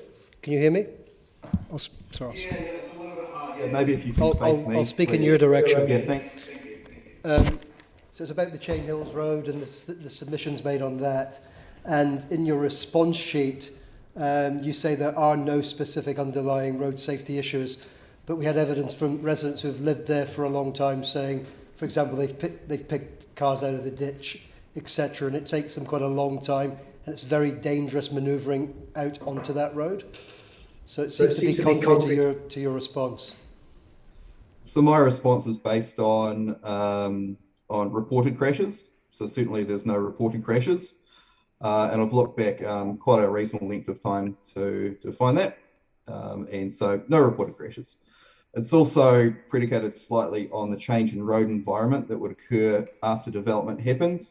So what happens is if you have some development on the side of the road, you start getting what's called side friction. So people perceive the area as being more built up, they drive more considerately, more slowly. And plus there's also engineering techniques you can use to slow speed. And so I think that's probably one of the key things is really slowing the speed through there. And that's, really at the forefront of every traffic engineer and transport planner's mind at the moment is the Waka Kotahi's Road to Zero, slowing speeds, so if someone does have an accident, then it's not going to result in death or serious injury. And I think that through a subdivision consent stage, that's the appropriate time to look at those sort of measures. But there's certainly a lot of things you can do as a traffic engineer to design in for road safety to address that. I think in terms of some of the submitters' concerns around driveways and their manoeuvring onto the road, they have the ability to actually improve that themselves outside of the resource consent process and whether or not the rezoning goes ahead or not. For example, the lowering of fences to improve sight distances, creating space for 3-point turns within their sites. There's things there that the residents can do if they are truly concerned to be able to mitigate those effects with manoeuvring onto the road. Along with lowering the speed limit, I think that mitigates those concerns. Thank you. Thank you. Just final question was to do with the external traffic network or transport network. As I understand your evidence, Mr. Fisher, you're basically saying that any improvements can be picked up basically as part of normal development by the roading authorities. Is that right? There's no particular improvements other than the link road that are proposed, you don't think are required as part of this development. Is that right? The link road and Chain Hills Road would be the key ones for me. And you'll see in my report that I've recommended some specific improvements to Chain Hills Road. There was some commentary and submissions that perhaps they didn't go far enough, but I think they are appropriate and they're consistent with how Mosgill's developed around the eastern edge. So we're talking Silver Springs Boulevard or Silver Springs Development, sorry, Highland Park, Glen Rothers, and I was involved with all of these as in my time as a council officer. And so really it's just linking that wee enclave of existing residential activity to the proposed site to create that interconnectivity between those two areas. And I have another question. In terms of the rat run potential for that linkage to be used, it's normally good principles to provide such linkages, isn't it? When you're developing a new area, it's a good thing to provide linkages, but you are recommending some potential throttling or means to reduce that. Yes, yes. Maybe I can give another wee history lesson here. Heathfield originally had 2 cul-de-sac heads coming in from the north and the south, and that was an agreement or a decision that was made by council committee at the time. We strongly oppose that. Oh, sorry, I strongly oppose that in my time as a council officer. It went back to a hearing for a variation to that condition, and it was taken out. I can't recall if that was an appeal or just a variation. And so we went back to the committee, and it was agreed that interconnectivity is pretty key for these big subdivisions. Essentially, otherwise you just get cul-de-sac after cul-de-sac, which isn't good for a road network. Yeah, that's right. You have nevertheless suggested that there could be ways to. You have suggested ways that that the rat running could be reduced. So, is there a transportation reason to do that other than the submitters have asked for that? Is there a reason to do that from a safety point of view or other factors? Because you have addressed that. That would sort of be teased out through negotiations with council at the time of any subdivision consent. I think it's easy enough to put them in if required, but just looking at it, I'm not convinced at the moment that there's an existing rat run issue with Heathfield. So I can't hand on heart say right now whether or not it would be required. I think there'd need to be some detailed design that goes into it. But I do think that that's a matter that can be addressed at the subdivision consent stage. I don't think we need to flesh that out. Thank you very much. Thank you. One more question. Right? It's not related to rat runs. What's your opinion of the ability to service this area with public transport and active transport? I see you've got some commentary in there, but if you can just... So active transport, I think, it primarily links back down internally within the site to the adjacent Heathfield development and to Mosgiel itself. So I think that's the primary catchment for your active transport. I think there may be some additional recreational use of the roads, but really when you're designing roads, you're normally designing for the commuter type setup. It's quite a bit harder, and you don't really take into account so much recreational use unless it's a specific track that you're looking at designing for. Public transport, I haven't really, I've just said in my report that the site can be designed to accommodate public transport, but really whether or not that is a route that's desirable, it comes down to the ORC who controls the public transport network of the service.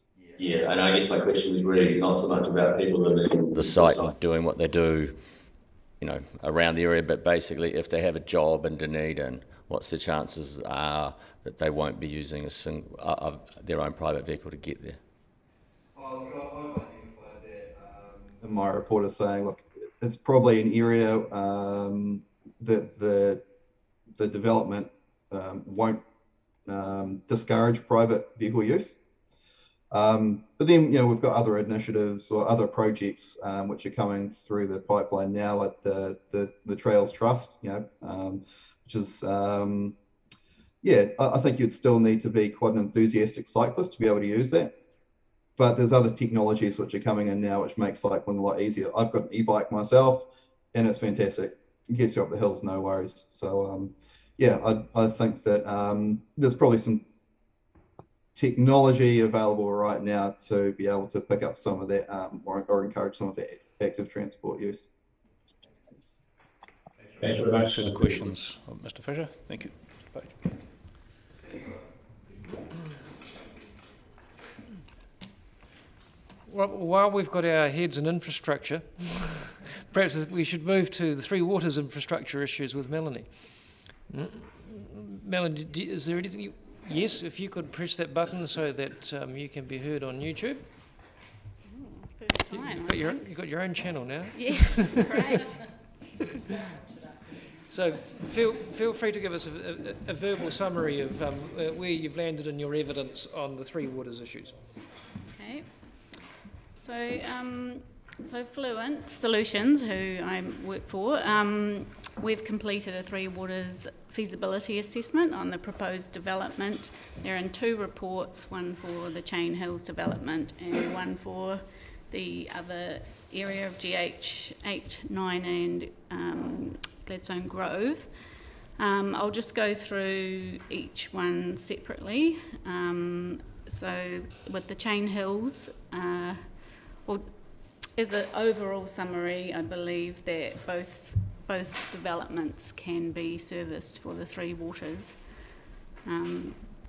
But for on the water for the Chain Hills development, which is probably the more complex system as far as the water goes, because it's at a higher elevation, we have proposed for stage 6 and 7, which is rezoned, has recently been rezoned, that as part of that we would have a reservoir up there that would get the inline booster pump within around stage 5. It boosts pressure to fill a higher level reservoir that also gravity feeds down to 6 and 7. And from this point we would be supplying, we're proposing to pump directly into the network. Oh, right, there we go. So this is the rezoned land. This is already yes, yeah. So the reservoir would probably sit at about 260 metres or 160 if we're talking above sea level. Yeah, maybe a bit higher than that actually. Yeah, up in here. And from there we'd have a zone that's pumped directly, so it's just based on pressure pump. And within Dunedin there are systems like that.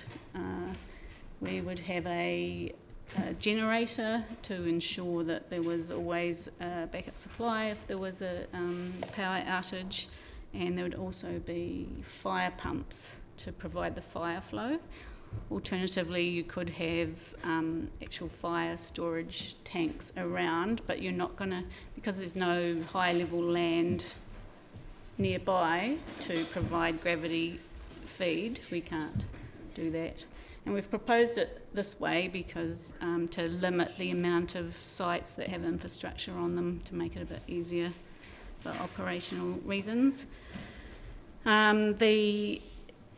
Because there's a reservoir there, you could actually kind of trickle feed into that reservoir over the day, and so not having a large demand on the DCC network.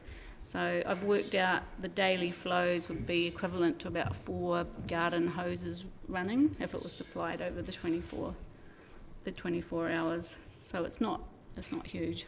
So it can be set up that way. With the wastewater, that is simply just collecting that. There are a couple of small pump stations down at the lower levels, and they would pump up, and then it would drain down to Gladstone Road and to the Wingatui Pump Station 4, which heads to Green Island through a tunnel. And I must say, I've given the numbers of what the flows would look like, but haven't done an assessment on the DCC network on the capacity.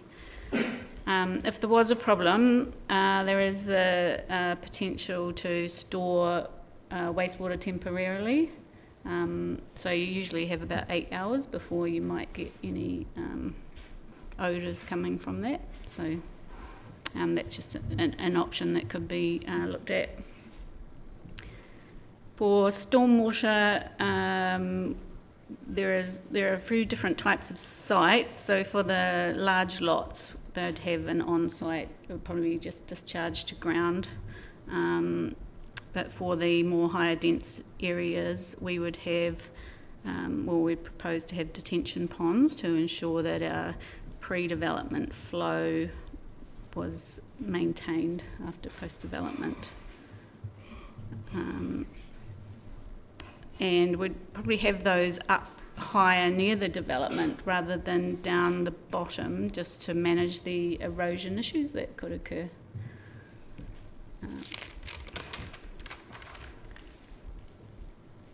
Are you happy that I just go on to the other part before those? What we're particularly interested in is how you've responded to the 42A report and any concerns that have been put to us, and I think you're explaining how you'll do things, but I guess the message I'm taking from that is it can be done.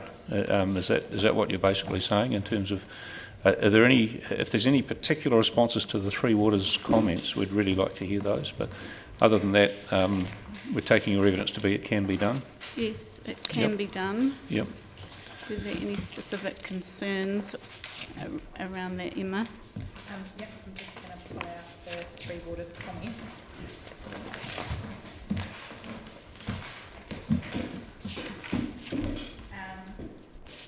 241. So are you wanting to go through each potable water first, obviously? Yeah. If I just pass this to Melanie, she can read it. They're pretty brief. So this is the evidence, Three Waters evidence. Oh, okay, the evidence. So I think that's better than the section 42A. So, and it just goes over the page.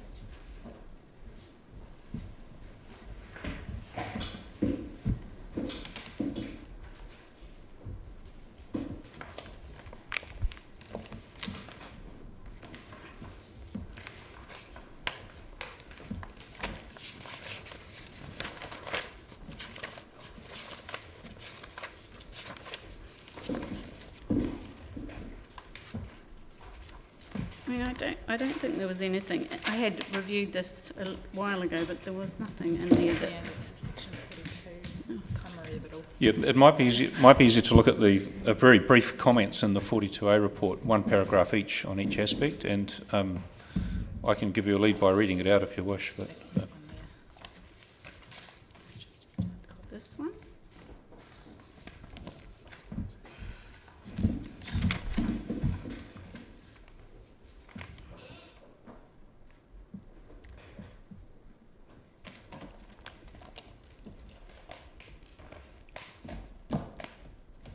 So we have, well, several submitters had common concerns related to stormwater and wastewater issues with potential water runoff from onto existing properties. Would you like me to? I can lead you into this. Well, that would be good. Sorry. Yeah, I'll just ask you some questions based on this. Yes, that would be and it may be that you've answered them already, but it's useful for us just to tick them off as, if we can. So in terms of potable water supply, Three Waters has advised that the existing infrastructure is inadequate to service the proposed development due to supply constraints during peak summer demand, and there's elevation issues. Booster pumps would be required to service the higher elevations of the site, and I think you've talked about a reservoir, so as an additional reservoir storage. Three Waters prefers gravity to pumping where possible due to lower operating and maintenance costs and supporting the zero carbon policy. Significant upstream network upgrades are required, and there's a medium-term timeframe to resolve these. So your response to that would be? So my response to that is, as mentioned before, with the chain hills, so to manage the, we have a booster pump put in and a reservoir which has already been basically agreed to for stage 6s and 7 because it's been rezoned. So feeding the additional demand from chain hills is not going to have a significant effect on the DCC network because it could be fed to that reservoir over 24 hours. So you're not managing that peak demand that occurs in the pipe network structure, which during that diurnal pattern that you have. Yeah. Yeah. Yeah. And the next one was wastewater. You see the paragraph here. You don't need to read it, but there's gravity pumping impossible due to lower costs, etc. Significant downstream upgrades are required. As the treatment plants have issues and nuclear events,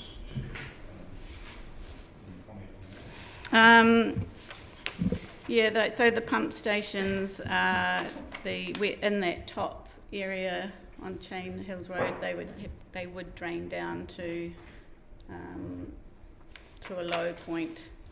We could actually take it. We could probably do a gravity line, couldn't we? Actually. Gravity down to the pump stations. Yeah, they gravity down to the pump stations and then up, and then it's gravity down through the network through the road, that main road.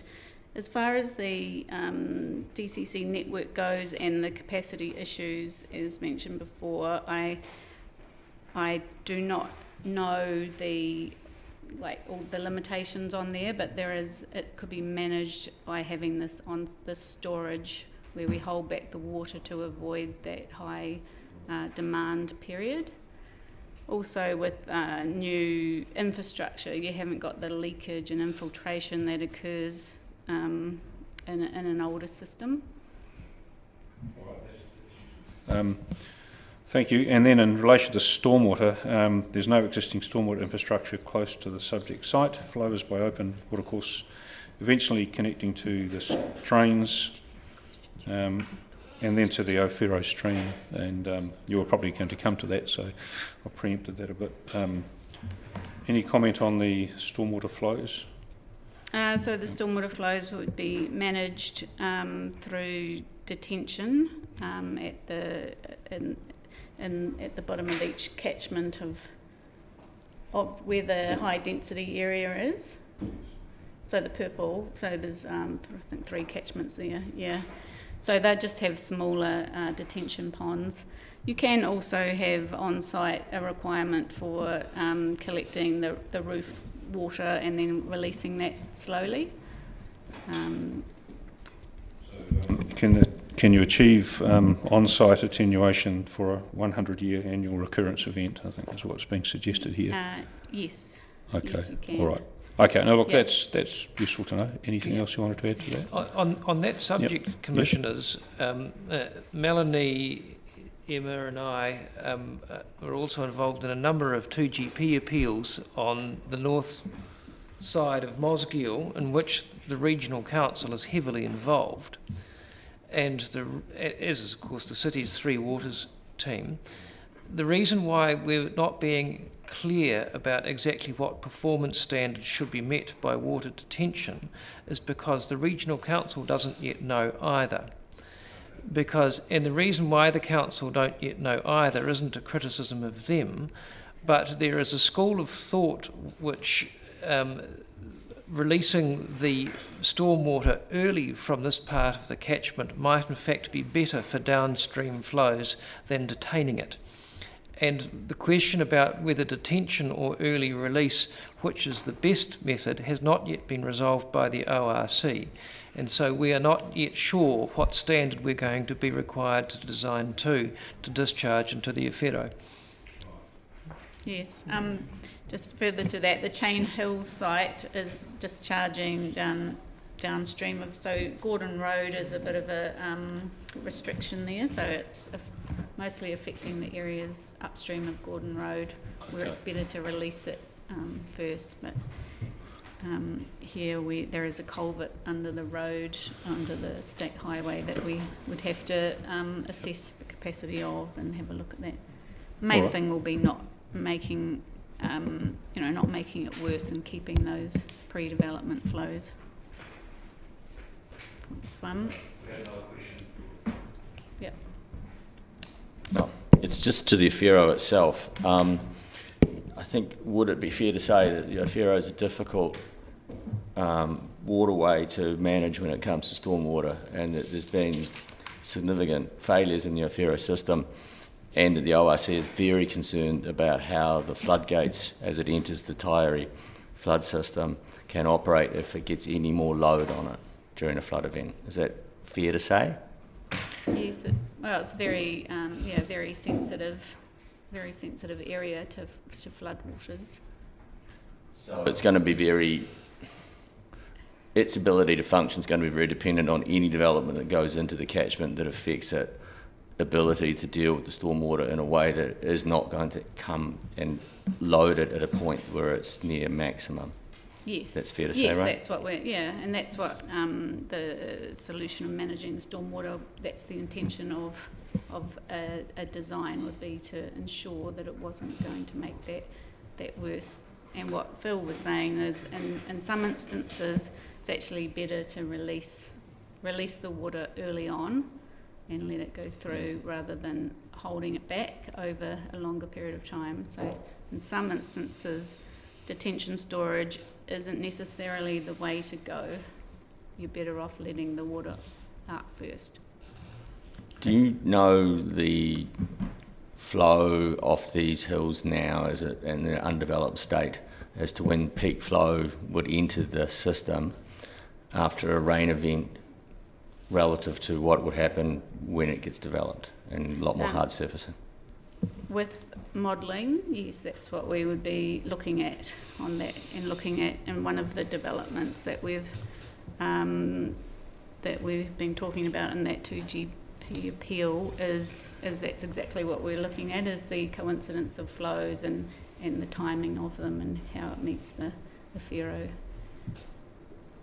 And I guess the other one is, we are at the moment, with the Awhero being an open stream, then dependent on its ability to passively move water, and we are putting developments, as you just said, further up around the Wingatu area potentially as well. At what point do you think the Awhero will hit maximum capacity to take any more stormwater without a direct intervention of quite literally a fantastically large Three Waters investment into pumping? I can't comment on that, sorry, about when that would occur.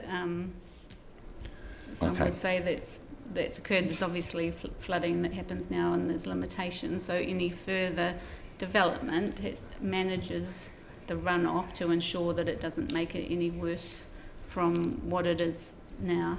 Okay, thanks. I think there's something to remember here, that you've got to keep everything in proportion. So we're looking at increase in runoff with the development, and you've got to consider the whole land area as it is now, and what the change will be with hard paving and roofs and increased runoff. So if you look at a normal residential subdivision on a completely developed, you might get a 50% increase in runoff over the whole lot. Whereas in this case, as you can see, just by proportion of land area, it's a lot lower in that sense. Rennie, could you point out to the commissioners your professional background for a moment? Oh, I'm a civil engineer. So, yeah, so there's that aspect to consider. So what we do with on-site detention is we're buying time. So the total flow off the site is just accumulates faster, and there's more of it because of impervious. But we use time, we store it, and then we let it go. So the higher flow rate just persists for longer. Of course, the difference would be between an engineered response and the natural environment would be an event that lasts for a substantially long period of time, because at that point you have the risk that eventually your engineered systems overload and then they're no longer functioning because now you're directly exposed to the hard surfacing effects. So I guess my question will be, that's why I asked the question about what's coming off the hill right now. And in terms of how does that hill behave in, say, a week's worth of wetting weather and then followed by a very big storm? Because for me, the concern with overland flow of water is not so much how you're going to deal with the average storm. It's the ones that have caused flooding in Mosgiel in the past, because that would have to be the ones that we need to consider, really. Well, if on-site detention is the preferred method to abate that, then we've got a wonderful opportunity to put a large system on the site, because right down the bottom where it enters the bottom of Woodland Avenue there. Oop, where have you gone? Oh, there you are.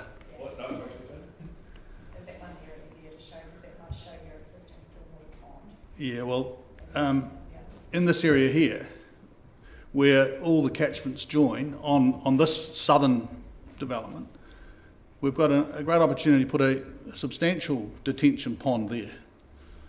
And I've offered that in the past.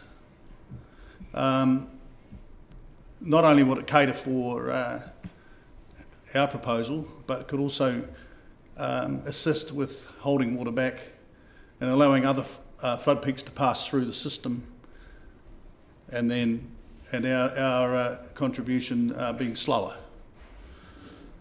So there's an opportunity there. Yeah. What constitutes substantial? Pardon? What constitutes substantial? Typically, we design for a 100-year event, and then we also have to look at the 250-year event as well. So, for example, the capacity of the Gladstone Heights stages 1 to 5 detention pond is in the order of 2,000 cubic metres. So, if you said that was a similar increase created from this development, it'll be in that order, just to suit us. Then we could add to that size whatever other parts of the community might need. But that's beyond the scope of where we are today. But it's as I said, it's something that I've mooted in the past, but hasn't gone any further. That's good.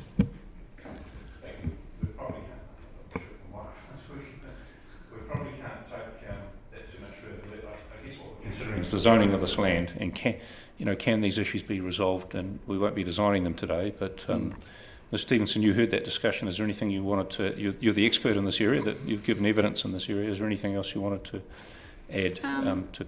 No, that's what Rennie is saying is is feasible, and there are other developments in Mosgiel where they actually hold the water back completely. Yeah, and don't release it till, they hold 24 hours of water back. So you could do that. Yeah, thank you, and that'll be the response. We want to hear a response to that from the officers in particular. There's one further minor point is that clearly that's a community infrastructure or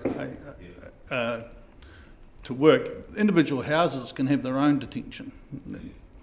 You can have a requirement in your conditions of consent that individual houses have their own tanks. Are there any questions from the officers? We haven't got Three Waters people here, but is there anything that you'd like to clarify at this stage? No? Okay, all right. Thank you. Thank you, Mr. Page. We'll go to the next witness. Sorry, can I just interrupt? Sorry. There was the G8, the 8-9 in Gladstone Grove, but if you don't, that's another area, or you, yeah, I don't know if you wanted to talk about that. Maybe if you just confirm your evidence in relation to those, and just I've seen what your conclusion is, but just reconfirm that. Yep. Yes. Yeah. So essentially, just on the water side, it could be gravity fed from the Wingatui reservoir. There is one area up in the higher elevations of GH9. There's about 6 lots there, which are would be too high to service from the gravity connection from Rosella Place. So they would be fed from the stage 6 and 7. Firefighting can be supplied by gravity and wouldn't need additional storage. Wastewater again just goes into the DCC network, and the stormwater can be managed through detention storage in a similar way. Yeah. Thank you for that. I don't think we've got any questions. But okay. All right.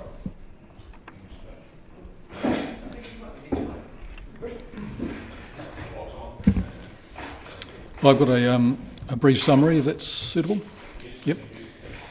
So I'm Mike Moore, I'm a landscape architect, and my qualifications and experiences set out in my evidence, and I am talking about the landscape effects of the proposed plan change. So the rezoned site is located on the northwestern side of Chain Hills on generally northwestern facing slopes overlooking Mosgiel. The underlying geology is schist, and the landform is expressive of the characteristic Otago peneplain surface with broad, gently sloping spurs dissected by steeper gullies. The property extends to a portion of the summit of Chain Hills and parts of various secondary ridges along with intervening gullies, and it drains towards a Whero stream.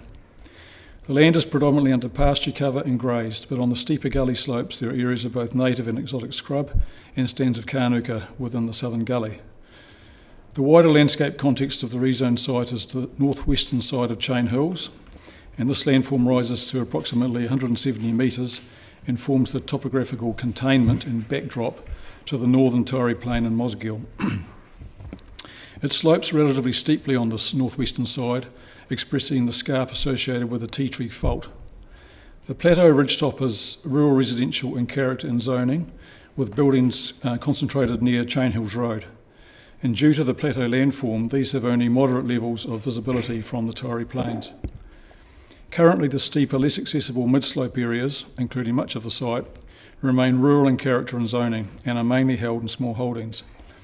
The result is that the hill slopes are a complex patchwork of pasture, woodlot, and scrub cover. Urban development is gradually extending up the lower slopes of Chain Hills from Wingatui to Mosgiel, with development currently underway in the area below the site to approximately 105 metres elevation. The Dunedin District Plan has zoned a spur above Irwin Logan Drive, low-density residential, to approximately the 147-metre contour. The residential development in this area, to a maximum density of 750 square metres, will significantly alter the current rural-urban interface and the pattern on the hill slopes. More widely, to the southwest of State Highway 1, there's a large lot residential 1 zoning on the toe slopes of Saddle Hill to approximately the 130-metre contour, with rural zone land above. I have a photograph which I hope you've got, figure 2, which just illustrates all that. Looking at landscape values, In terms of recognised landscape values, there's no landscape overlay on Chain Hills in the 2GP, but Appendix A75 outlines rural character values associated with the rural hill slope zone. These include its role in providing backdrop and enclosure to urban areas with a predominantly unbuilt natural character. It also notes that there are some areas of important and varied biodiversity. My assessment of the landscape values of this part of the Chain Hills is that while they form a visually prominent backdrop to the Torrey Plain and Mosgiel, their natural rural landscape values are now highly modified by the presence of houses on the summit and by incoherent patchwork of pasture and woodlots that affects the legibility of the natural landform on the northern slopes overlooking the Torrey Plain.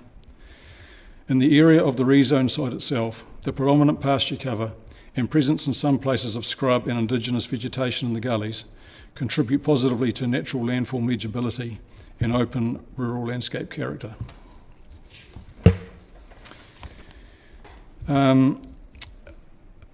So I've talked about mitigation measures. Chain Hills is a prominent natural landform feature that visually contains the northern Torrey Plain, separating it from the Kaikorai catchment.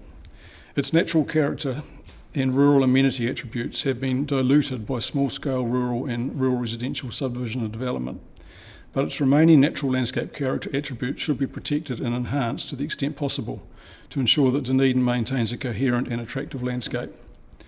The proposed rezoning will extend the residential urban environment of Mosgiel up the lower and mid slopes of the hills and will significantly expand an existing node of residential development, creating an area with urban character on the Chain Hills summit. The currently largely unbuilt mid-slope areas will be modified by housing on the secondary spur forms, and low-density urban character with more treed gully areas will replace open pasture.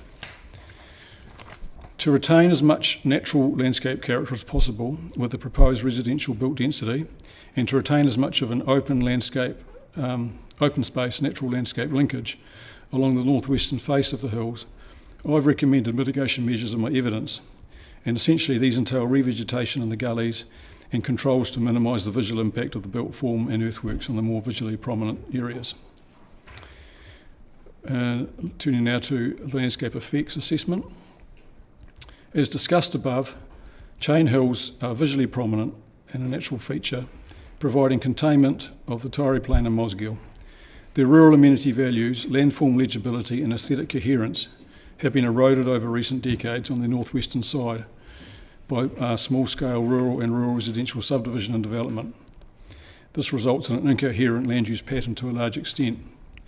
While the broad summit plateau ridge is host to a relatively densely settled rural residential area, the visual prominence of built form on the summit, as viewed from lower viewpoints, remains relatively low, given the flat summit surface and screening by landform and vegetation. Overall, it's my assessment that while the landscape and visual values of Chain Hills have been seriously compromised, their sensitivity to change remains moderate to high on account of their visual prominence and importance as a structural element defining different landscapes, that is, the Torrey and Kaikorai, within the city. The proposed rezoning will result in, firstly, the significant expansion of an existing isolated small node of residential urban character on the flatter summit plateau area of Chain Hills. Secondly, residential character at various densities on the secondary ridge forms, with the steeper gully areas remaining unbuilt and progressively returning to indigenous forest cover.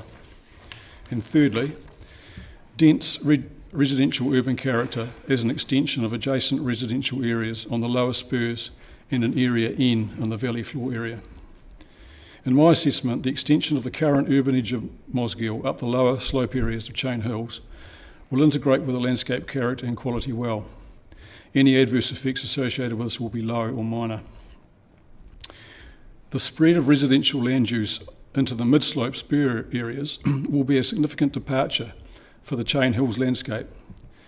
The existing sense of the urban area of Mosgiel being enclosed within a rural context will be substantially weakened, giving rise to an adverse effect in my assessment. Mitigating this, the proposed residential density is necessarily low, given the landform constraints, and mitigation measures to minimise built prominence and maximise the impact of natural elements are proposed. Importantly, the natural character and indigenous biodiversity values of the gully system will be enhanced, and the natural landform pattern, would be developed spurs and natural gullies, will be strongly expressed.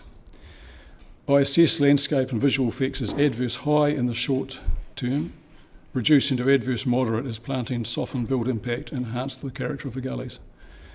I note that development at this elevation on the hill is similar to that in the Braeside area on the hills to the southwestern side of the motorway. The difference being that there, Saddle Hill provides a significant rural landscape backdrop higher. The node of residential use proposed for the summit area will not be unduly visually prominent from lower viewpoints, given the flat landform and the viewing angle, and the proposed building height and colour mitigation measures. It will be connected physically to Mosgiel via the proposed extension to Irwin Logan Drive. In my assessment, the landscape and visual effects of this development will be adverse, but will be mitigated in magnitude to some extent by the fact that it extends an existing area of residential development at the southwestern end of Chain Hills Road, rather than introduce an area of totally new character. The appropriateness of a node of relatively intense residential development on the hilltop, separated from Mosgiel and other existing urban areas by steeper hill slopes, however, is an issue. And it's my assessment that the landscape and visual effects will be adverse, moderate to high. I consider that it would be more appropriate that built density reduces with height and to retain rural residential zoning in this area. And finally, I'll just address the Council 42A report. The report recommends that should the panel choose to rezone only the lower slopes of the area to be... Sorry, I'll say that again. The report recommends that should the panel choose to rezone, only the lower slopes of the area be considered. That is areas A, B, up to the 90 metre contour and N. I'm in substantial agreement with this and consider that areas A, B and N can accommodate residential development without compromising the remaining landscape values of this part of Chain Hills. Noting, however, that residential development is already provided for on the adjacent spur, which is areas C and D, up to approximately the 147 metre contour, I do not consider that development to the top of area B as proposed, that is the approximately 125 metre contour, will give rise to adverse effects of particular significance or concern. I also consider that the proposed large lot residential 2 zoning for area M is acceptable. This area encompasses a gully landforms, and one of which is surrounded on 3 sides by areas zoned low density residential, and I understand has a development yield of 1 residential house site only due to geotechnical constraints. Considering the proximity to already zoned residential areas, including areas C and D, located on the spurs above this area, the relatively visually recessive lay of the land and the proposed mitigation measures, I assess the effects of residential zoning in Area M as not being significantly adverse or inappropriate. That's all I have to summarise. Take any questions if you have them. You referenced the developments on the other side of the State Highway 1, and said that the reason that you thought that there was not as big a landscape effect was the height of Saddle Hill behind. So is that what you're saying, that basically that in order to keep that landscape view, there needs to be some proportional relationship between the high intensity development and the rest of the hill? So given those hills are lower, that development would be a bit lower? Is that exactly, more or less? yes, exactly. Yeah. Thanks.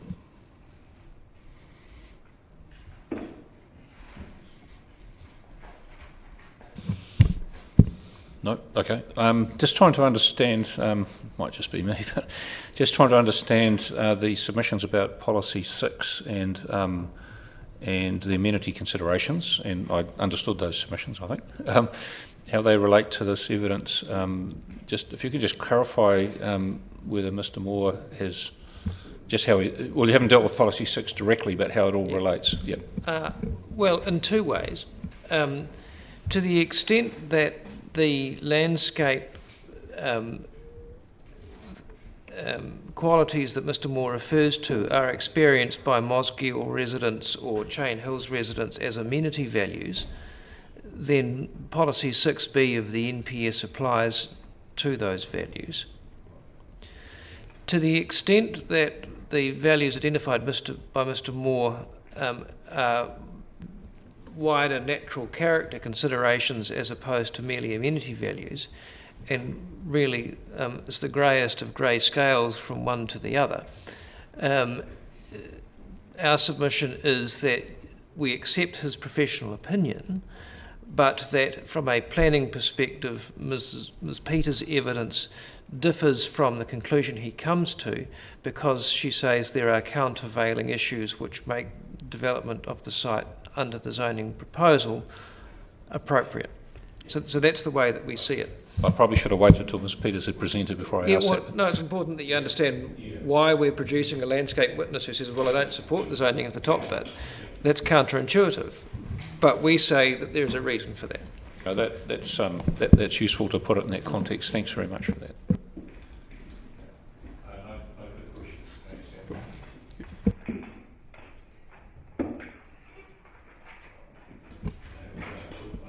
I think we'll just box on. We probably need to have a break at some stage, but if you guys are happy to carry on, everyone else is happy to carry on. Yes, well, Emma's our last witness, so that might suit you to get us through sooner rather than later.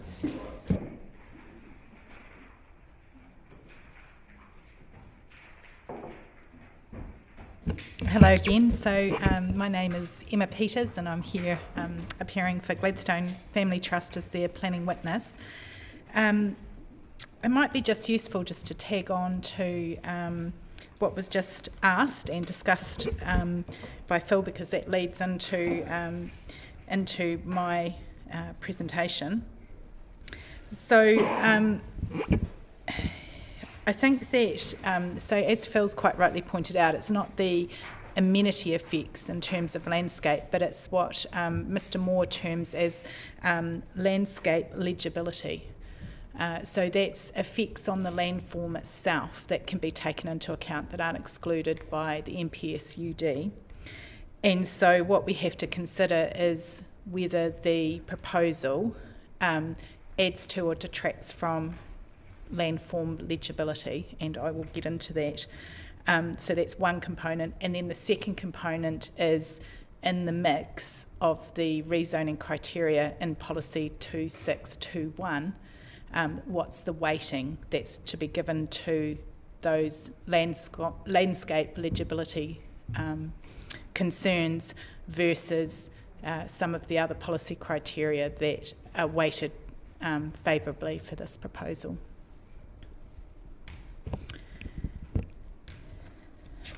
I think in terms of the lower part of the development, the evidence shows that all of the evidence in terms of transport infrastructure, Three Waters infrastructure and landscape shows that those sites are, or those areas are suitable for rezoning.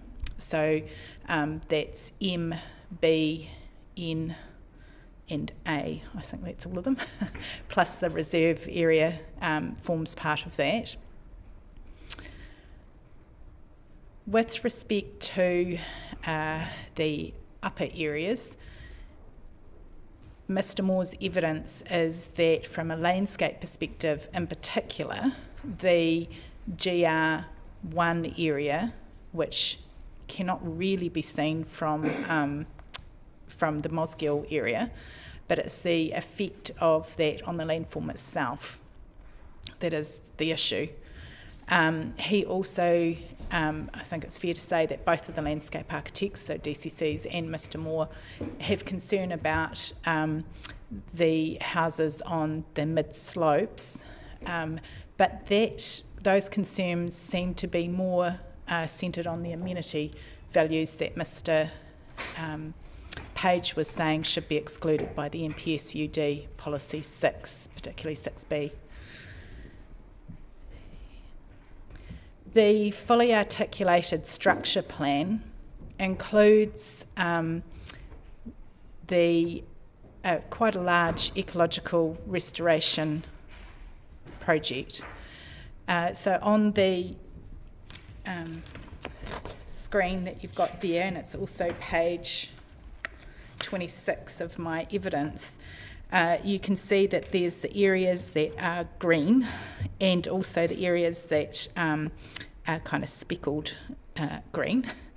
And those are all the areas that would be planted in terms of the ecological enhancement project. So there's gully areas that would be planted, as well as areas that are on the margins of gullies, and also across some of the spur areas as well.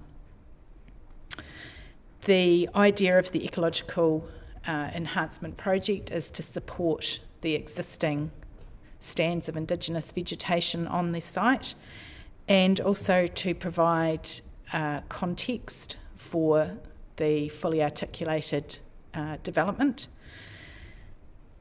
And it was also to provide a town belt type concept for the site when looking at the site from Mosgiel, and also to provide the recreation and pedestrian access that is also important to this plan. The pedestrian access goes from Woodland Avenue, and if I just use my thing here, so we'll come up here and along and up a legal road alignment that one of the further submitters this morning was suggesting that the link road may go down. He is indeed right, that is a gully and far too steep for a link road, but this is where we're proposing to put the pedestrian access. The link road is going down, this part up here is legal road, then it goes down through the site and through the already zoned area. So this area here is already zoned low density residential, and then links into further, these areas down here are also already zoned, and links through down onto Irwin Logan Drive and out onto Gladstone Road North. There is another pedestrian access that is proposed for this area of reserve land. So the reserve land would be vested in council. It is quite steep in here. So there is areas within this that can be planted as well. And there's an alignment that provides for walkways that can link onto this road and also out into this area here.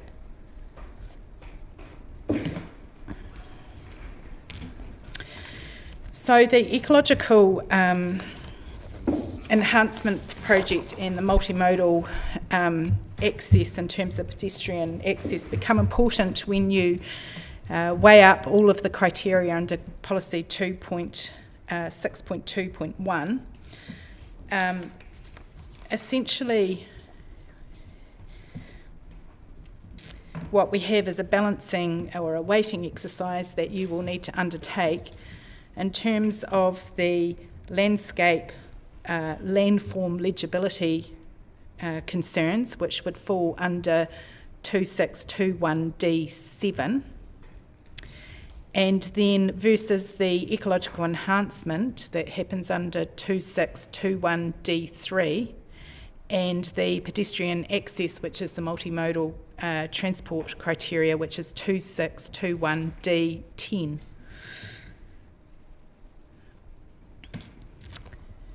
So that's a balancing exercise, a weighting exercise that you as a panel will need to undertake.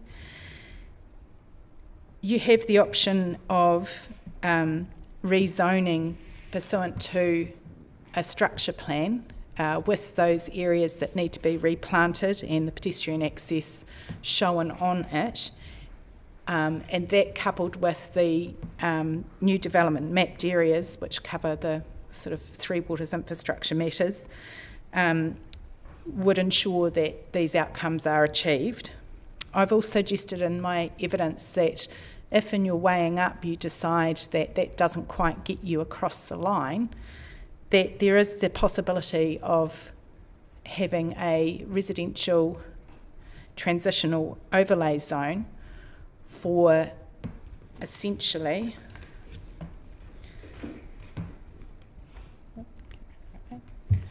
this part of the site And the purpose of that would be to allow the ecological enhancement project gains to become embedded in the landscape.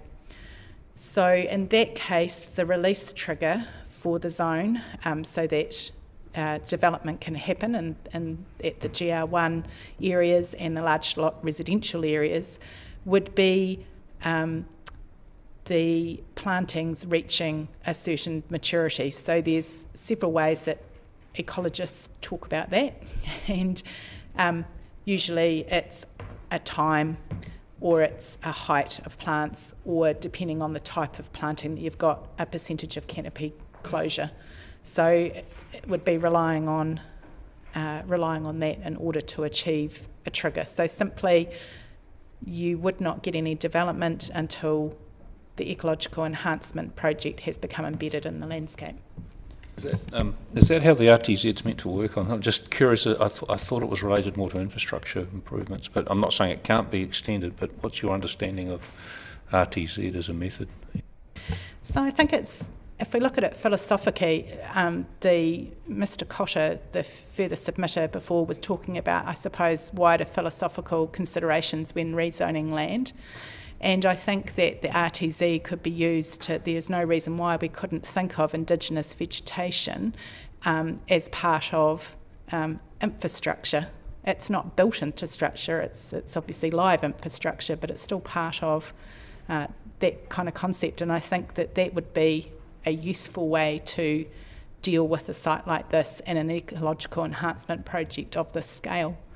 The RTZ would also obviously have the trigger of the pedestrian accesses needing to be formed through that part of the site as well. And just remind me why structure plan wouldn't achieve those things if you had structure plan rules. Yes, so I agree. So that's why I said that one option is that you've got the structure plan, which will ensure that the ecological enhancement and the pedestrian access, the link road, et cetera, all occurs. And the new development mapped area overlay, which takes care of the Three Waters infrastructure issues and the transport issues. And so if you think that that in combination with the structure plan that's being proposed here gets you over the line in terms of your weighting or balancing of those particular criteria, so that's the landscape legibility versus, I suppose, the ecological enhancement, biodiversity gains and your multimodal transport gains. If you think you're across the line, then you could do it just that way. If you think you need something slightly more, then that would be at the stage that you would apply the residential transitional overlay to ensure that the ecological enhancement gains are embedded before the development occurs. Stand and other options. Yeah, okay, thank you.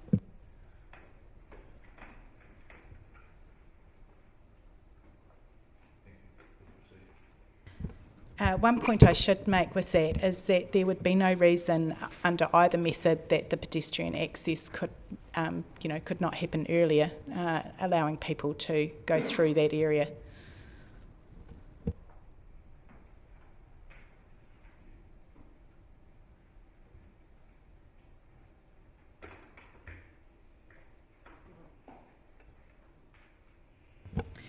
One other thing that I wanted to talk about was housing affordability, and so this was raised by a further submitter this morning, and also in the discussion today with the panel with Mr. Page.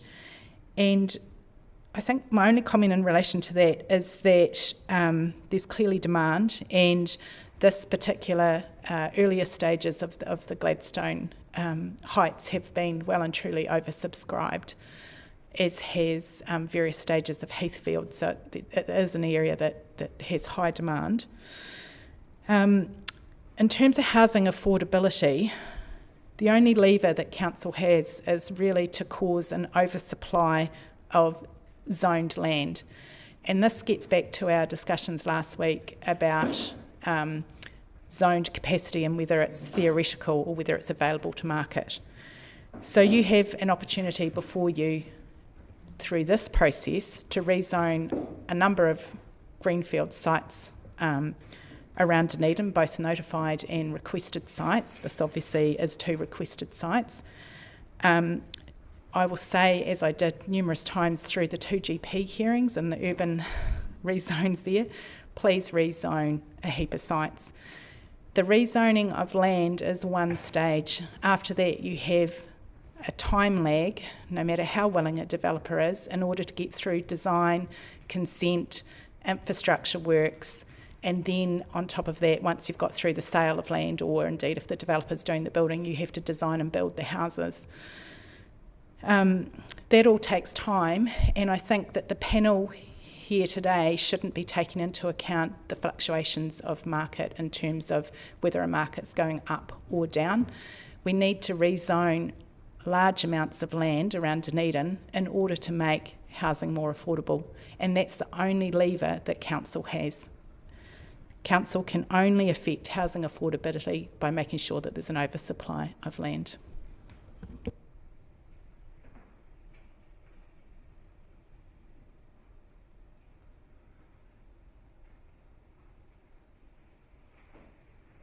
I think that's probably all the comments that I had, unless there's any particular pieces of my evidence that you would like me to go through, or any other questions. I haven't got any myself. I'll just check with the panel members. I think between the legal submissions and the expert evidence, we've probably covered matters that you've summarised in your evidence, so I don't think we've got any further questions. Thank you. Unless the officers have any questions or clarification? No? Okay. All right. Thank you very much. Okay. We'll take a brief adjournment, folks, and come to the next submitters. Thank you.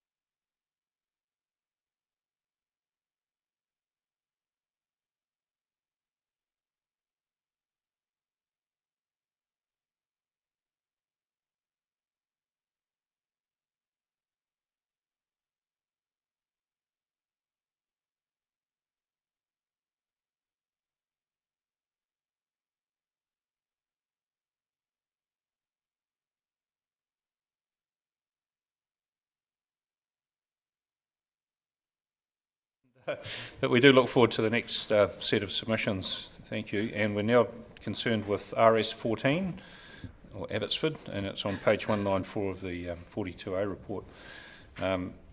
Just before I go on, to the officers, in terms of the last presentations we had, the panel are quite interested in that, the legal submissions around policy 6B, I think it is, and how it relates to landscape values and natural care. I think you will have heard our questions, but we're quite interested to know what the officers' perspective on that is. And if they wish Mr. Garbutt to address it, that's fine too, but that's up to you. All right, and we'll move on. Thank you very much. Mr. Bowen, welcome to the hearing. I presume you're here for Steve Ross, is that right? Yes, thank you, Mr. Chairman, panel members. Representing Steve Ross. Steve's not able to be here today, so I'll just run through the submission on his behalf. What we're dealing with here is a piece of land that's part of RS14, and that's up on the screen behind you there. So RS14 is quite a large block of land with mixed topography and elevations and different sides of the main road into Abbotsford, North Taieri Road. So it covers quite a diverse character. Mr. Ross's piece of land is the isolated bit on the western side of that image, extending between the end of North Taieri Road and the railway line. That's at the west. So that block of land there, it's isolated from the bigger piece. So the smaller of those two hatched areas. So this portion of land is 6.93 hectares in area.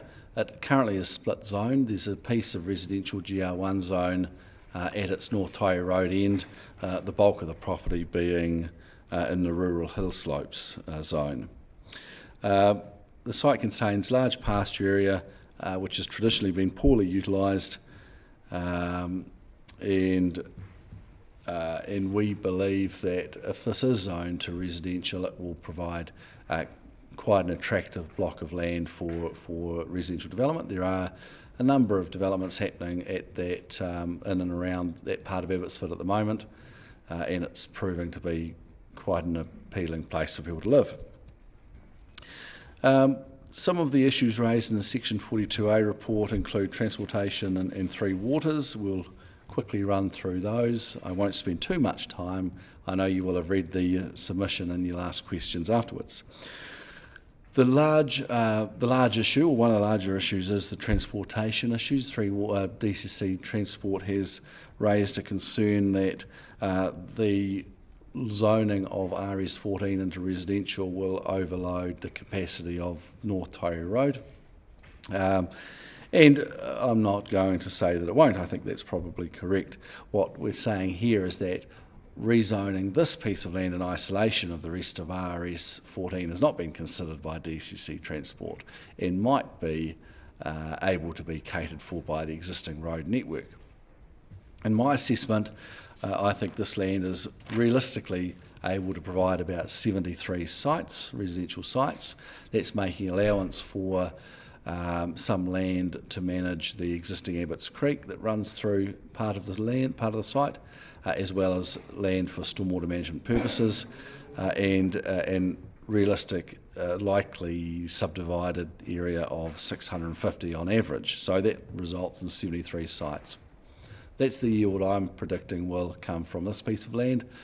Now, if this piece of land was rezoned to GR1 zone and the rest of RS14 wasn't, I can't tell you what effect that will have on the road network. I'm not a roading engineer or traffic engineer, but I can tell you that it will likely be significantly less impact than if all of RS14 was to be rezoned. I'd be hopeful that the existing transportation network would be able to support 73 sites. Potentially some minor upgrades would be needed to assist that, but those are things that would be assessed through the resource consent process I would propose. I would add that tomorrow you're going to hear about the remainder of RS14, and part of that evidence that was supplied by those submitters was the potential for upgrading Abbots Hill Road through to Brockville. If this piece of land was rezoned to residential and the rest of RS14, or a good part of RS14, was rezoned to residential, on the basis that that road extension could be provided, and we know from an engineering perspective that it can be, that would provide some significant community benefits for Abbotsford and for Brockville in terms of that network linkage for not only vehicles but cycles and pedestrians and the like. But this submission really is focused on Steve Ross's block of land in isolation from the rest of RS14. It's something that you will need to consider together as part of your deliberations.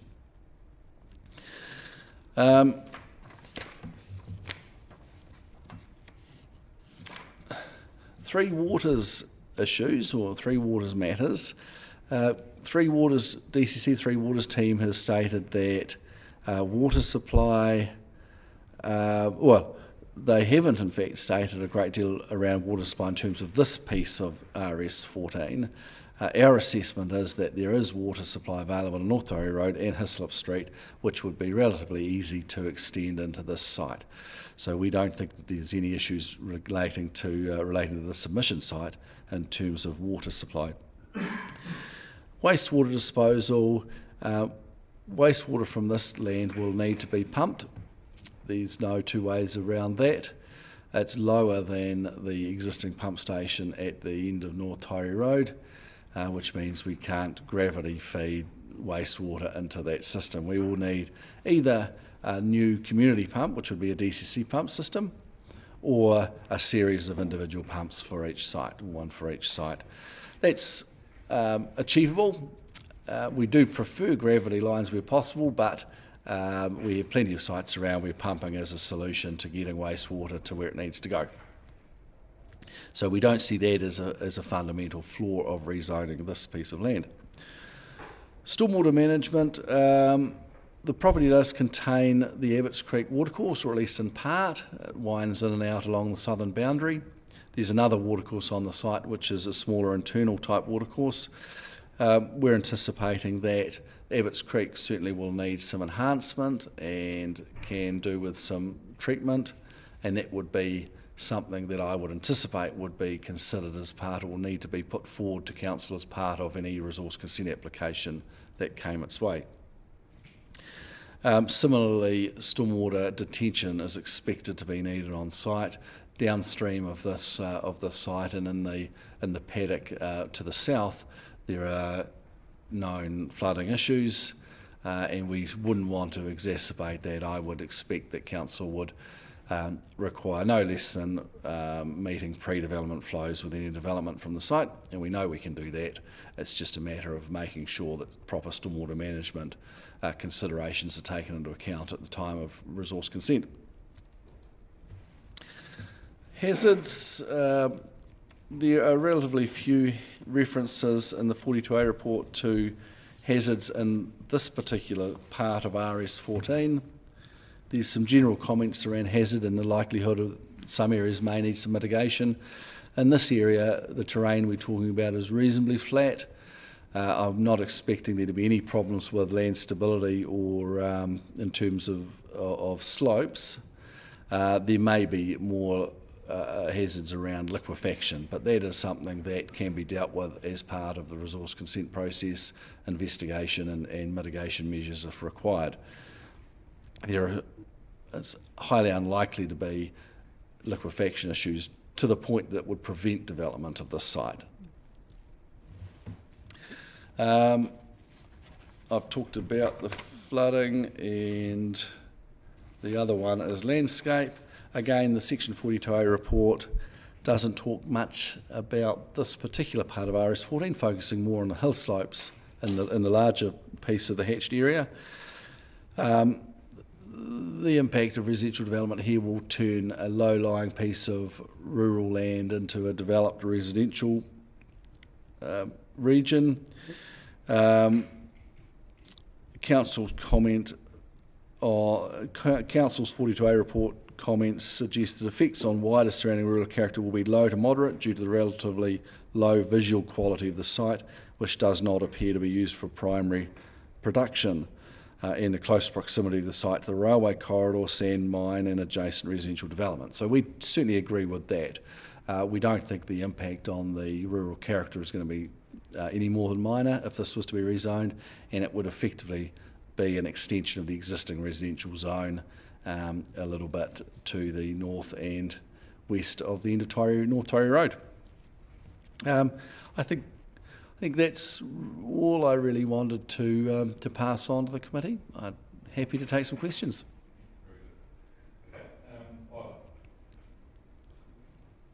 Yes, as an initial question, actually, if you can just click your mic off, I think yeah, that'd be great. I think it works better. Stantec, well, sorry, go back a step. Your main point, I guess, is that the site has been assessed in combination with the other site collectively, and no particular assessment of this site, it seems. In terms of the Stantec assessment, do you know, without us looking at it now, whether it does address the site specifically, or does it do the same thing? I don't recall where the report addresses this piece specifically. Stantec's comments are more focused on the slopes and slope stability, but I need to go back and just double check that report to be certain of that. Because as things stand, I think you've heard me a number of times say that this panel needs to be satisfied that land can be developed, and the quote that's included in the 42A report is that is possibly suitable for residential development subject to further analysis and investigations. But obviously your client hasn't commissioned any further work, and I guess it'll come back to us to question the officers on that. But I think all you're doing is saying from your experience when you've been involved in a lot of land development, you don't see any major impediments to development on the land. Is that what you're saying? Yeah, that's essentially what I'm saying. I would just add to that. Well, certainly we don't have any evidence that it is provided by an expert contrary to that. But what I would add is that Geosolve has undertaken a geotechnical assessment on behalf of Wendy Campbell for the remaining piece of RS14, and you'll hear about that tomorrow. And there might be a crossover there, so that some of that evidence might, yeah.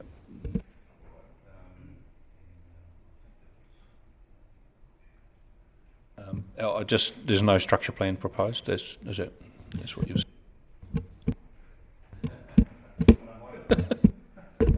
saying? No structure plan proposed. We see this simply this whole block should be rezoned to residential GR1, and that there's adequate provision in the district plan to ensure that through the resource consent process those critical elements can be considered correctly. Gentlemen. It's just a process question. We might get Mr. Garbutt to answer later. I don't know. Can we consider this, given that it's a different description than what was publicly consulted on, and those who have opposed were looking at both because there's a lot of opposition statements here. I'm not sure. I need guidance on that, to be honest. I suppose we would take guidance from the officers. It looks like they've been notified collectively altogether, and probably a key part of that question is, are we clear which land the submissions relate to?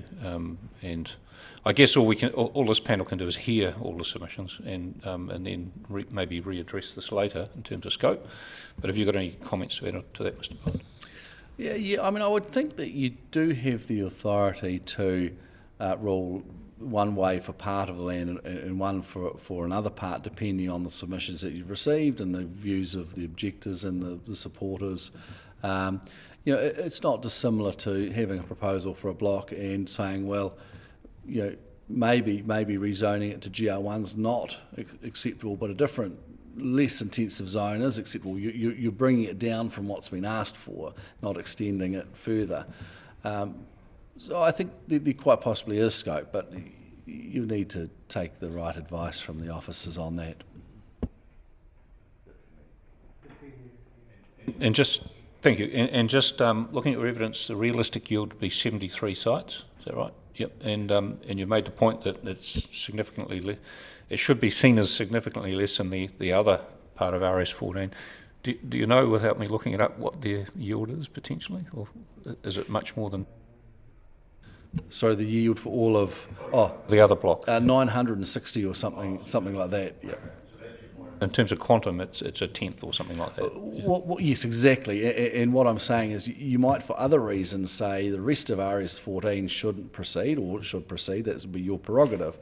But if you were to say, well, the bulk of RS14 shouldn't proceed for whatever reason, but maybe that leaves scope for this one to proceed on the basis of only 73 sites, maybe an acceptable level of vehicle increase. Understand that. I think that's all the questions we have. We will be interested in the officer's response to that. But thank you very much.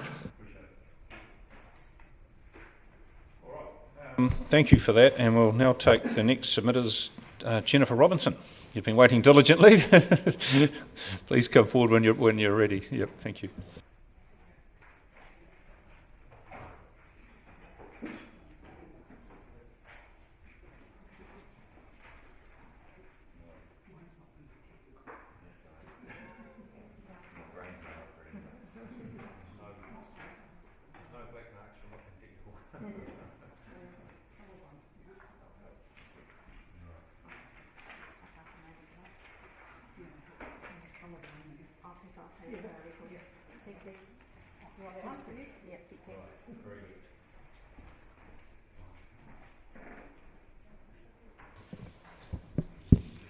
Yes, just.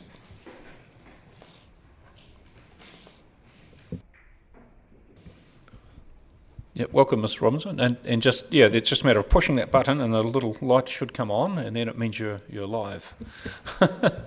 And thank you for coming along to the hearing and handing out some material which we're just getting now. So we're in your hands as to how you wish to present to us. Okay. Right, well, this is more of the ambulance at the bottom of the hill, I'm afraid. Anyway, my name is Jennifer Robinson, and I have lived at 9 Freeman Close, Abbots, for about 16 years.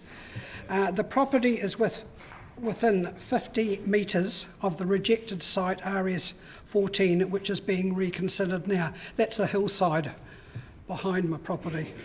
Just get that located so we should. Yeah, we've got it now. Pete's already sorted your site out. Right. Yeah. It's it there. Okay. Yeah, it's actually in that attachment. First of all, I support the increase in housing for the district. It revitalises the community, having new families, often young families, moving into it, giving a more diverse range of ages. It keeps us all young. But this increase in housing should not cause damage to the existing properties in Freeman Close. Abbots Creek borders these properties, and the instantaneous runoff at times of heavy and prolonged rain from new sections and a supposed road access across the site would definitely cause flooding or damage to the existing households, which has already happened as shown in the attached photographs. Unfortunately, after such an event, the DCC and Otago Regional Council have not come forward to fix this erosion. An empty section owned by the Campbell Farm has had large boulders put into their slip, stopping further erosion. Please, can I have some boulders to stop further slumping in my section? Anyway, I lost a potting shed at the time. It was shown on the 2013 aerial map to be inside my property, but was later drawn up by Geosolve showing it was outside my boundary mostly. This is the sort of annoyance one has to contend with if the planning and implementation now of the water and runoff is not controlled by council, so it does not impact on the existing residential properties. We need a guarantee now from councils that this will not happen again, and sufficient water pipes and groundworks are put in place to handle the increase in runoff and stormwater. From the aerial map, you can see stormwater and runoff will probably be channeled into Abbots Creek. There needs to be piping or some way to handle this extra flow so not to damage existing residents. The other thing is there's already a slumping on this hillside, and for a roadway to dissect this area could cause a repeat of the Christie Street landslide, Rain from this area drains down to the creek. And the other thing I want to say is the roading access, as most people have found, is pretty horrific along Tyree Road. It would be necessary to create a wider thoroughfare for safety of children and school residents. That's all I've got to say. Very good. Thank you, and thank you very much for preparing those photographs, and clearly that's an issue for you. And just to be clear, that you're drawing these concerns to our attention so that if the land is rezoned, then these matters need to be dealt with, or do you oppose it outright? Yeah. I don't mind houses being put on the right and the left of that area, but I would not like to see houses straight out behind there, because all the stormwater and the runoff of the road, it's bad now. It would be far, far worse. And it's not only going to affect my property, it's going to affect probably another 5 houses further down the road. Fair enough. Any questions, gentlemen? Probably doesn't answer my question of scope beforehand, but obviously the section that was talked about before is further that way. So where your house is, you've got the big section of RS14 sitting up the back behind you. Yeah, that's the hash stuff.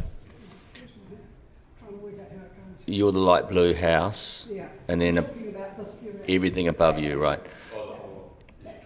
Yeah, but what was talked about before was that one. Yes, that's right. Okay, so what's your opinion of the one with the mouse over it now, which is hatched? What's my opinion of what? Well, it's actually got 2 parts to it, RS14. Views on that? That's quite lying. Isn't that quite low? Yeah, I think it's got to be filled to actually come up so it doesn't flood anyway. That's how I understood it. Do you think, I mean, you're not an expert, so I'm not asking you to be an expert, but is that downstream? Where does Abbott Stream flow? Does it flow? It comes down here. And then goes around the back of those houses? Yep. Yeah. Yep. There. Yeah, and then comes down and then to the left of the quarry, okay. I know that property had quite a bit of land taken off it. But mine the natural flow of the hillside seems to come down here. You'll notice on that map that I showed you, down there. Yep. And then it goes down sort of like a slight waterfall. That seems to be the old swimming hole, historic swimming hole for the area. And it goes really good. That's good. No, that's good. Thank you. That's useful. Yep. Thank you. As I understand it, I've seen that. That's before. Thank you very much. We understand your concerns, and they're very clearly laid out in these photographs. A picture tells 1,000 words. Yeah. Thank you very much. All right. Roger Bailey. Thank you, Mr. Bailey. Please come forward.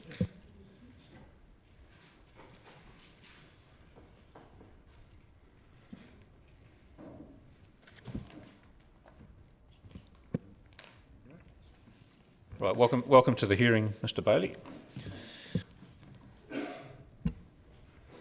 Good evening, and firstly, thank you for the opportunity to be heard.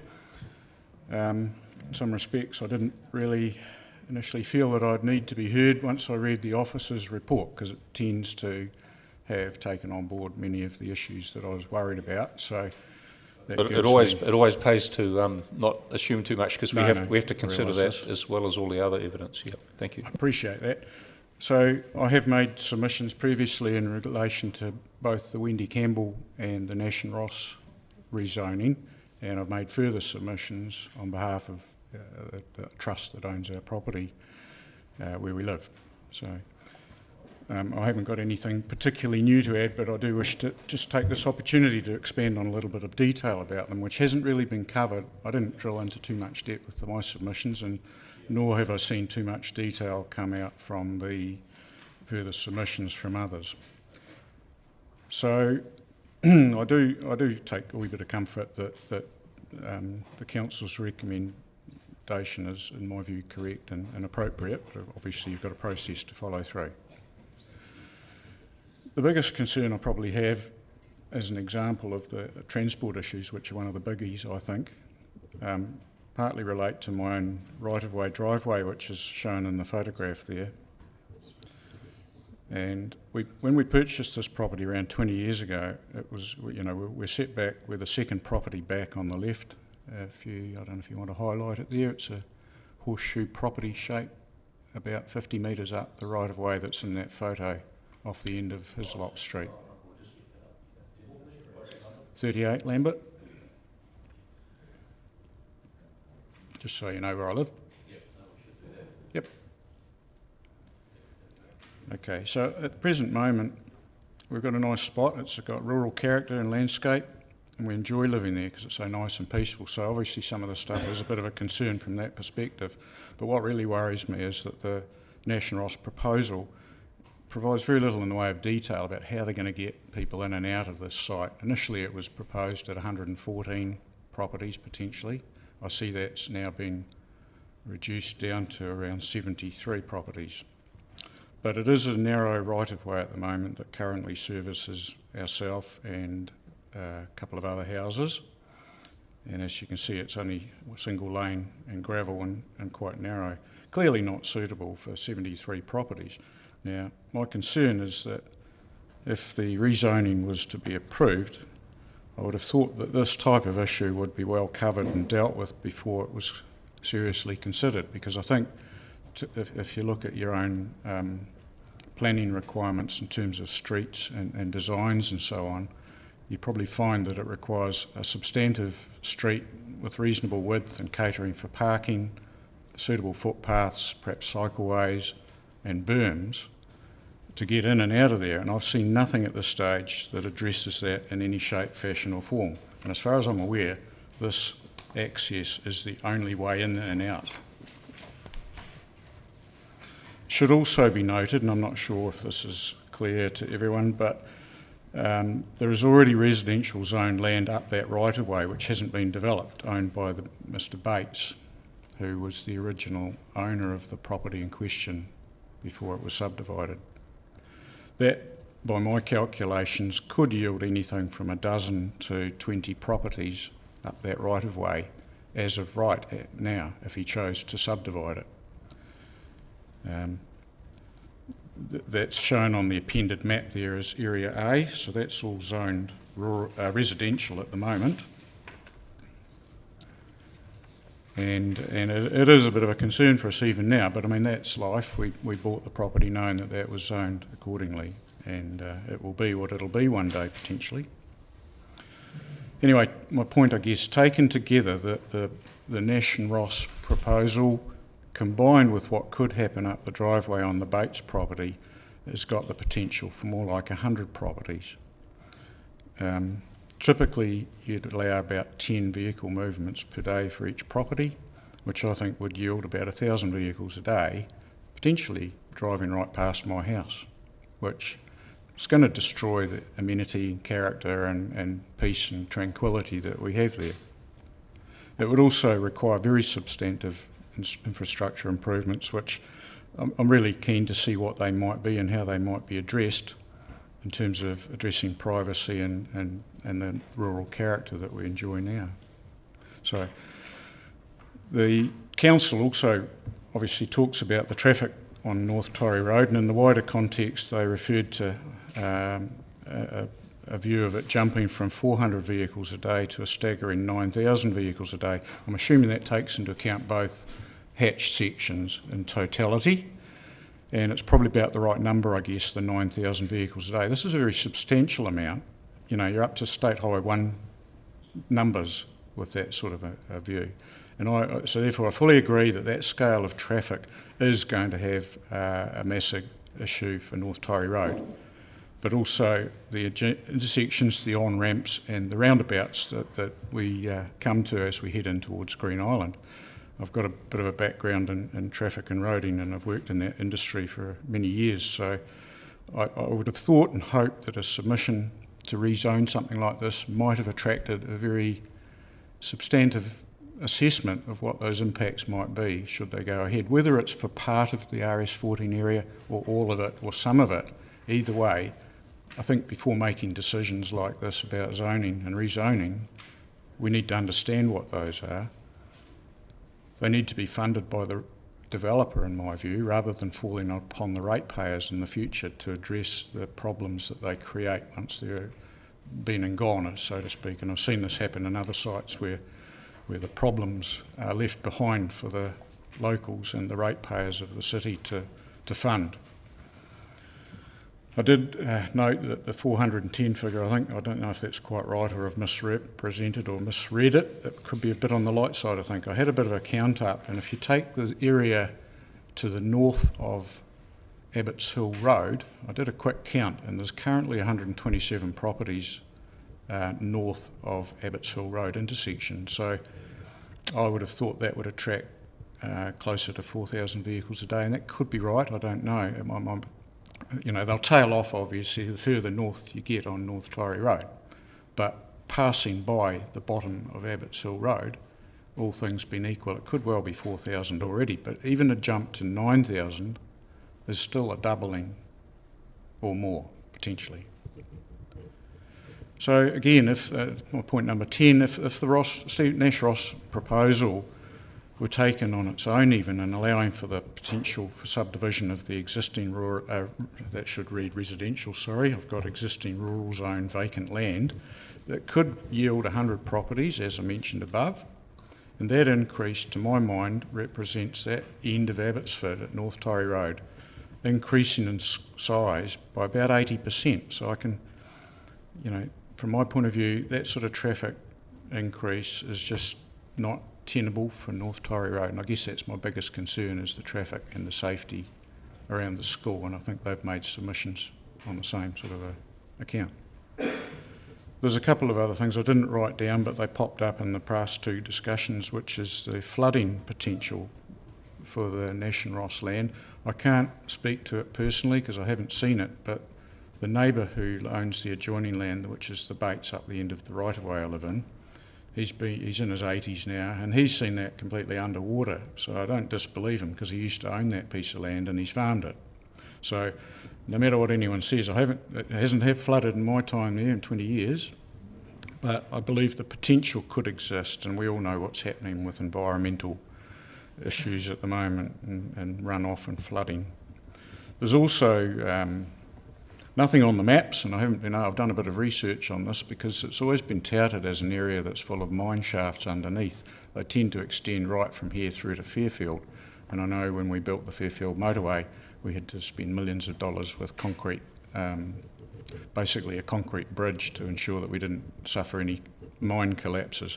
I do believe there are potentially mine sites on that left-hand hatch piece of land that Nash and Ross own, but again, I haven't got first-hand knowledge of that. I'm only going by what my neighbour tells me, is that it was full of them and they filled them all in and topped them up. There's a couple of pondy-looking bits on the property which I believe could have been old mine shafts. I don't know. I'm not sure, so I hadn't raised those previously, but I do believe there's something worth thinking about. And I guess that's me. To conclude, I do think and urge the council should stand firmly behind their current recommendation to leave it rurally zoned.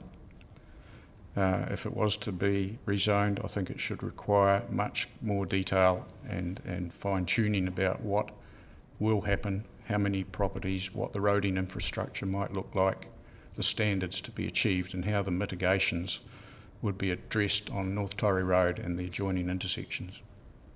Thank you for your time. Very good presentation, thank you for that.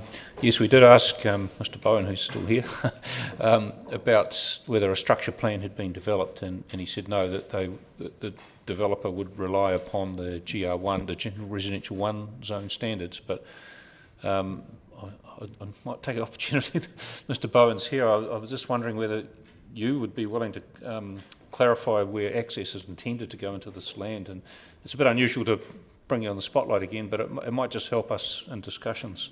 So if you don't mind, if you could address that access into the site issue. Yeah.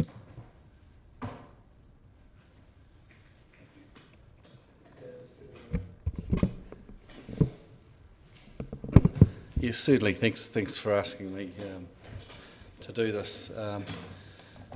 Look, I might just grab the usual spot. Thank you.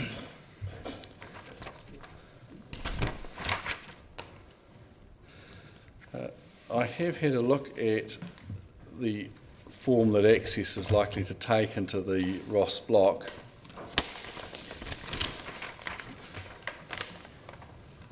And if you don't mind just zooming in on just in this area here, this is the sort of the pinch point, I guess, of the access.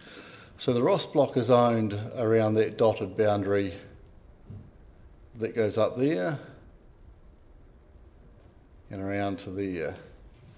So that's the residential GR1 portion of the Ross block. That's the rural zone, the current rural zone portion. The pinch point is across here, and I think that measures at about 10 metres or 12 metres.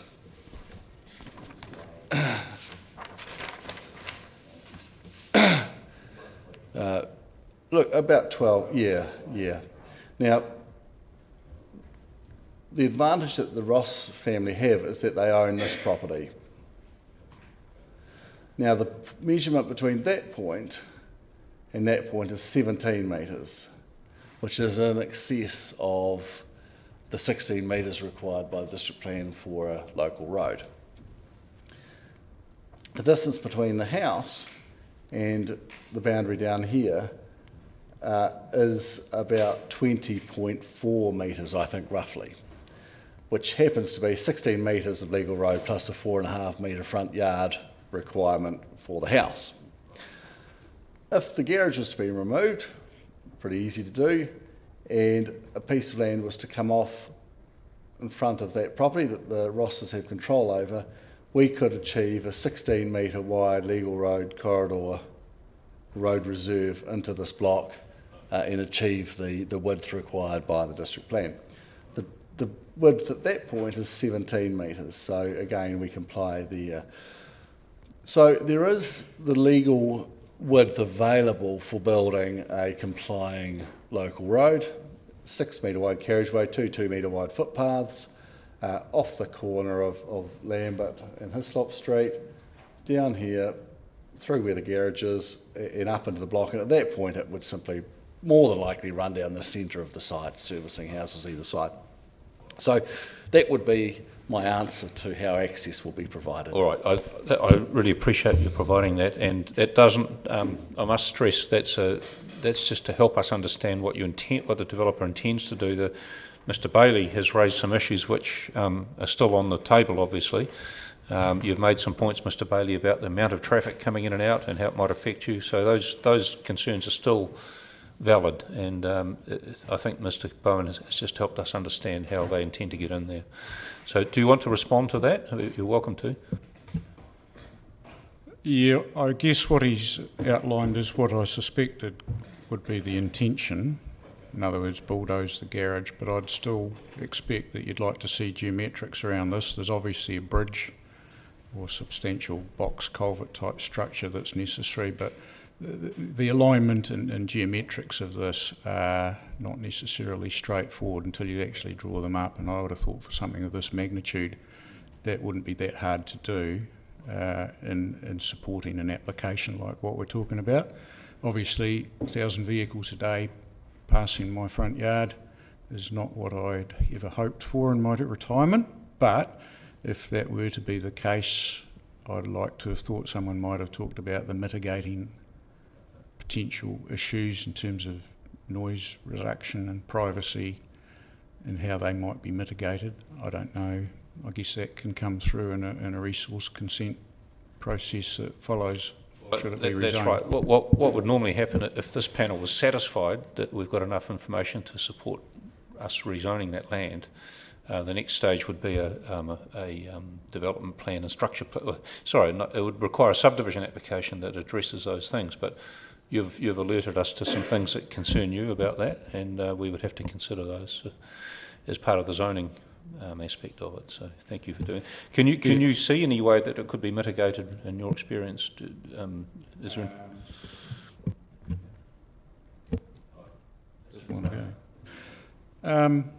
No, I can't think of anything that would particularly satisfy my concerns. I mean, at the moment, I've got a nice, quiet, peaceful place to live, and it won't be like that if it goes ahead. But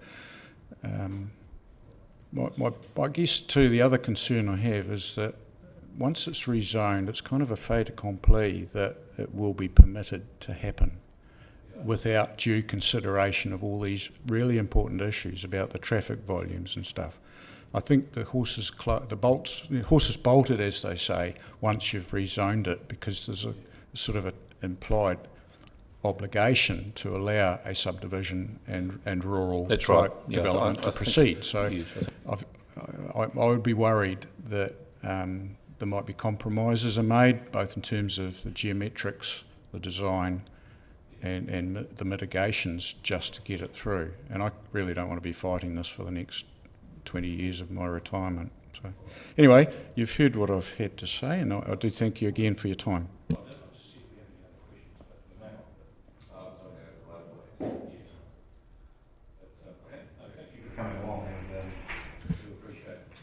Thank you for your time. One thing you may wonder on the sketch that I had at the back, there's another hatched area too, which I didn't mention and I meant to. It's another residential zoned piece of land owned by the Brian Ben, I think, at the other end of Lambert Street. That's another one that's underway already, as I believe, in terms of a subdivision.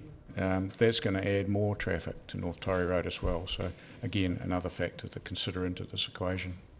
Thank you. Thank you very much. Cheers.